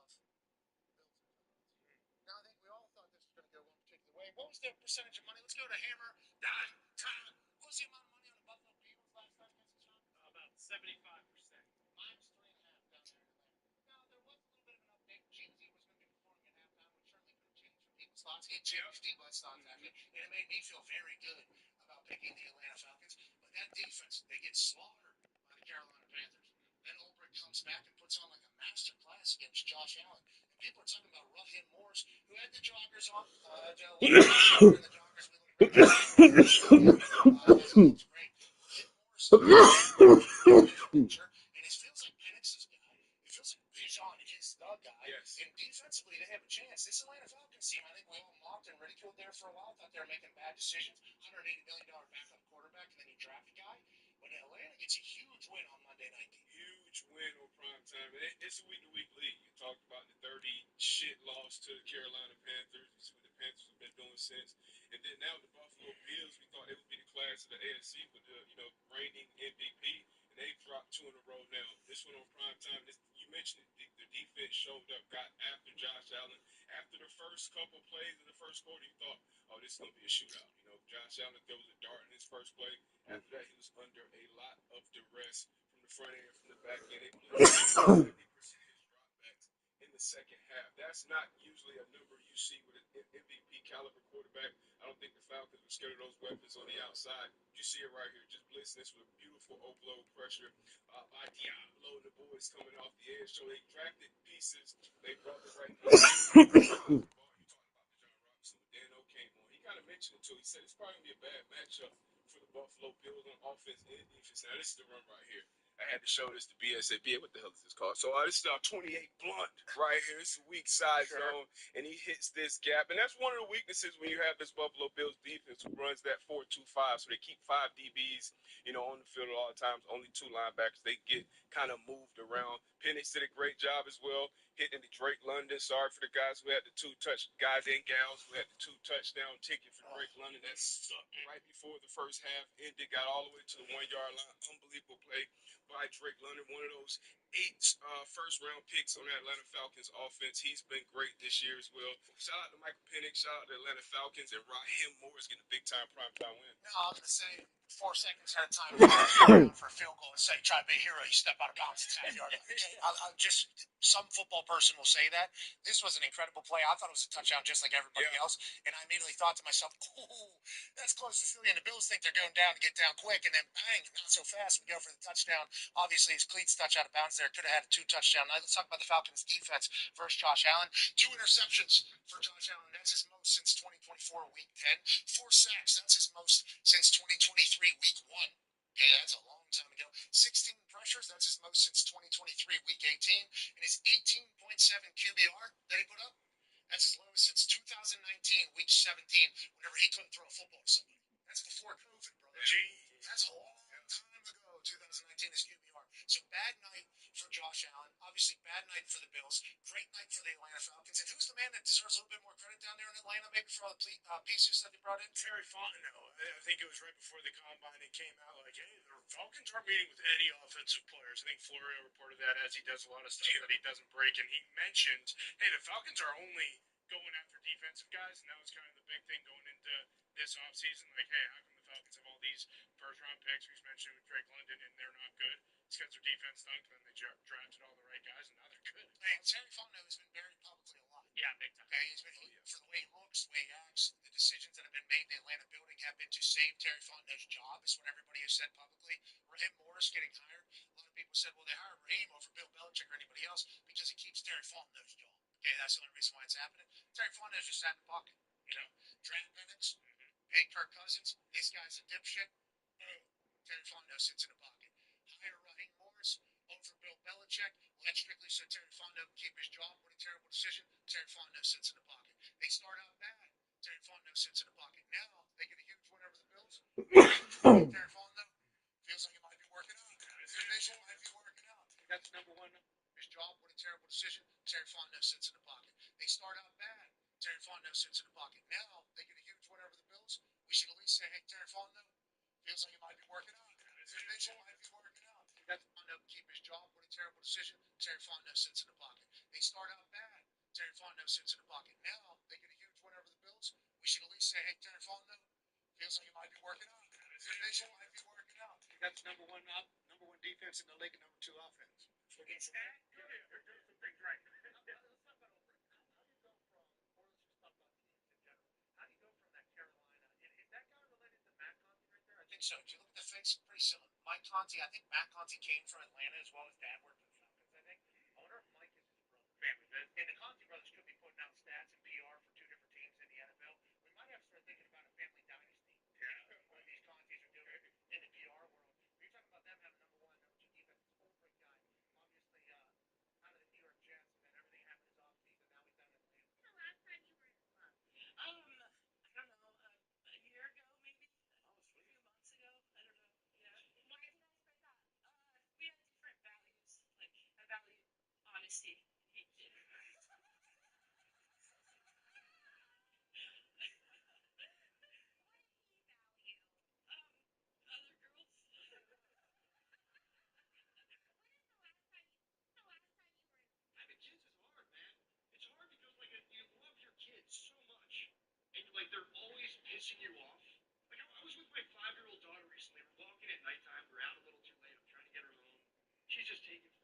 Having kids is hard, man.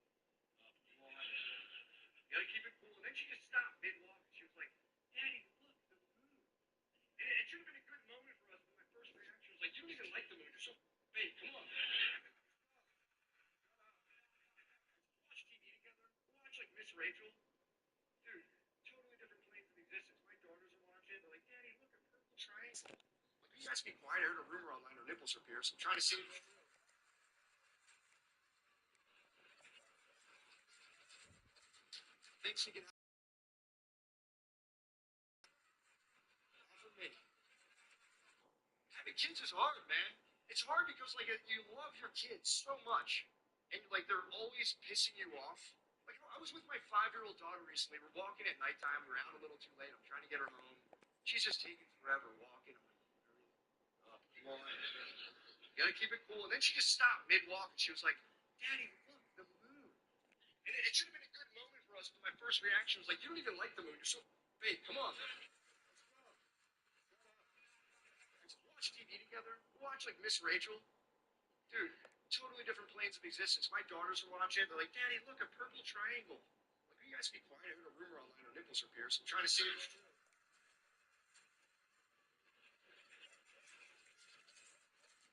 Thinks she can hide those big fat because overall, for me. Having kids is hard, man.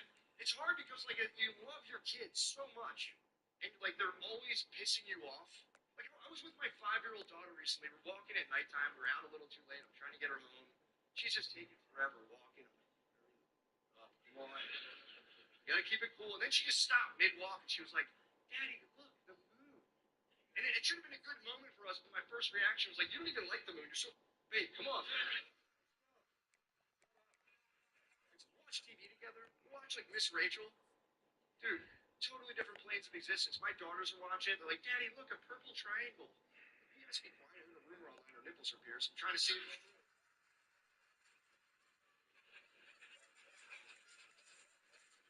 Thinks she can hide those big fat because overall, for me. Having kids is hard, man.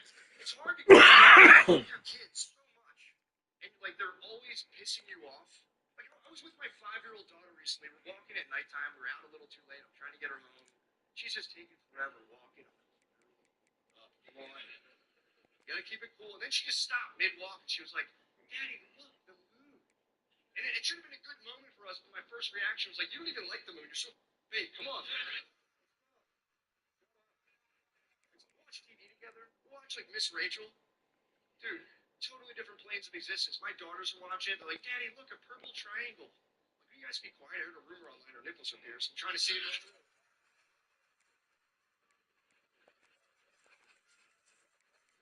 Thinks she can hide those big fat those overalls. With me. Having kids is hard, man. It's hard because like you love your kids so much, and like they're always pissing you off. Like I was with my 5-year-old daughter recently. We're walking at nighttime. We're out a little too late. I'm trying to get her home. She's just taking forever walking. Come on. You gotta keep it cool. And then she just stopped mid-walk and she was like, Daddy, look, the moon. And it should have been a good moment for us, but my first reaction was like, you don't even like the moon. You're so big. Come on. Watch TV together. Watch like Miss Rachel. Dude, totally different planes of existence. My daughters are watching. They're like, Daddy, look, a purple triangle. Like, you guys be quiet. I heard a rumor online our nipples are pierced. I'm trying to see it.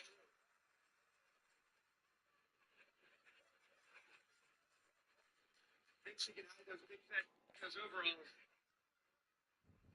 With me. Having kids is hard, man. It's hard because like you love your kids so much. Okay, Brian. Having kids is hard, man. It's hard because like you love your kids so much, and like they're always pissing you off. Like I was with my 5-year-old daughter recently. We're walking at nighttime. We're out a little too late. I'm trying to get her home. She's just taking forever walking. Come on. You gotta keep it cool. And then she just stopped mid-walk and she was like, Daddy, look, the moon.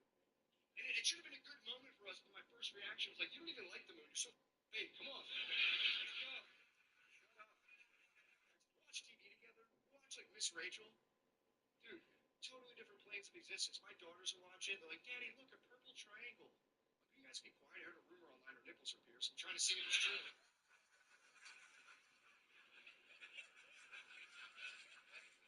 Thinks she can hide those big fat those overalls. Not for me. Having kids. Okay, Brian. Crazy. And my cousin was like, our grandma died, but we've been waiting. She was 97. I love my grandma, obviously. 97-year-old deaths. 97 is wild. You're also, Juju, like, she was like very cognizant of World War II. She told me a story. I took her to the 20. 1944. She was born in 27, so she was like 20. She was like 17, 18. Yeah. It was crazy. I took her to the. She's a hot during World War II. She was a hot lady. Really? I look back at my grandma. Listen, rest in peace. Love her to death. She had total former hot girl energy that didn't understand why no one was treating her the way that she got treated up until she was 40. So that turns into a bitter old lady where she's kind of like, do this for me. You're like, why? The old bag of bones? And she's like, but I took her to the second to last 49ers game at Candlestick before they were closing out Candlestick Park. So I took her to the Rams game at Candlestick, and we're driving back to Lake County, and we're going over the Bay Bridge. They just opened the new Bay Bridge, and my grandma just out of nowhere goes, you know, me and your grandfather sat on that hill, like pointing towards Oakland. She goes, and we watched him turn the lights of the Golden Gate Bridge and the Bay Bridge on when the Japanese surrendered. And I didn't realize they'd keep all the lights off the bridge because they were genuinely worried about bombing from the Japanese. And you're like, you just lived through that? Yeah, it's wild. Yeah. One time my grandma went to the pharmacy, and the pharmacist goes, yeah, you know that you were born in the same year your daughter died. And my grandma went, that made me feel old. That's for sure. And she's like, Jesus Christ, God. Guy goes, hey, you're old as lady. And my cousin was like, these are things that every scene kid had in 2009. Yo, shout out to all my scene kids. Where you at, though? I used to be so jealous of those scene kids that would wear the suit. What the fuck are you talking about? they range from 39% to 58% pure, except this one, which hovers around 67. Top of the glass, so to speak. You should tell the chemist to check his or her cookware. It's introducing contamination, which would be easy to avoid. Well, thank you very much, Dan. I should let you get back to your work. Mr. Furman, these samples aren't great. In fact, they're not even good. I can do much better. Gale, much higher grade. I can make the killer right here. It would take you a few days. I wouldn't want to interfere with your studies. These are my studies. I wouldn't let you down. I'm certain that you wouldn't. But afraid I can't allow it. Not yet. You were meant for better things. I'll see you soon. Bye, Mr. Frank. How many children there were on Gallifrey that day? Yeah, boss fight time. Who's ready? There we go. Get the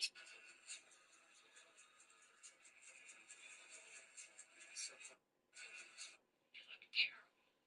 Yeah, I feel good. Why are you here?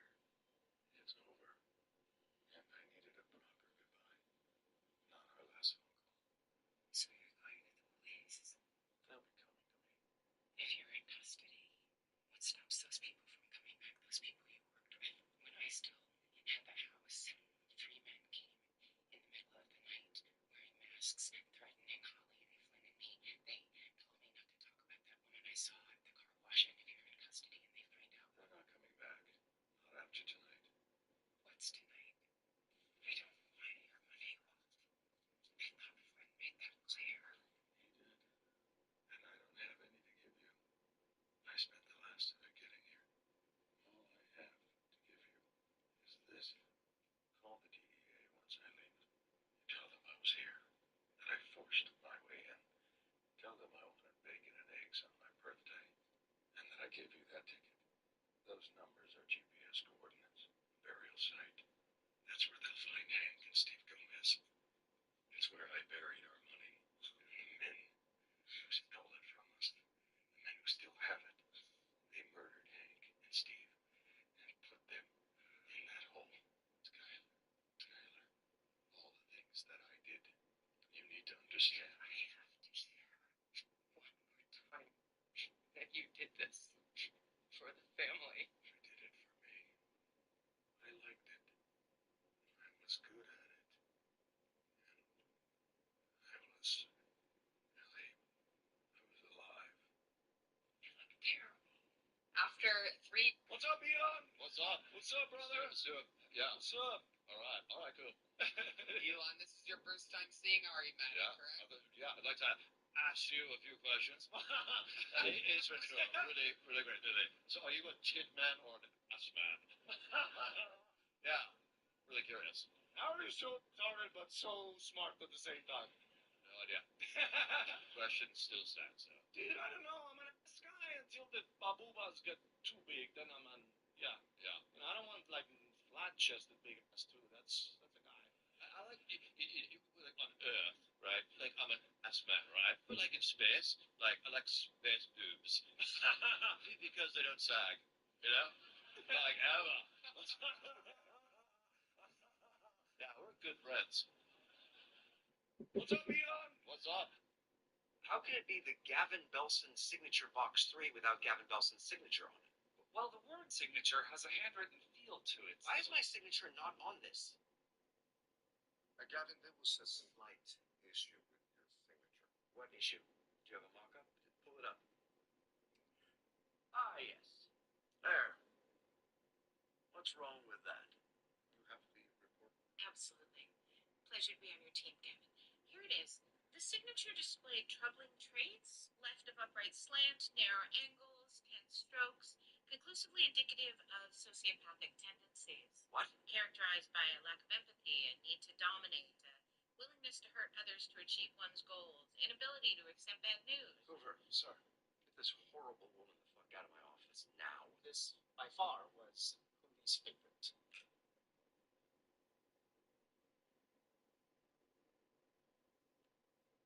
How can it be the Gavin Belson signature box 3 without Gavin Belson's signature on it?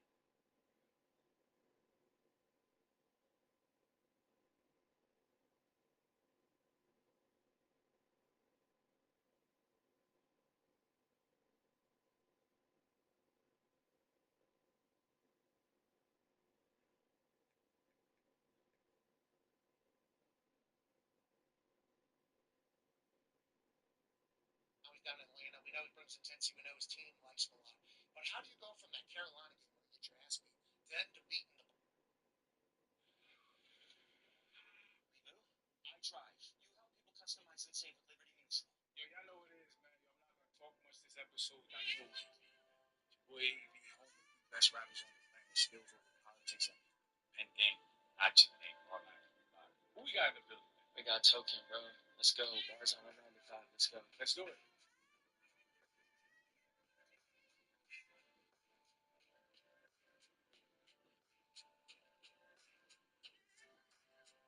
Yo, y'all know what it is, man. Yo, I'm not gonna talk much this episode. Y'all know what it is, man.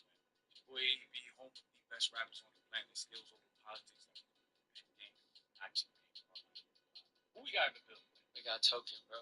Let's go. Bars on 95. Let's go. Let's do it.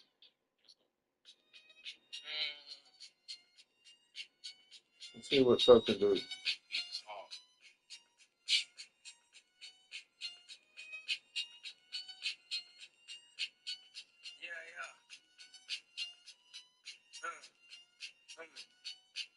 married to the game, but I hate my wife like Beaver. Fat 10-year-old hiding my body under a big t-shirt. Messaging my father on social media, me first. Trying to see my dad was like trying to book a feature. She want me to paint all over her eggs like Easter. I don't care how my lady is dressing, as long as she get naked when I sees her. Thumbing through long days, coming off hard days, covered in dark ways. Put on my claw cage, and I'm still looking for love in the wrong place.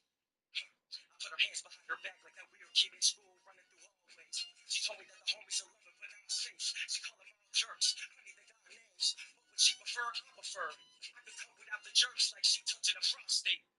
I'm like a click, eyes rubbing the wrong way. A little fragile because I'm a son that a mom raised. I wander against him like Shawshank. I left him on red, then I left him on red, then I left him on red. He was running through the reds like fuck is a card case. Turning to heartbreak, crying for the hard days. She looking at my belt like it's fucking Orion's belt. She's writing a stargaze. I'm the hardest where I'm from.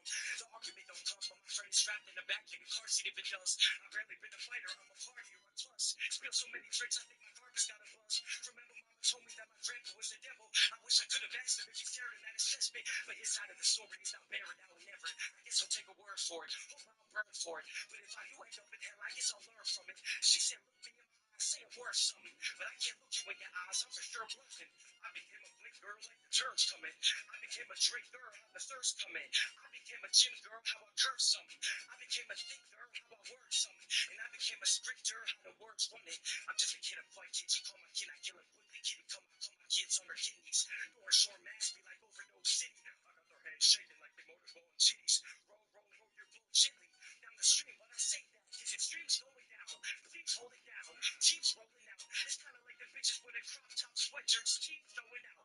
I'm showing out again. They want to protect me out of love, and I know wild friends. Couple got an accent, can't pronounce everything, but we can all agree when someone is pronounced dead. I make a rapper go broke like he was robbed. Bunch of co-workers say I'm co-working music, and I've literally never had a job. Cause when you got a talent this natural, you give it up to God. Yo, man. I told you What I'm the fuck? gonna say much this episode, man. I'm out of this way.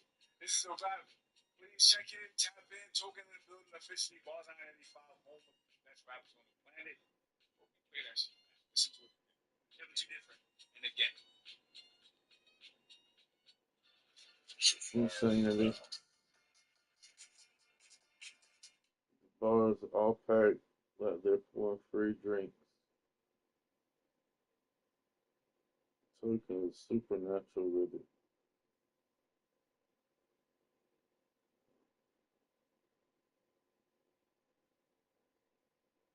Stargaze. Whew, God damn, Token's insanity. Witnessing greatness, that's for sure.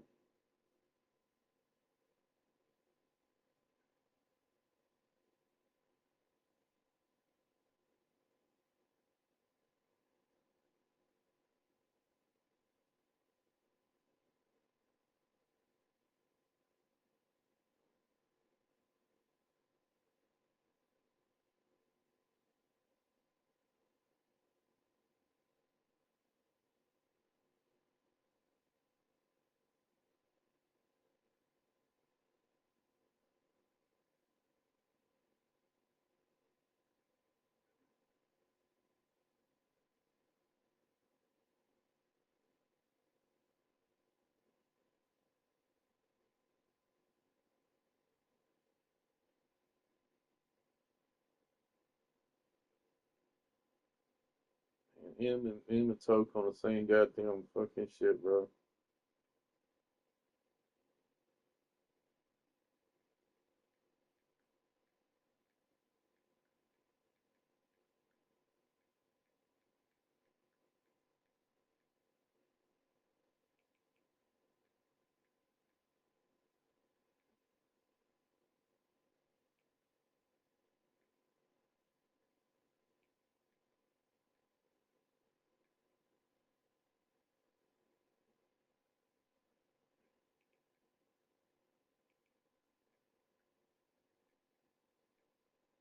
God damn, bro. Every time I hit the thing.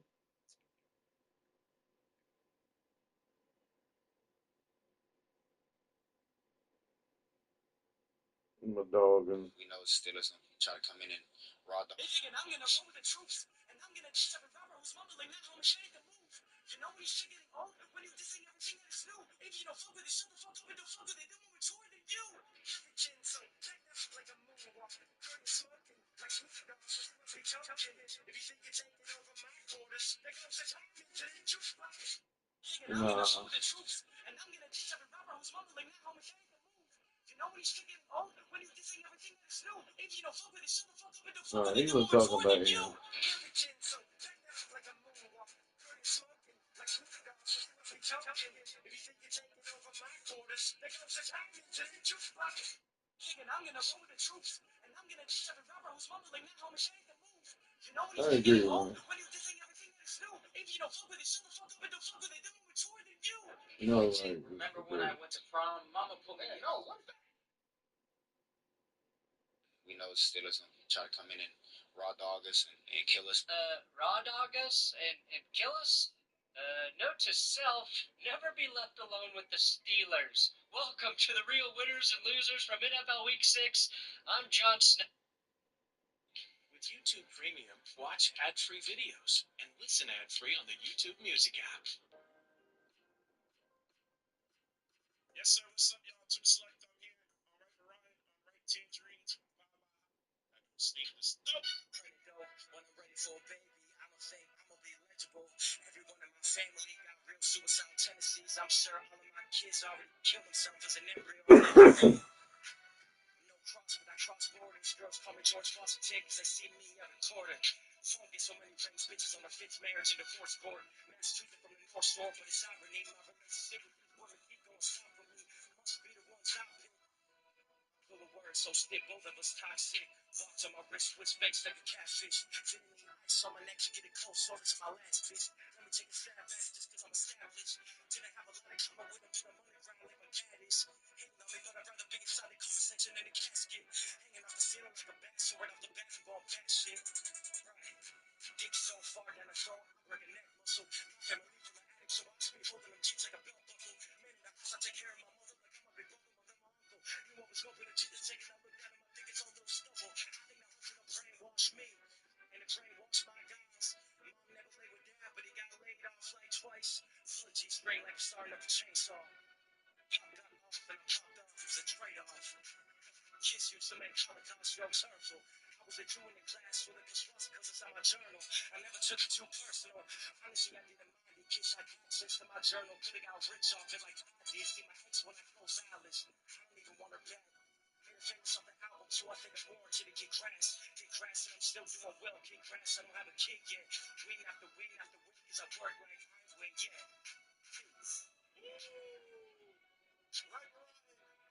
Right, Tangerines.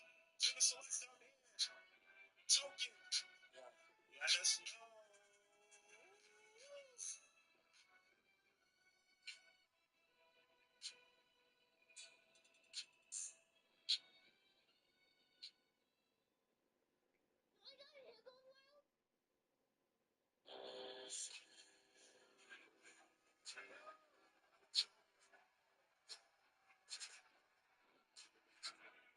Yeah, so what up, though, TLA? The beat's crazy. James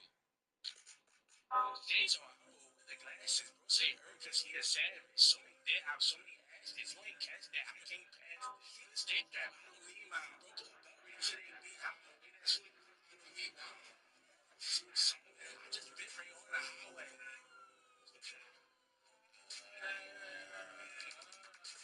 I just bit right on the highway. Jack caught him sitting in the driveway.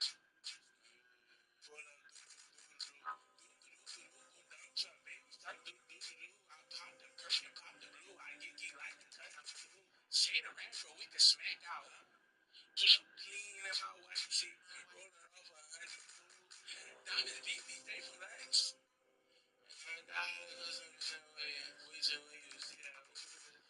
Back to back, man, black check, I just bipped the back to back. Throw some D's on that bitch.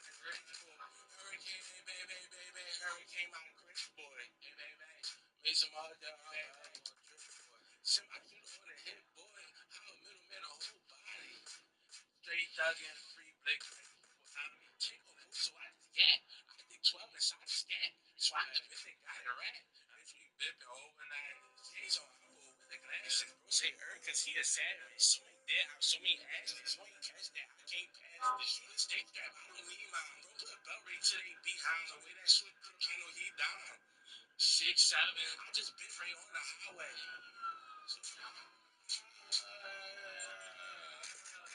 I just bit right on the highway. Track car been sitting in the driveway. Pull up.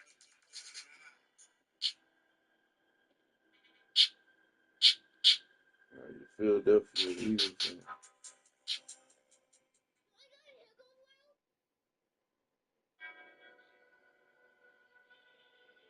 That's the thing.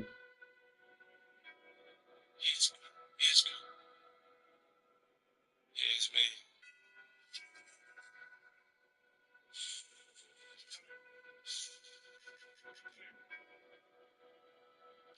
Get a feeling of daylight. Right now I'm bleeding, but pull up 4 deep, shoot as hard as fucking cement. My shooter had to take that so that nigga need it. Did you see the way he hawked him? He achieved it. I don't need no money.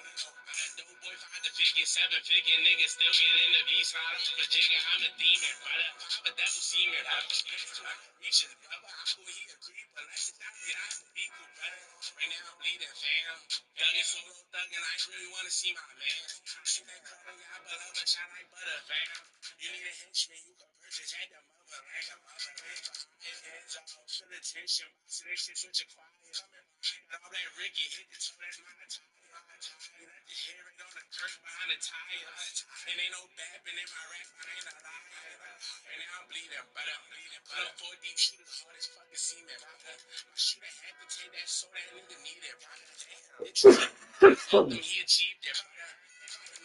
I'm a dope boy, 5 to 50, 7-figure nigga still get in the V slide off a jigger. I'm a demon, brother. The devil see me, brother. That's too high reaches, brother. I go here, creep, but like the doctor, I the people, brother.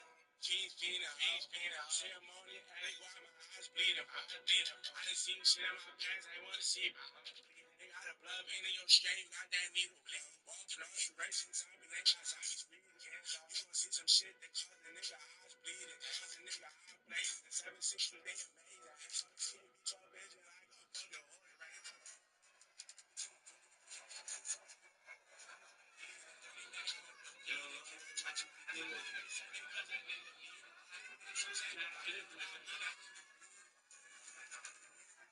Right now I'm bleeding, brother. Put up 4 deep, shoot as hard as fucking cement, brother. My shooter had to take that so that nigga need it, brother. Did you see the way he hawked him? He achieved it, brother. I done need it, brother. I'm a dope boy, 5 to 50, 7-figure nigga still get in the V slide off a jigger. I'm a demon. I'm a devil semen, brother. That's too high reaches, brother. I go here, creep, but let the shots right out the vehicle, brother.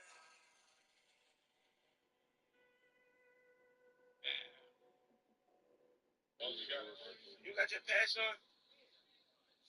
You got your patch on? You got your patch on?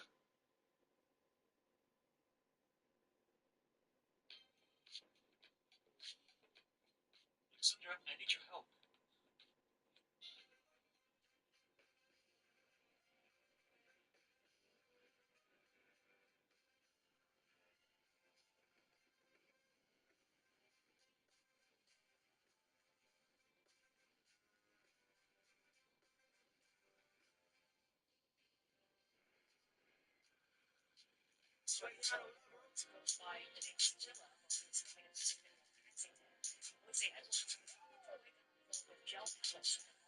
I made it out the ghetto, feel like I'm a ghetto angel. Percocets, I'm on 11 of it when I turn an angel. Box him in from different ways, he smack down nigga current angle. Box him in from different ways, he smack down nigga current angle. Shooters creeping in that car, bullets boom, bam. Remember I was Rocky Ori, I was doing what I can. Now I'm drifting, Santa Ryan, Louis V like chinchilla, Balenciaga bandit. I walk inside the store, I be spilling. No bad, walk inside the bitch, I got a drink for one, I hit my kitty talking. 12 right there, bitch, I'm like fuck it. Snatch the curve, I hit the gas, the BMW, almost dumped it. She'll be serving my dad's eyes, so Uncle Rugged. No bad. 1019, if I have a laser on that bitch, it's green thing. Turn the nigga spring green. Pull up in my temper, just like flavor, bling bling. Did the drill, we hitting the highway, cause we on the beach.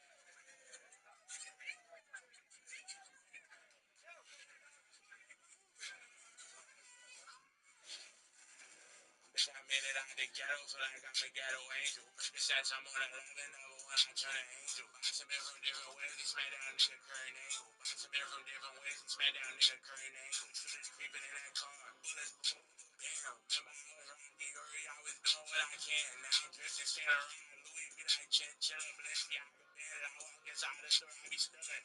No bad, walk inside the bitch, I got a drink for on my hip, I can't even tell it. 12 right there, bitch, I like fuck it. Next the curve, I hit the gas, the BMW, almost dubbed it. Still be serving my gas, the high, so Uncle rugged.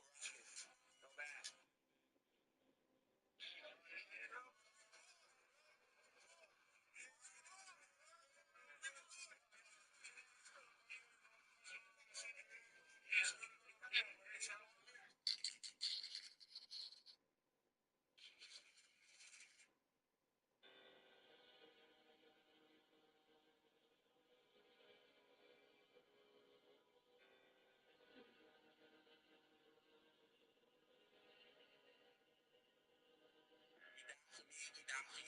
The same. You're watching, bitch. I'm slant, the same thing. Solo thuggin', Brody bouncing out the beef, shoot out in public. Who the fuck is 5% to ride the block? We gotta clutch it. Ain't you down for me, we down for you, we do the same. You're watching, bitch. I'm slant, the same thing. Solo thuggin', Brody bouncing out the beef, shoot out in public. Who the fuck is 5% to ride the block? We gotta clutch it. Yeah, destroy my soul with the purchase in the lane. Snatching souls I never told, but that's a code that's in the deep. Staff alone. Spark, you help me make it far. Having talks with Alec while he told me he not never far, but he right here. 762 Michael Drake, take down a bear. Bitch, I'm posted in the hood, my feet on land, bitch, I'm aware I triple dare. Nigga try to walk down the block, you get switched. And it still ain't leave my brain the way I seen nigga that switch. The nigga bitch, when he seen that Draco flash in front of his face, classic gangster, this what happened when a lion get a taste. A nigga blood savage, sacrifice a blood addict. Why the fuck young boy they say my fucking name like he's savage? You's a bitch. In the rack, there's no I ride it with my switch. Yeah, I got hit, but bitch, I hate that shit. That's why girls turn to grizzlies to the duck. Duck goose shit. I ain't really been in the booth shit. I've been out here thugging everything in my rap shit. This the truth, like no bro. You're not a gangster, nigga. I heard you's a dancer. Nigga called you Dolo. We fuck around, kidnap you for a ransom. No, for real. Nigga said I ain't got no bees, and nigga snap. We was 15 jumping out on niggas strip, take niggas trap, take niggas block. I don't really beef with rappers, I got ops. Bitch, I run my section, bitch, I run my city like Barack. Come over here, 10 milli, give a nigga wet willy, put a hole in nigga brain like he a dolphin free. Getting beat.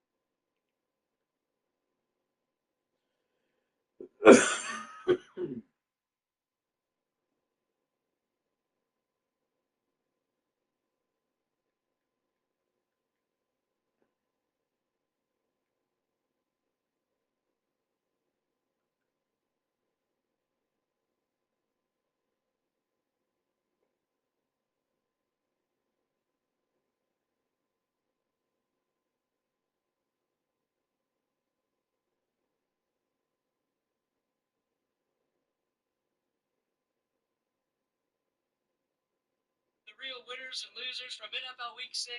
I'm Jon Snow. You know nothing, Jon Snow.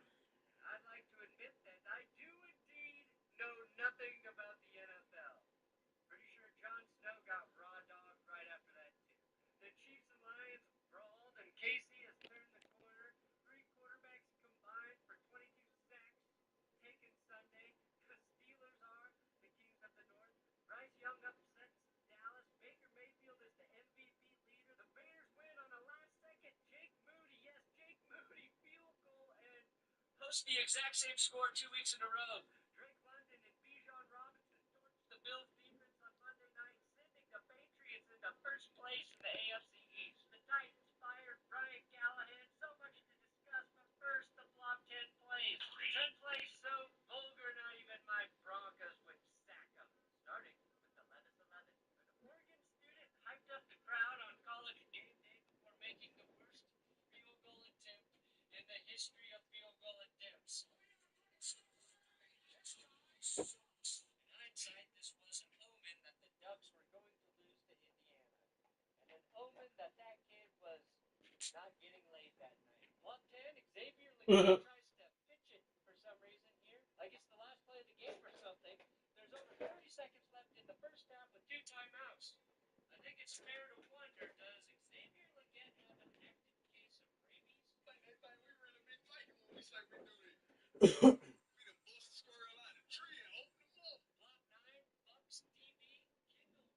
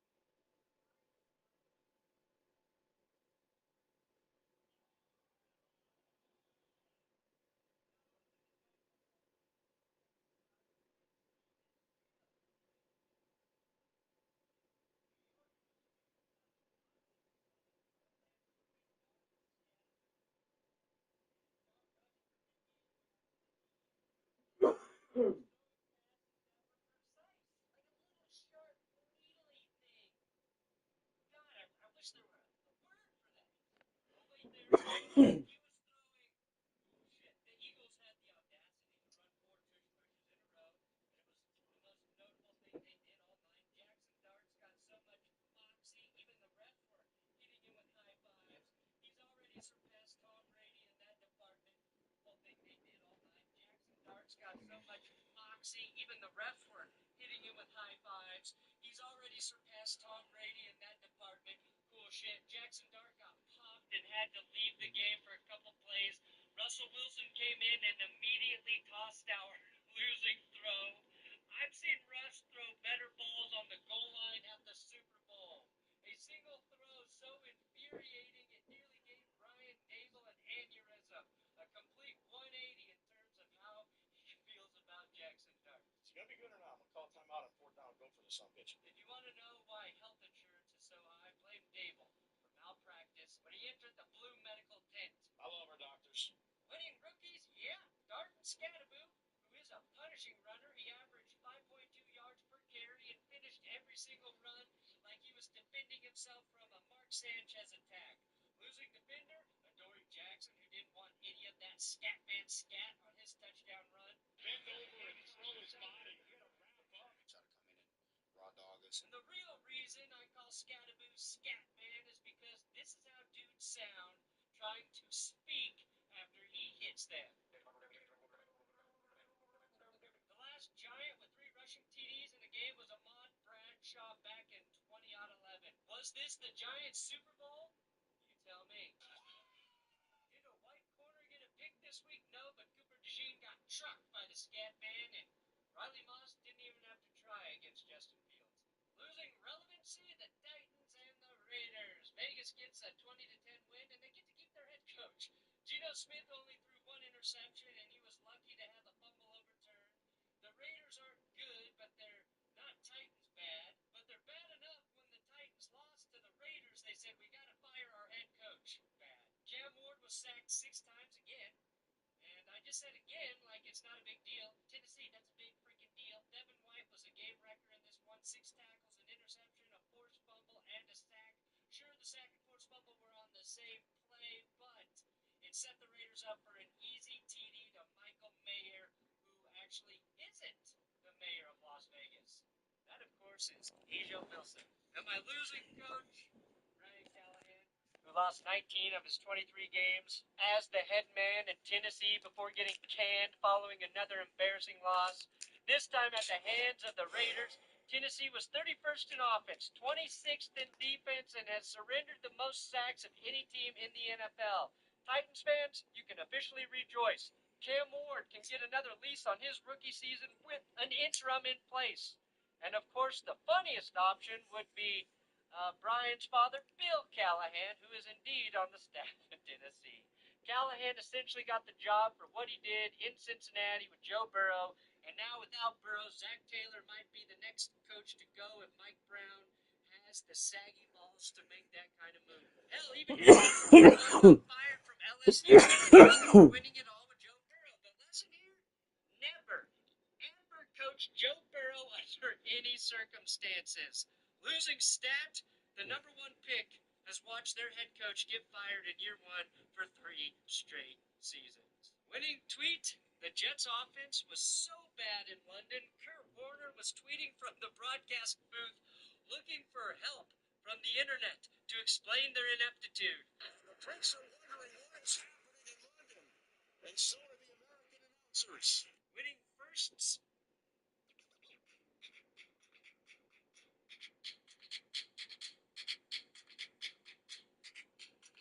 In London, and so are the American announcers. Winning firsts. Cooper Kupp scored his first touchdown as a Seahawk. Tim Patrick scored his first touchdown. That was when he did the best, but he can do it all. He's been coming all over the field. He's going to catch over 40 yards in all 3 games this season, and he's getting it done right now with this offense. And with the new quarterback, so Gino had some success, but they scored his first touchdown as a Seahawk. Tim Patrick scored his first touchdown as a Jaguar. Brian Thomas had 2 touchdowns, but only 1 counted. His first TD was basically as easy as it gets in the NFL. Losing trade, Greg Newsome, who was burned for 61 yards in his first game as a Jag. JSN smoked Newsome like my Uncle Randy smoked Newports. JSN grabbed the ball out of the air 8 times for a $1.62 and a TD. Njigba has been so good this season, I'm holding him to a higher standard in terms of getting the winning receiver. The difference in this game was the Seahawks defense. Any other week, 7 sacks would be very impressive. I'd say sorry for the Broncos stealing your thunder, Seattle, but you ruined my 2013 season with the Legion of Boom. The Jags ran 68 plays and amassed just 273 yards of total offense, which is a lot compared to the negative 10 passing yards the Broncos allowed. You are not winning the winning defense, Seattle, but you are pretty good. Losing basic math, the Seahawks, who had not 12 but 13 men on the field on a 2-point conversion. The Ravens and Rams game made me want to quit watching football. Unlike the Broncos-Jets game, both of these teams were supposed to be championship caliber. The Ravens had to insert Tyler Huntley after Rush was playing pretty bad with a pick and an overthrow. Losing ball security, call ADT, or simply this game, both of these teams were supposed to be championship caliber. The Ravens had to insert Tyler Huntley after Rush was playing pretty bad with a pick and an overthrow. Losing ball security, call ADT, or simply safe because Zay Flowers couldn't hold on to it. Copped it up twice in this game, ensuring the struggling Ravens and all of Derrick Henry's 122 rushing yards would go to waste. Losing leg, Josh McCarty doinked a 26-yarder. He joins Jake Moody as the only other kicker this season to miss between 20 and 30 yards, and he has the third worst field goal percentage at 71.4. Tyler Higbee and Kyron Williams found the end zone for LA, but Billy Bob Thornton's son, Nate Landman, had 17 combined tackles, most this week and most by a single Rams player since 2000. Landman. You know, it sounds bigger. Losing injuries, the 2025 season. The Colts got it real weird Sunday. Corner Charvarius Ward suffered a concussion in pregame warm-ups, and Anthony Richardson suffered an eye injury in pregame warm-ups after he snapped a rubber leg band into his face. Why is the leg band by your face? Is a question I should have. But if you want to know what that might look like, here's a reenactment. This stuff is real good for you, and no matter... He spent the game in the hospital with an orbital fracture. How intense are Shane Steichen's pregame warm-ups? We know about the 49ers litany of injuries, but now San Francisco lost their other best defensive player, Fred Warner, who fractured and dislocated his ankle. You know an injury is bad if another player reacts like this. I don't think the Niners can overcome this one. The Bucs lost to Mecca Egbuka to a hamstring injury. That means Baker Mayfield was without Mike Evans, Chris Godwin, Egbuka, Jalen McMillan, and his top back, Bucky Irving. His number one wideout is fifth on the depth chart. Egbuka to a hamstring injury. That means Baker Mayfield was without Mike Evans, Chris Godwin, Egbuka, Jalen McMillan, and his top back, Bucky Irving. His number one wideout is fifth on the depth chart. Plus 2 starting offensive linemen gone, and when you hit him, it only makes him more psychotic. You bet your sweet ass he's my winning quarterback this week, Baker Mayfield, or as I like to call him, Quaker Mayfield. Why? Because he's instant offense. If cocaine, whiskey, and Viagra fuck, they birth Baker Mayfield. Baker could play with 10 Make-A-Wish kids and still get the dub. Baker's got so much dog in him, Mike Vick isn't allowed within 100 yards of him. It didn't matter if it was 3rd and 14. Baker was ready to evade sacks and bulldoze his way for a first down. That's this decade's beast quake. It's, again, Quaker Mayfield. Here's 2025 Mayfield in a nutshell. Oh, yes, he is. He's not going to have a chance. Oh, yes, he is, Jim. Oh, my goodness. That's Baker. That's MVP shit. If a Mecca Egbuka got hurt, fine. He's tossing a certified, notarized, officially minted FDR to Bo Nix's brother, Tess Johnson. If MVP really means most valuable player to his team, I think Baker is in the lead right now by a mile. Because I don't know who else is carrying Tampa's offense. Imagine Mahomes without Kelsey, Rice, Okay, that part's easy. Worthy, Hollywood, Pacheco, and two linemen. Imagine Goff without Gibbs, Laporta, Amon-Ra, and J-Mo. Imagine if Josh Allen had an elite receiver and then lost him. That's Baker every goddamn week. Baker finished the game with 256 yards on just 23 attempts, 11 yards per throw with 2 tutties, no picks, and a passer rating of 139. My true MVP, though, is actually Seth Johnson. That's cool. And I hit MVP chant. I'm thinking they talking about me, so I asked Chef. I was chanting for you, Tez. I was. Losing embarrassment?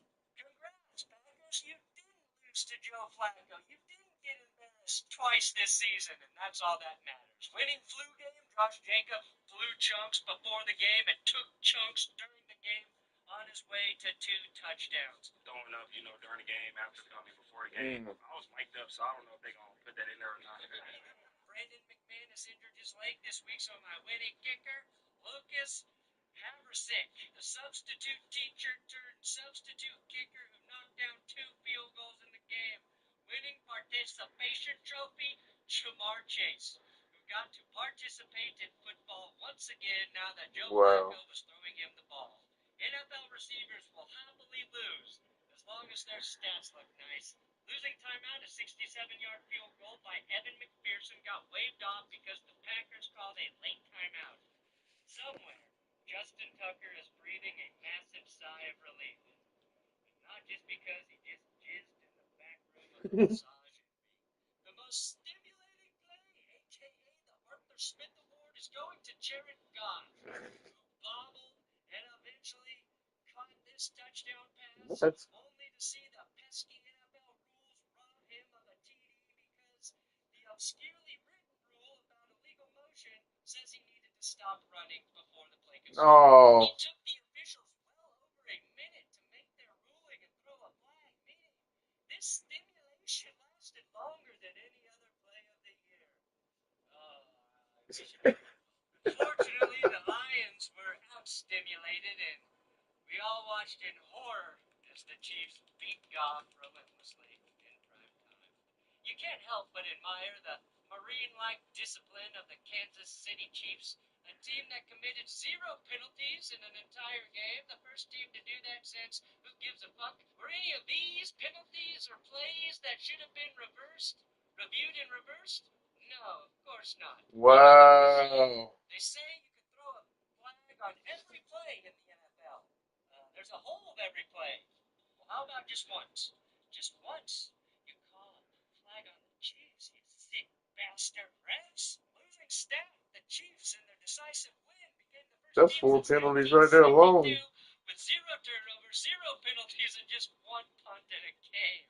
The Chiefs get Rashee Rice back next week, and they are the winning health. I've never seen a team as healthy as the Chiefs after 6 weeks of football. Losing quarterback, it's Justin Fields in his negative 10 passing yards and 9 sacks. I already shredded him in the Jets in the new worst game ever. I think Justin Fields had the worst day of any Jets quarterback ever. And that includes Mark Sanchez, who got booked into jail the same day as he left the hospital. So I'm actually going to go with Kyler Murray, who watched his Cardinals nearly upset the Colts from the bench. Jacoby Brissett came in and appeared to run the Cardinals offense with more confidence than Kyler has at any point this season. And he nearly upset Dan Jones and the Colts. 2 TDs from Jacoby, over 300 passing yards. How many 300-yard games does Kyler have this season? None. 0. Winning stat, the Colts, who have scored 194-point Jacoby, over 300 passing yards. How many 300-yard games does Kyler have this season? Kyler has at any point this season, and he nearly upset Dan Jones and the Colts. 2 TDs from Jacoby, over 300 passing yards. How many 300-yard games does Kyler have this season? 0. Winning stat, the Colts, who have scored $30 points for a this season, t-shirt, which is the dress most t-shirt. by any Wow. Colts team ever through 6 weeks. Daniel Jones is manning the offense, and we now know it's not just luck.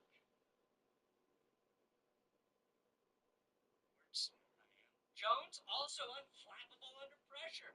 pressure makes dimes. Dimes make bags, and bags get you higher than Jonathan Taylor's stock this season. The Colts actually trailed in the fourth until Josh Downs made my winning catch in the back of the end zone, getting absolutely blasted on the crucial catch logo, providing too many layers of symbolism for even me to dissect here. What a catch, Josh. The Joe Burrow Award, which goes to the player who, no matter what he does, he loses, it's actually going to the Cowboys offense. You have to feel for Dak Prescott at this point. Over the last 3 weeks, he's thrown 10 touchdowns, and once again, he's doing it all without Maxell, CD, minus R. But the Cowboys are only 1-1-1 in those 3 games because his defense has allowed 90 points, and that's a fair. Dak had 3 of those TDs and didn't even take a sack versus Carolina, but because his D also allowed Bryce Young to throw for 3 scores, he couldn't even leave Charlotte with a win. In an alternate universe, Dak is in the MVP convo with his numbers, but because sold Michael Parsons for some magic beans and another cameo in a Tyler Sheridan show, he's living the 2024 Joe Burrow experience all over again. And we might be changing this to the Dak Prescott Award. George Pickens also had 168 yards in a TD, falling out with 6 touchdowns already, and I'm wondering at what point is he going to just fart in a defensive coordinator's face. George has been unleashed as a number 1 wideout with CD's injury. The problem is that Pickens and his incredible 168 yards was 2/3 of the Cowboys' entire offense. Jake Ferguson is one of the most reliable TD scoring tight ends right now this season with 4 in the last 3 games. It doesn't matter. The Michael Venus Jr. Award, going to the player who rose to the occasion. I'm splitting the Michael Venus Award between 2 players on the same team, Justin Herbert and Lan McConkey. Trust me, there's enough Penix to satisfy 2 men. Try to come in and raw dog us. After Tua found Darren Waller for a go-ahead touchdown with a minute left, the Chargers needed a big play to get into field goal range. Herbert shook off Jalen Phillips and fired a dart to McConkey, who hit a crossover, turned on those white boy Jets for 42 yards, setting up friend of the show, Cameron Dicker, the game-winning kicker to ice the game. The Chargers needed that game to keep their lead in the AFC West, and that play was the difference. You might be wondering if Jim Harbaugh had anything to say about that play. Well, he did. As you might expect, it did not disappoint. Yeah, man. No play would be burned in my mind for they throw dirt over top of me. My real losing QB is Tua Tagovailoa. Well, let's see how we say that. Not only did he throw 3 interceptions in this game to keep the Chargers in the mix, he had the lowest passer rating of any quarterback not named Rush. And he simultaneously blamed his teammates and leadership. It starts with the leadership. We have guys showing up to meetings late, guys not showing up. A lot of things of that nature that we got to get cleaned up. Nice. Everyone but the man in the mirror. That's the way I would do it, honestly. The bed shitters, I'm giving the Dolphins the bed shitters this week, and this is really for the crime of not atop the AFC West. But Miami has blown late leads in their last 2 games now.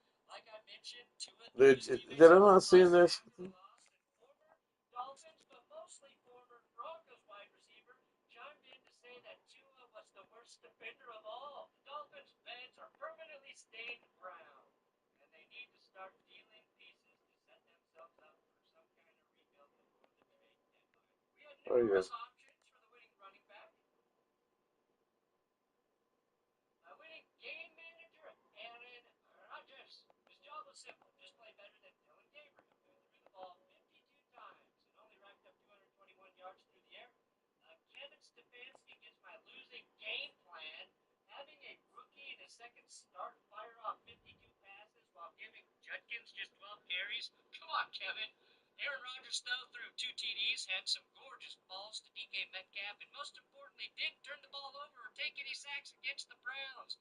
Not to harp on the Jets, but Aaron Glenn really let Rodgers walk just to amass -10 passing yards, while Rodgers has a 10-3 TD to pick ratio after 5 games. The Steelers are 4-1 and are putting an early chokehold on the otherwise woeful AFC North. Winning honesty, J.J. Watt about his college appearance. It's fat, and I have a weird facial hair situation going on. Safe to say Aaron Rodgers has never once been that honest about himself. Winning defender, the Steelers also had the winning D-man in their victory over the Browns. I wonder who it was. I'll give you a hint. He had 2 sacks in this game. No, you idiot. It's not T.J. Watt. It's Jalen Ramsey. Who in their right mind would have thunk that in a game with Myles Garrett and T.J. Watt that Jalen Ramsey would have had more sacks than both of them combined? Hell yeah.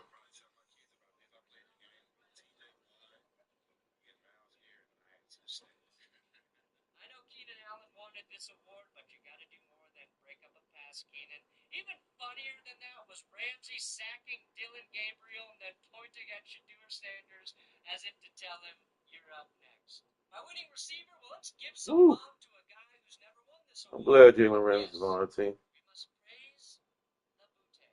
Keyshawn Butte was a As long as you don't do anything to cost us games and plays like you're supposed to play. Drake May got in the lineup, then became No one of his penalties. most trusted targets in the Patriots' 25-19 victory in the Superdome. That booty pop for 93 yards on 5 grabs, 5 targets, including a pair of touchdowns. These weren't easy grabs either. There were defenders all over the place, molesting booty, violating booty, and booty still prevailed.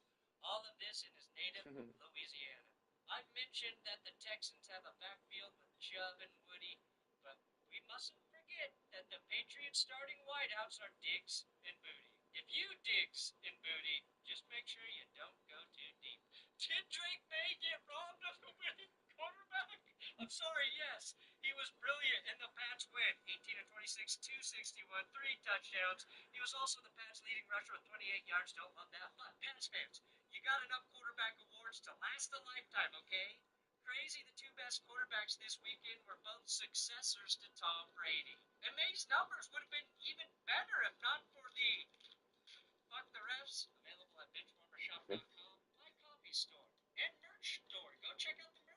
But in those refs didn't negate 61 yards for offensive pass interference. Maybe I would have given May the award. Here's a piece of advice, Drake. You need to marry a woman worth $400 million to help pay off the refs like Tom did. And a very special revenge dagger this week is going to Rico Dowdle, who rushed for over 200 yards a week ago in the Panthers' victory over the Dolphins, and then wasted no time calling out his former team, the Dallas Cowboys, who were next up on the schedule. Rico told them to buckle up. They got to buckle up. I think they know for sure. So what does he do against the team that can? Oh, just a casual buck 83 on 30 carries, 4 grabs for 56 Oh my gosh. yards and a touchdown. That's 293 yards from scrimmage, the most in Panthers history. Not even Christian McCaffrey did What that the shit. fuck? And he Somebody's had a already picked season him where he up. had 1,000 rushing and receiving yards. Rico began the 6th back-to-back weeks with 200-plus scrimmage yards. This is one of the best revenge daggers ever given out because Dowdle called his shot and more than backed it up. And you gotta respect Dave Canales for just getting 34 touches to Dowdle. When you know Rico wanted the ball at every play. Great restraint, Dave. I think Rico summed it up perfectly. Just in case I didn't gas Dowdle up enough, here's a crazy winning stat for him. Dowdle has 473 yards over the last 2 games alone, which is 11 more than Saquon has all season. Running backs, they're back to being completely replaceable. Another Monday night doubleheader and a late addition to the bizarre pregame warm-up injury list. Buffalo lost defensive tackle DeQuan Jones right before the game. Would it matter, though? You bet your sweet dump truck it did. Bijan Robinson gets the winning running back award this week after he gashed the Bills' defense with 170 rushing yards, a TD, and 68 receiving yards. I really wanted to give this award to Chargers running back Kamani Vidal this week for ripping 124 yards and his receiving touchdown as he came up off the practice squad, but Bijan stole this award from his bulky hands. Bijan was unstoppable, but so was Drake London. They're my winning duo as well, as Drake scored a touchdown, racked up 158 receiving yards on 10 catches, making me officially hit the panic button on the Bills' defense. It was the first time the Falcons have ever had a 150-yard rusher and receiver in the same game. Drake and Mustard accounted for 396 of the offense's 443 yards. That's insane. But not as insane as my plot twist. The winning defense this week? The Falcons. I did not misspeak. I said Falcons. After the Bills' opening touchdown drive, they terrorized Josh Allen all night. 4 sacks for the Dirty Birds, 3 coming from their defensive interior. They had 2 interceptions, including one tipped with Josh Allen rolling out to end the game. They held Kentucky to 180 yards and forced a fumble. Hell, they even tricked the refs into thinking this was not a catch. In the NFL, if the ball doesn't touch the ground, it's not a catch. But if Travis Kelce uses the ground to secure the ball, it is. The Falcons' 14 sacks are the most they have had through 5 games since 2005. Conversely, the losing defense goes to Buffalo. You got destroyed by a sophomore quarterback who didn't really play last year. The offense can't carry you every week, Buffalo, and you didn't generate a single turnover. Not to mention, you tackle like fucking 8th graders. Look, I'm nervous for the Bills, but I'm going to throw you a bone. I'm giving Josh Allen the Only Mahomes Award. Yeah, and in true Patrick Mahomes fashion, Josh is getting a glazing for an incompletion. Winning religion? The Popes, the Bears, the Bears! Hey, benchwarmershop.com if you like what you see here. I've got all the cursed shirts there, football guys, fans. The Bears are officially receiving blessings from the Pope. Not only did Chicago get blessed with 3 turnovers, one being a disastrous fumble by a driving Jaden Daniels in the final minutes that ended what was looking like a victory-sealing drive, you also survived the worst officiating of the week. Chicago was dinged for multiple ticky, and I mean really ticky-tacky penalties, none more egregious than this roughing the passer call. Maybe the pass interference on He should have took his hand back. He could have moved his hand you back. vanquished the Commanders, who sent you on a downward spiral in 2024 after their Hail Mary victory. DeAndre Swift was unstoppable. That surprised me. He posted a personal career best with 175 scrimmage yards and a touchdown. The Bears survived a late field goal blocked by the Commanders. That didn't stop your team and Jake Moody in his first game kicking for Chicago from blasting the game winner in the slippery, wet rain. Ben Johnson is working because the 2024 Bears would have lost that game in 18 different excruciating ways. You are the best last place team in the NFL, Chicago. Thanks for watching. Don't forget to subscribe. You really got to subscribe to this channel because every day YouTube calls me and says, "Did you get enough subscribers today, Brandon?" And when I say no, they roast me. They make fun of me, and they're really mean when you don't subscribe. This is Buick. Buick.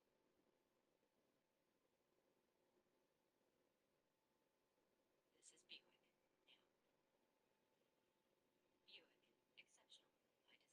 Get 0.9% APR on these 2025 Buick models. Plus, current eligible non-GM owners get up to $3,000 allowance on Encore GX. Every NFL team's worst mistake of the last 5 years. Now, the NFL is a league where half the teams are actively trying to win.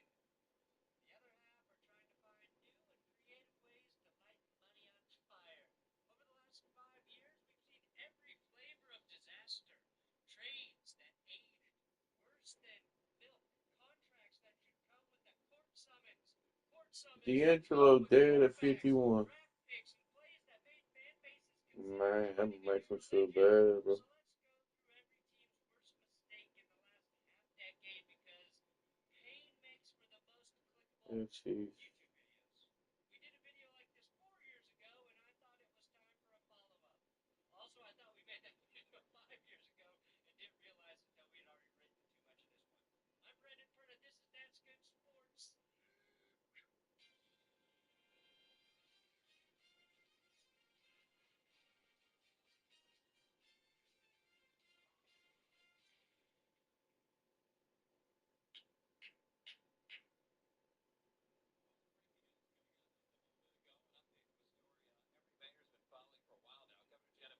Has officially made her entrance into the U.S. Senate race. Man. The announcement came on a website, and Mills has since posted a video to an X account for her campaign.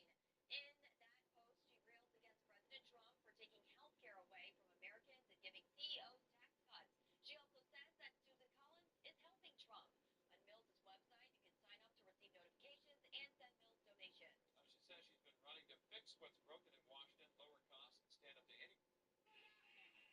Madagascar's military has taken charge of the Indian Ocean island, an army colonel said on Tuesday, after President Andry Rajoelina fled abroad during a standoff with youth-led protesters and security forces.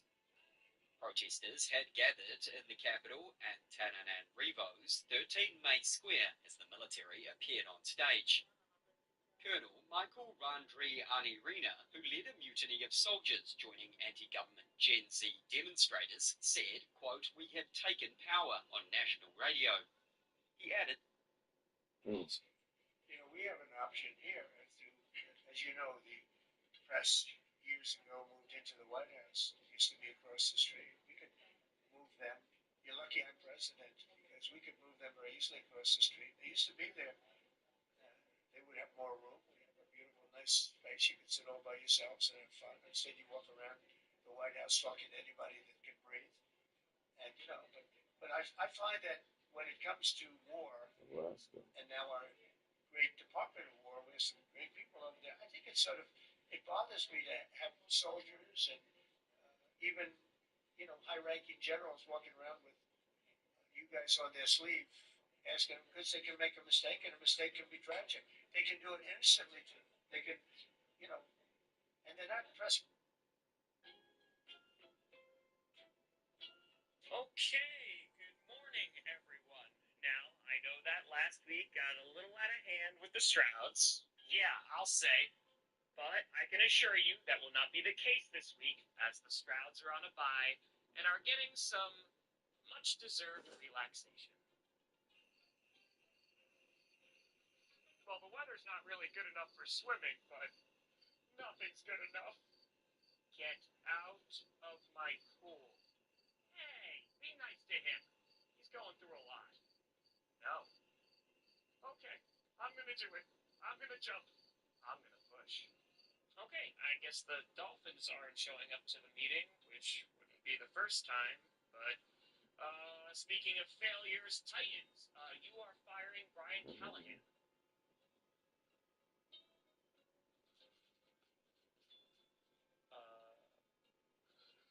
Best friend pool party! Okay, in that case, I guess the Raiders, you win. You okay? Sorry, did you just say that we win? Yes. Okay, moving on. Wait, is that all I have to do to win? Just stand there and stare? Okay, hold on.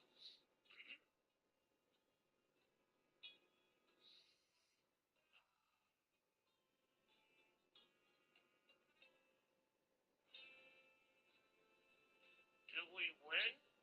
No, but that's what you do before halftime. Wait. What if I do it from back there?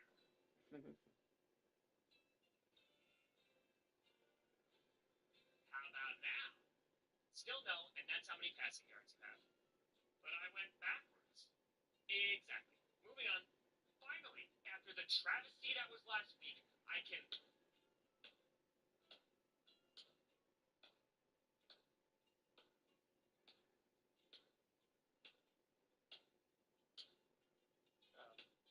Giants?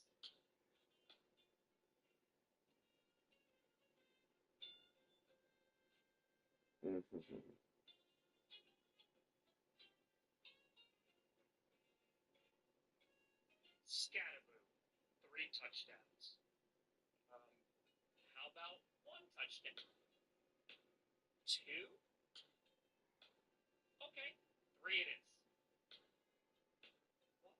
Why would you do that? I just gave you what you wanted. Because I like the way it feels. Yeah. I'm just gonna give the Giants the win.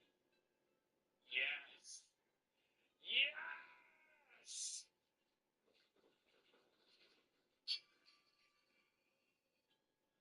You can't be serious.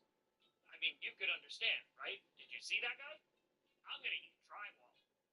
You know what? No, I don't understand. Okay, fine. Blame Patula. Done. Great. But if we lose, I want the Cowboys to lose too. Done.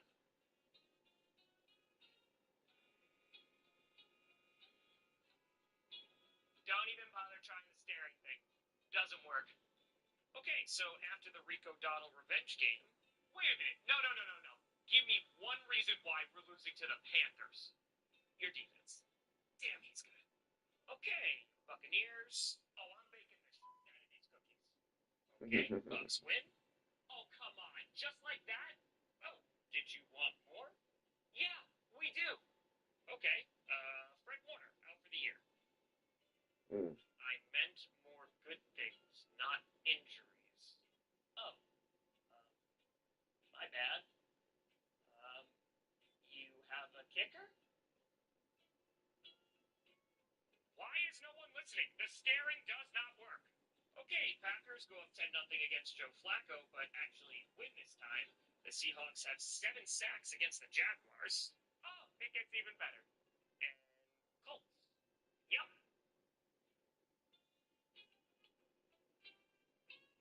You good? Yep. You sure?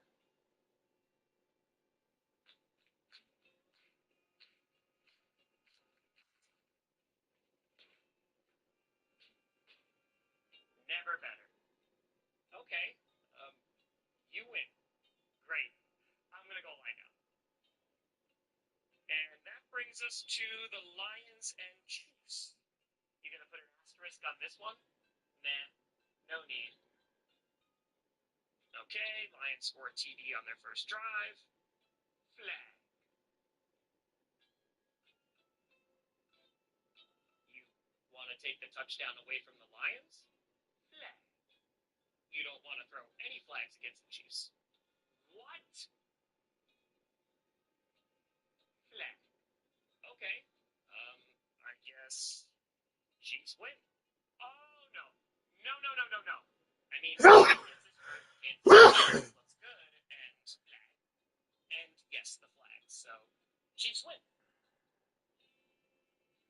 Hey, no hard feelings, right?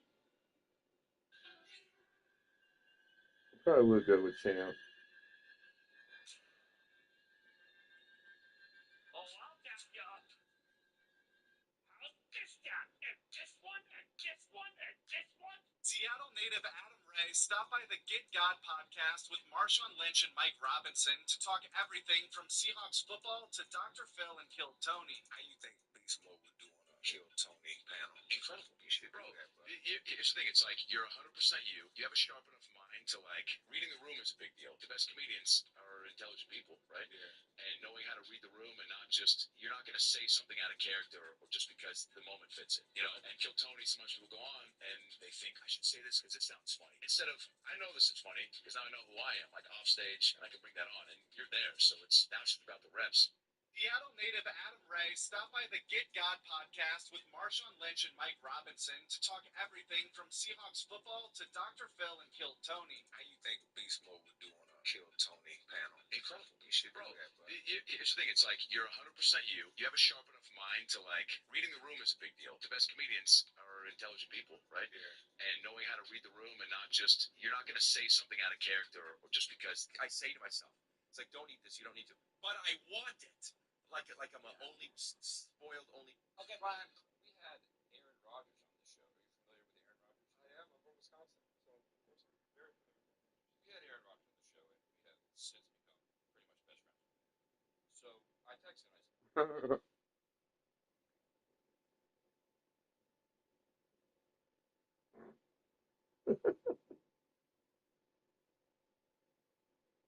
So I heard there was a viral burger going around up in Bradford.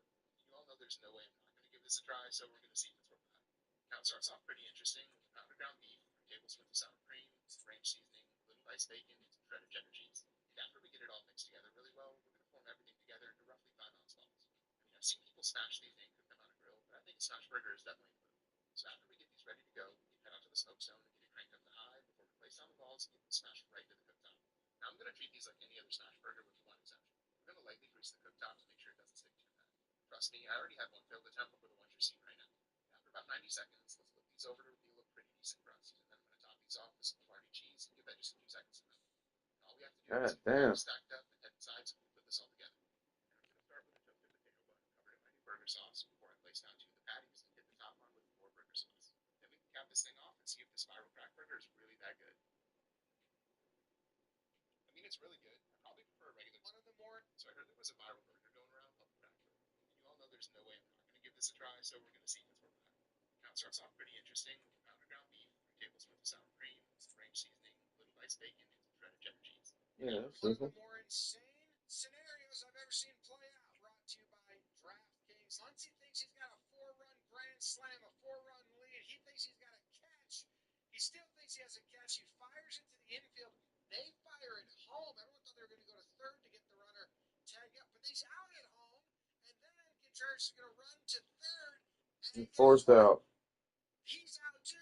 What the fuck just happened? It's force out. Yeah. And we got the other on the 200. 38 pounds, $1.2 million, truck stop, 2 miles south of exit 13 on the 25. 1 hour, you in or out?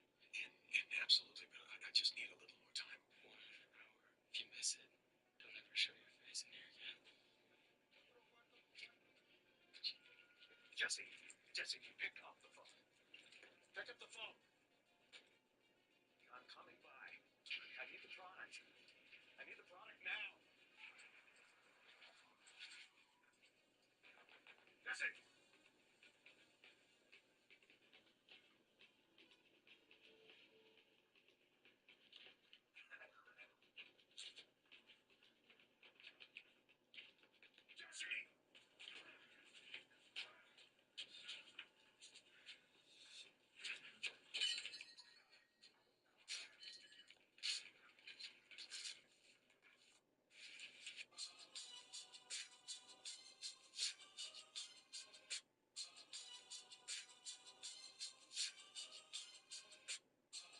I stopped seeing my therapist. I started taking Magic Man. I went, oh, I can figure out. You know who else was a major fight for me? Was Dai Lalonde. Yeah, I saw that fight too. He hurt you every single time. He was so damn episode. He didn't hurt me when he knocked me down. He hurt me every other time he hit me. I mean, I was almost out. Why did you want to fight that guy? Another belt. Light heavyweight belt. Imagine he's a little guy walked in light heavyweight belt. Yeah, it just. But I relinquished that crown right away. Probably the second thing because I couldn't fight those big guys, man. They hit too hard. You know who else was? You know who else was a major fight for me? Was Dai Lalonde. Yeah, I saw that fight. I need more money. I need more money. But we don't have any more money, buddy. You are a sore loser. No, that big way.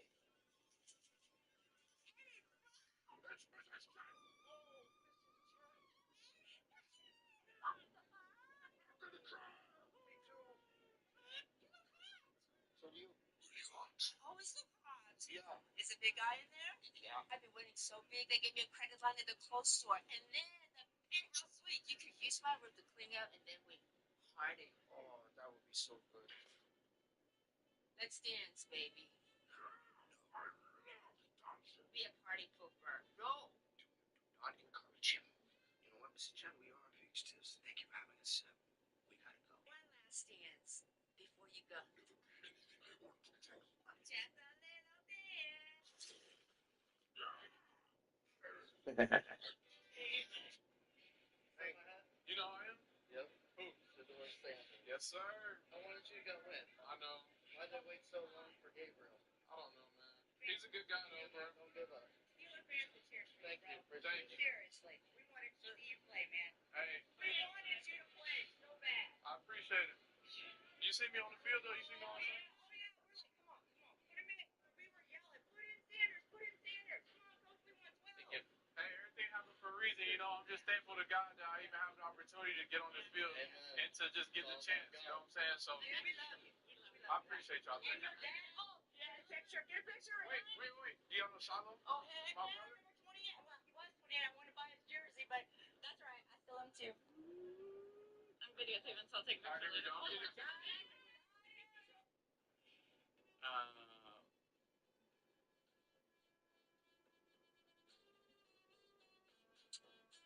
They don't. Never.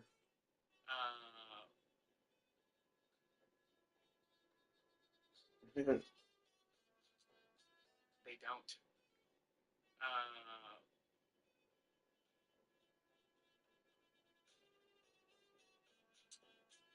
They don't. Once per sometimes, then never. I love that.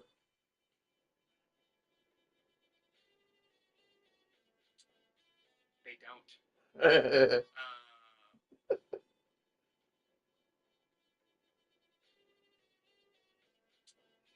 They don't.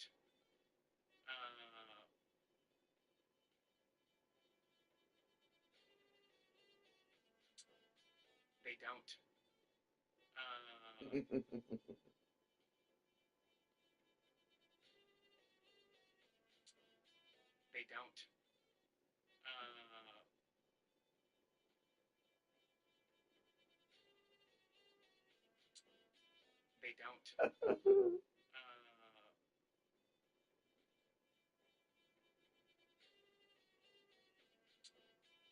They don't.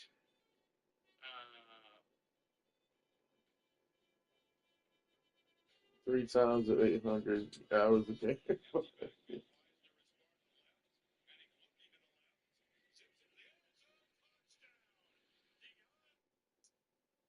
What happened to that team, man?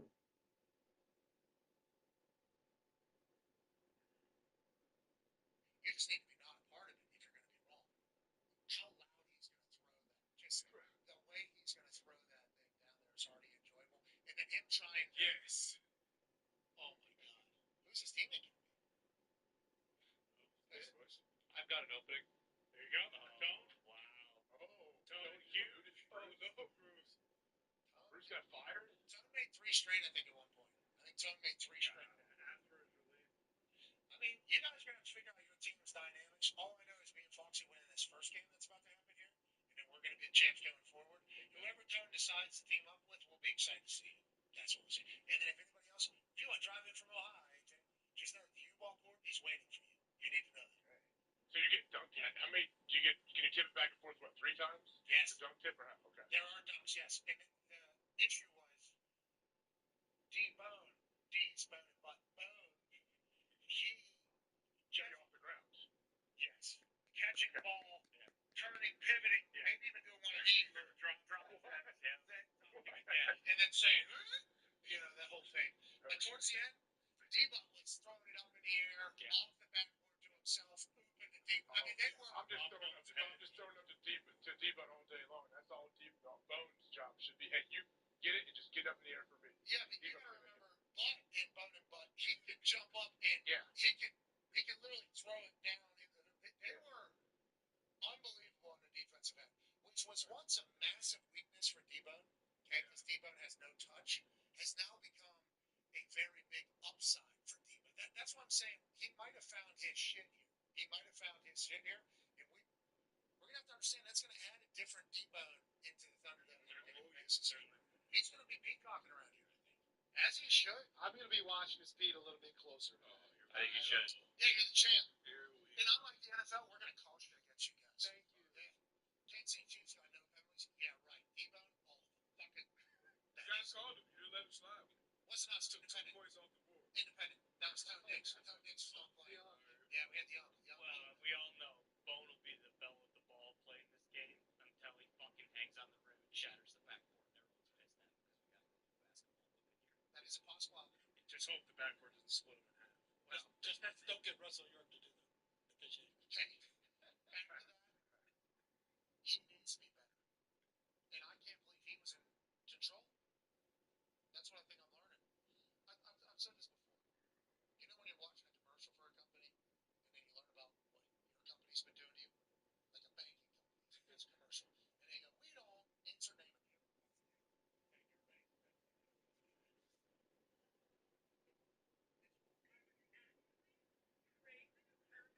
I didn't realize how much this one would $400 for 2 people? Sure, it seems like a lot of money, Patrick. But if you can afford $1,000 lobster fry Diablo, find a better sugar daddy. Go cry about it. I was actually Consistent. He's definitely doing it. It's like, I didn't know what the heck was doing that. This rules guy, us finding out that he was in charge during the time of our existence, and your posts every time he opens his mouth, it's like Alberto Riveron at one point.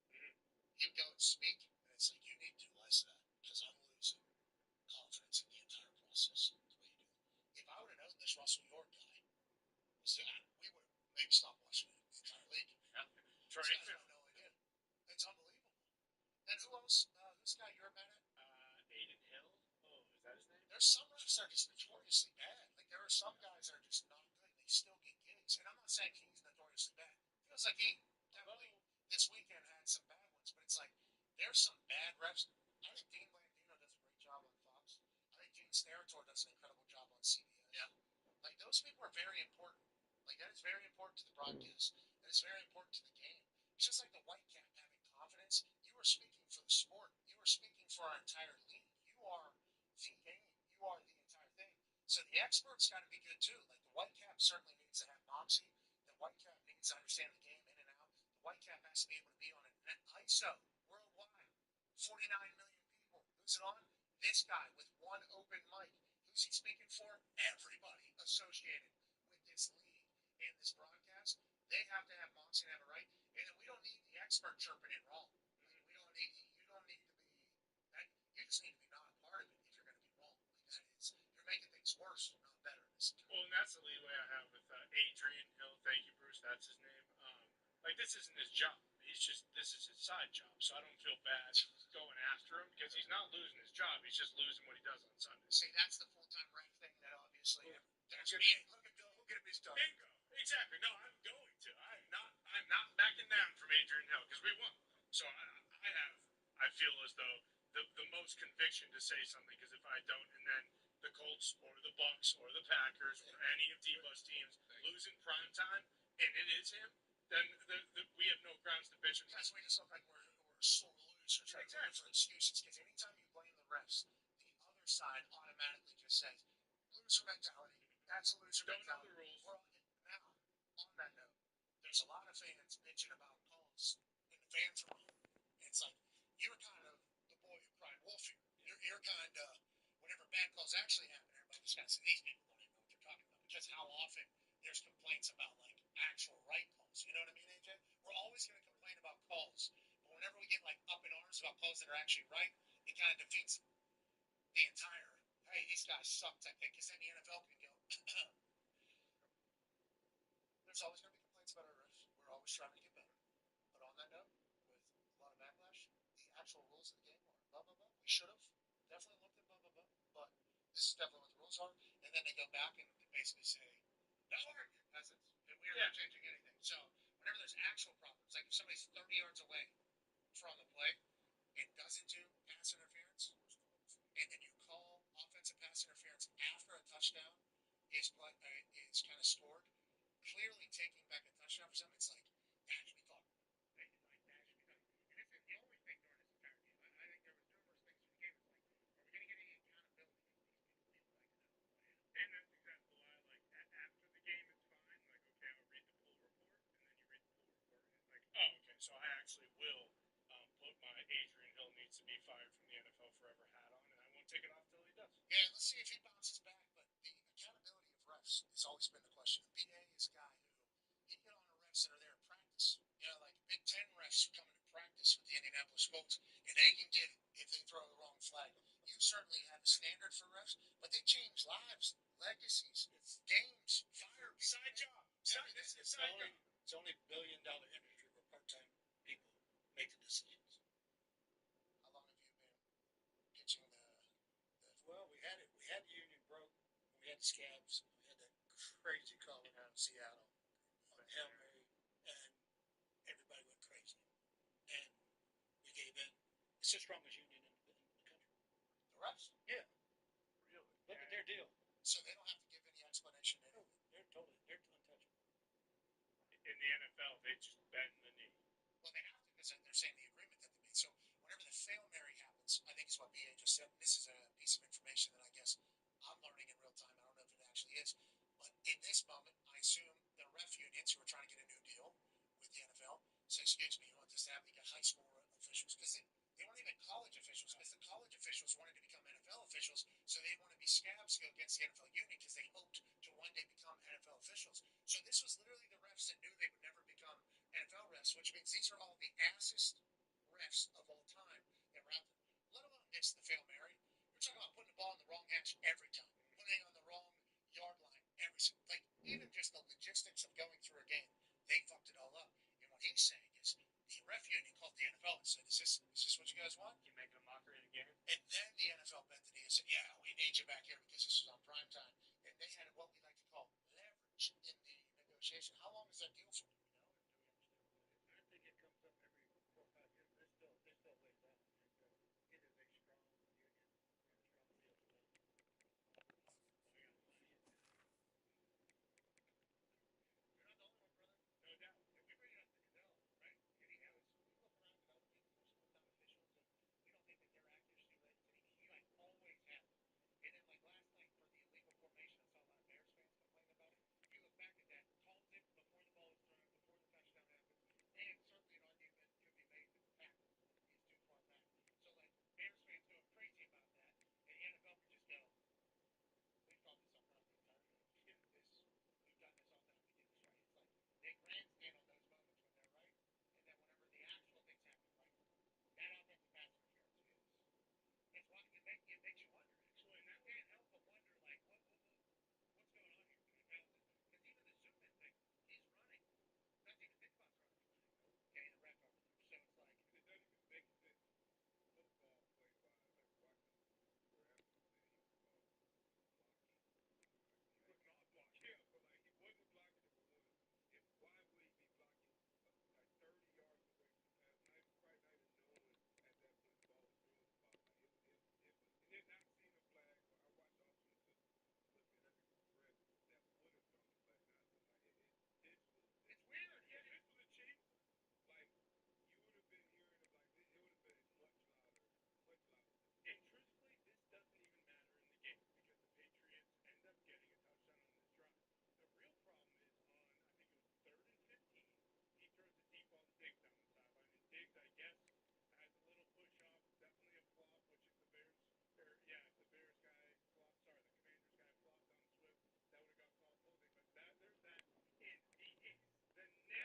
holding. But there's that. In the next play, yeah, it shouldn't be called, but it is, so fine. The next play, Matt Collins, same exact thing, 3rd and 27. As the ball's coming in the same guy grabs. That is it's those three together. Like the Diggs thing on its own, whatever. We end up scoring a touchdown. The second Diggs one, sure, I can let it go. I guess. You can. It's not a call. It's not a call. Offensive pass interference is a tough call. You don't hear it. No, you don't. You don't hear offensive pass interference. So for that to be called on the one where he's 30 yards away is an absurd call. You think to yourself, well, it must be obvious. And then you watch it, no. And then this one, it must be obvious, right? No, not really. But DBs are the reason you can't challenge this anymore. Remember that.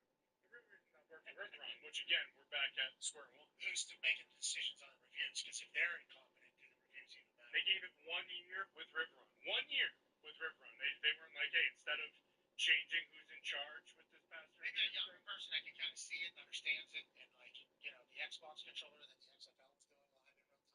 You get a younger person that's pretty savvy on all that shit and teach them the rules. Like Blandino, I don't want to keep going back to Blandino. Blandino was very good. It seems like he understands everything that's going on. Savvy. The only issue. Send to the SeatGeek app or SeatGeek.com. SeatGeek, the official ticket marketplace of the St. Louis Cardinals. Who knows? Maybe you'll get to sit next to her. Send to the Seat.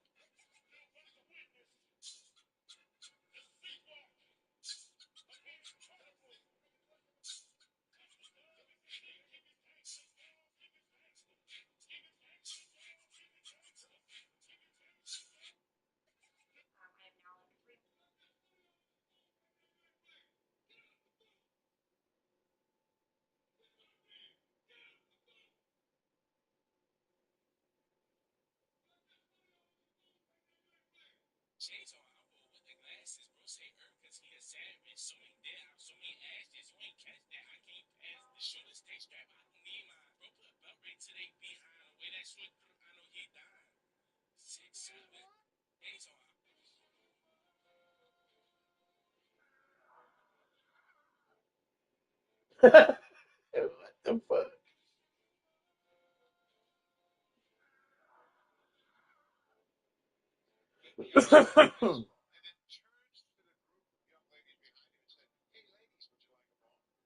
But then they go, oh, aren't you so sweet? But then he says, I gave her the other ball. He's got the gamer in his glove. He catches that baseball. Shades on eyeball with the glasses, bro. Say because he a savage. So many dead, so many ashes. You ain't catch that. I can't pass the shooter. Stay strapped. I don't need mine. Bro, put a belt right to they behind. The way that switch, I know he dying. 6, 7. Shades on.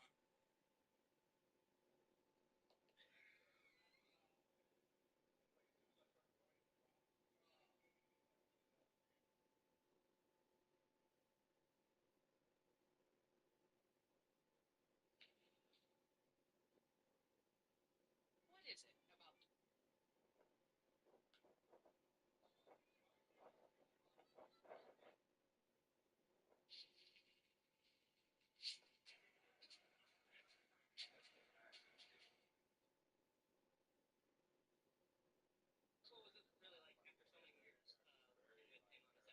It's just a joy. He's such a great person to have around, great energy, really fun seeing him and Glenn together. I love working with him again. It's all been too long.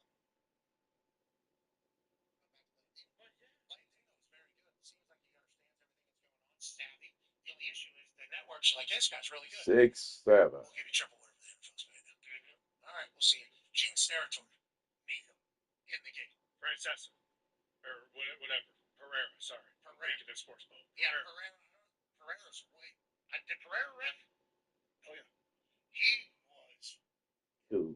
Maybe the most entertaining person I've seen. He was up there. He is a hilarious individual. Yeah. Him as a ref would have been hilarious. Yeah, I can't swear to that. If the last frontier, What they call it, no?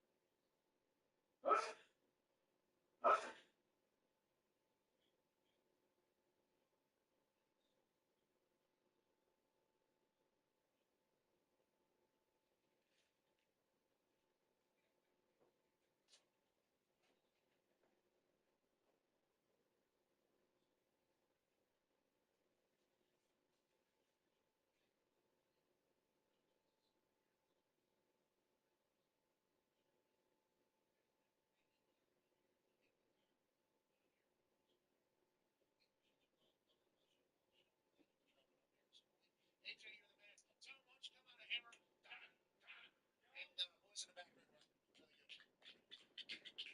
Drop the sign, boys, everybody out there. Really good work today. Phenomenal job. On the Rushmore episode, great work. Great work on all parties involved in that. And I can't thank you all enough for allowing us to be a part of your life. Be a friend, tell a friend something nice that might change their life. We're in this thing together. Team on me. Anything said yet? Great show. Better win next week. Amen. Hit set. Team on 3. 1, 2, 3. Take.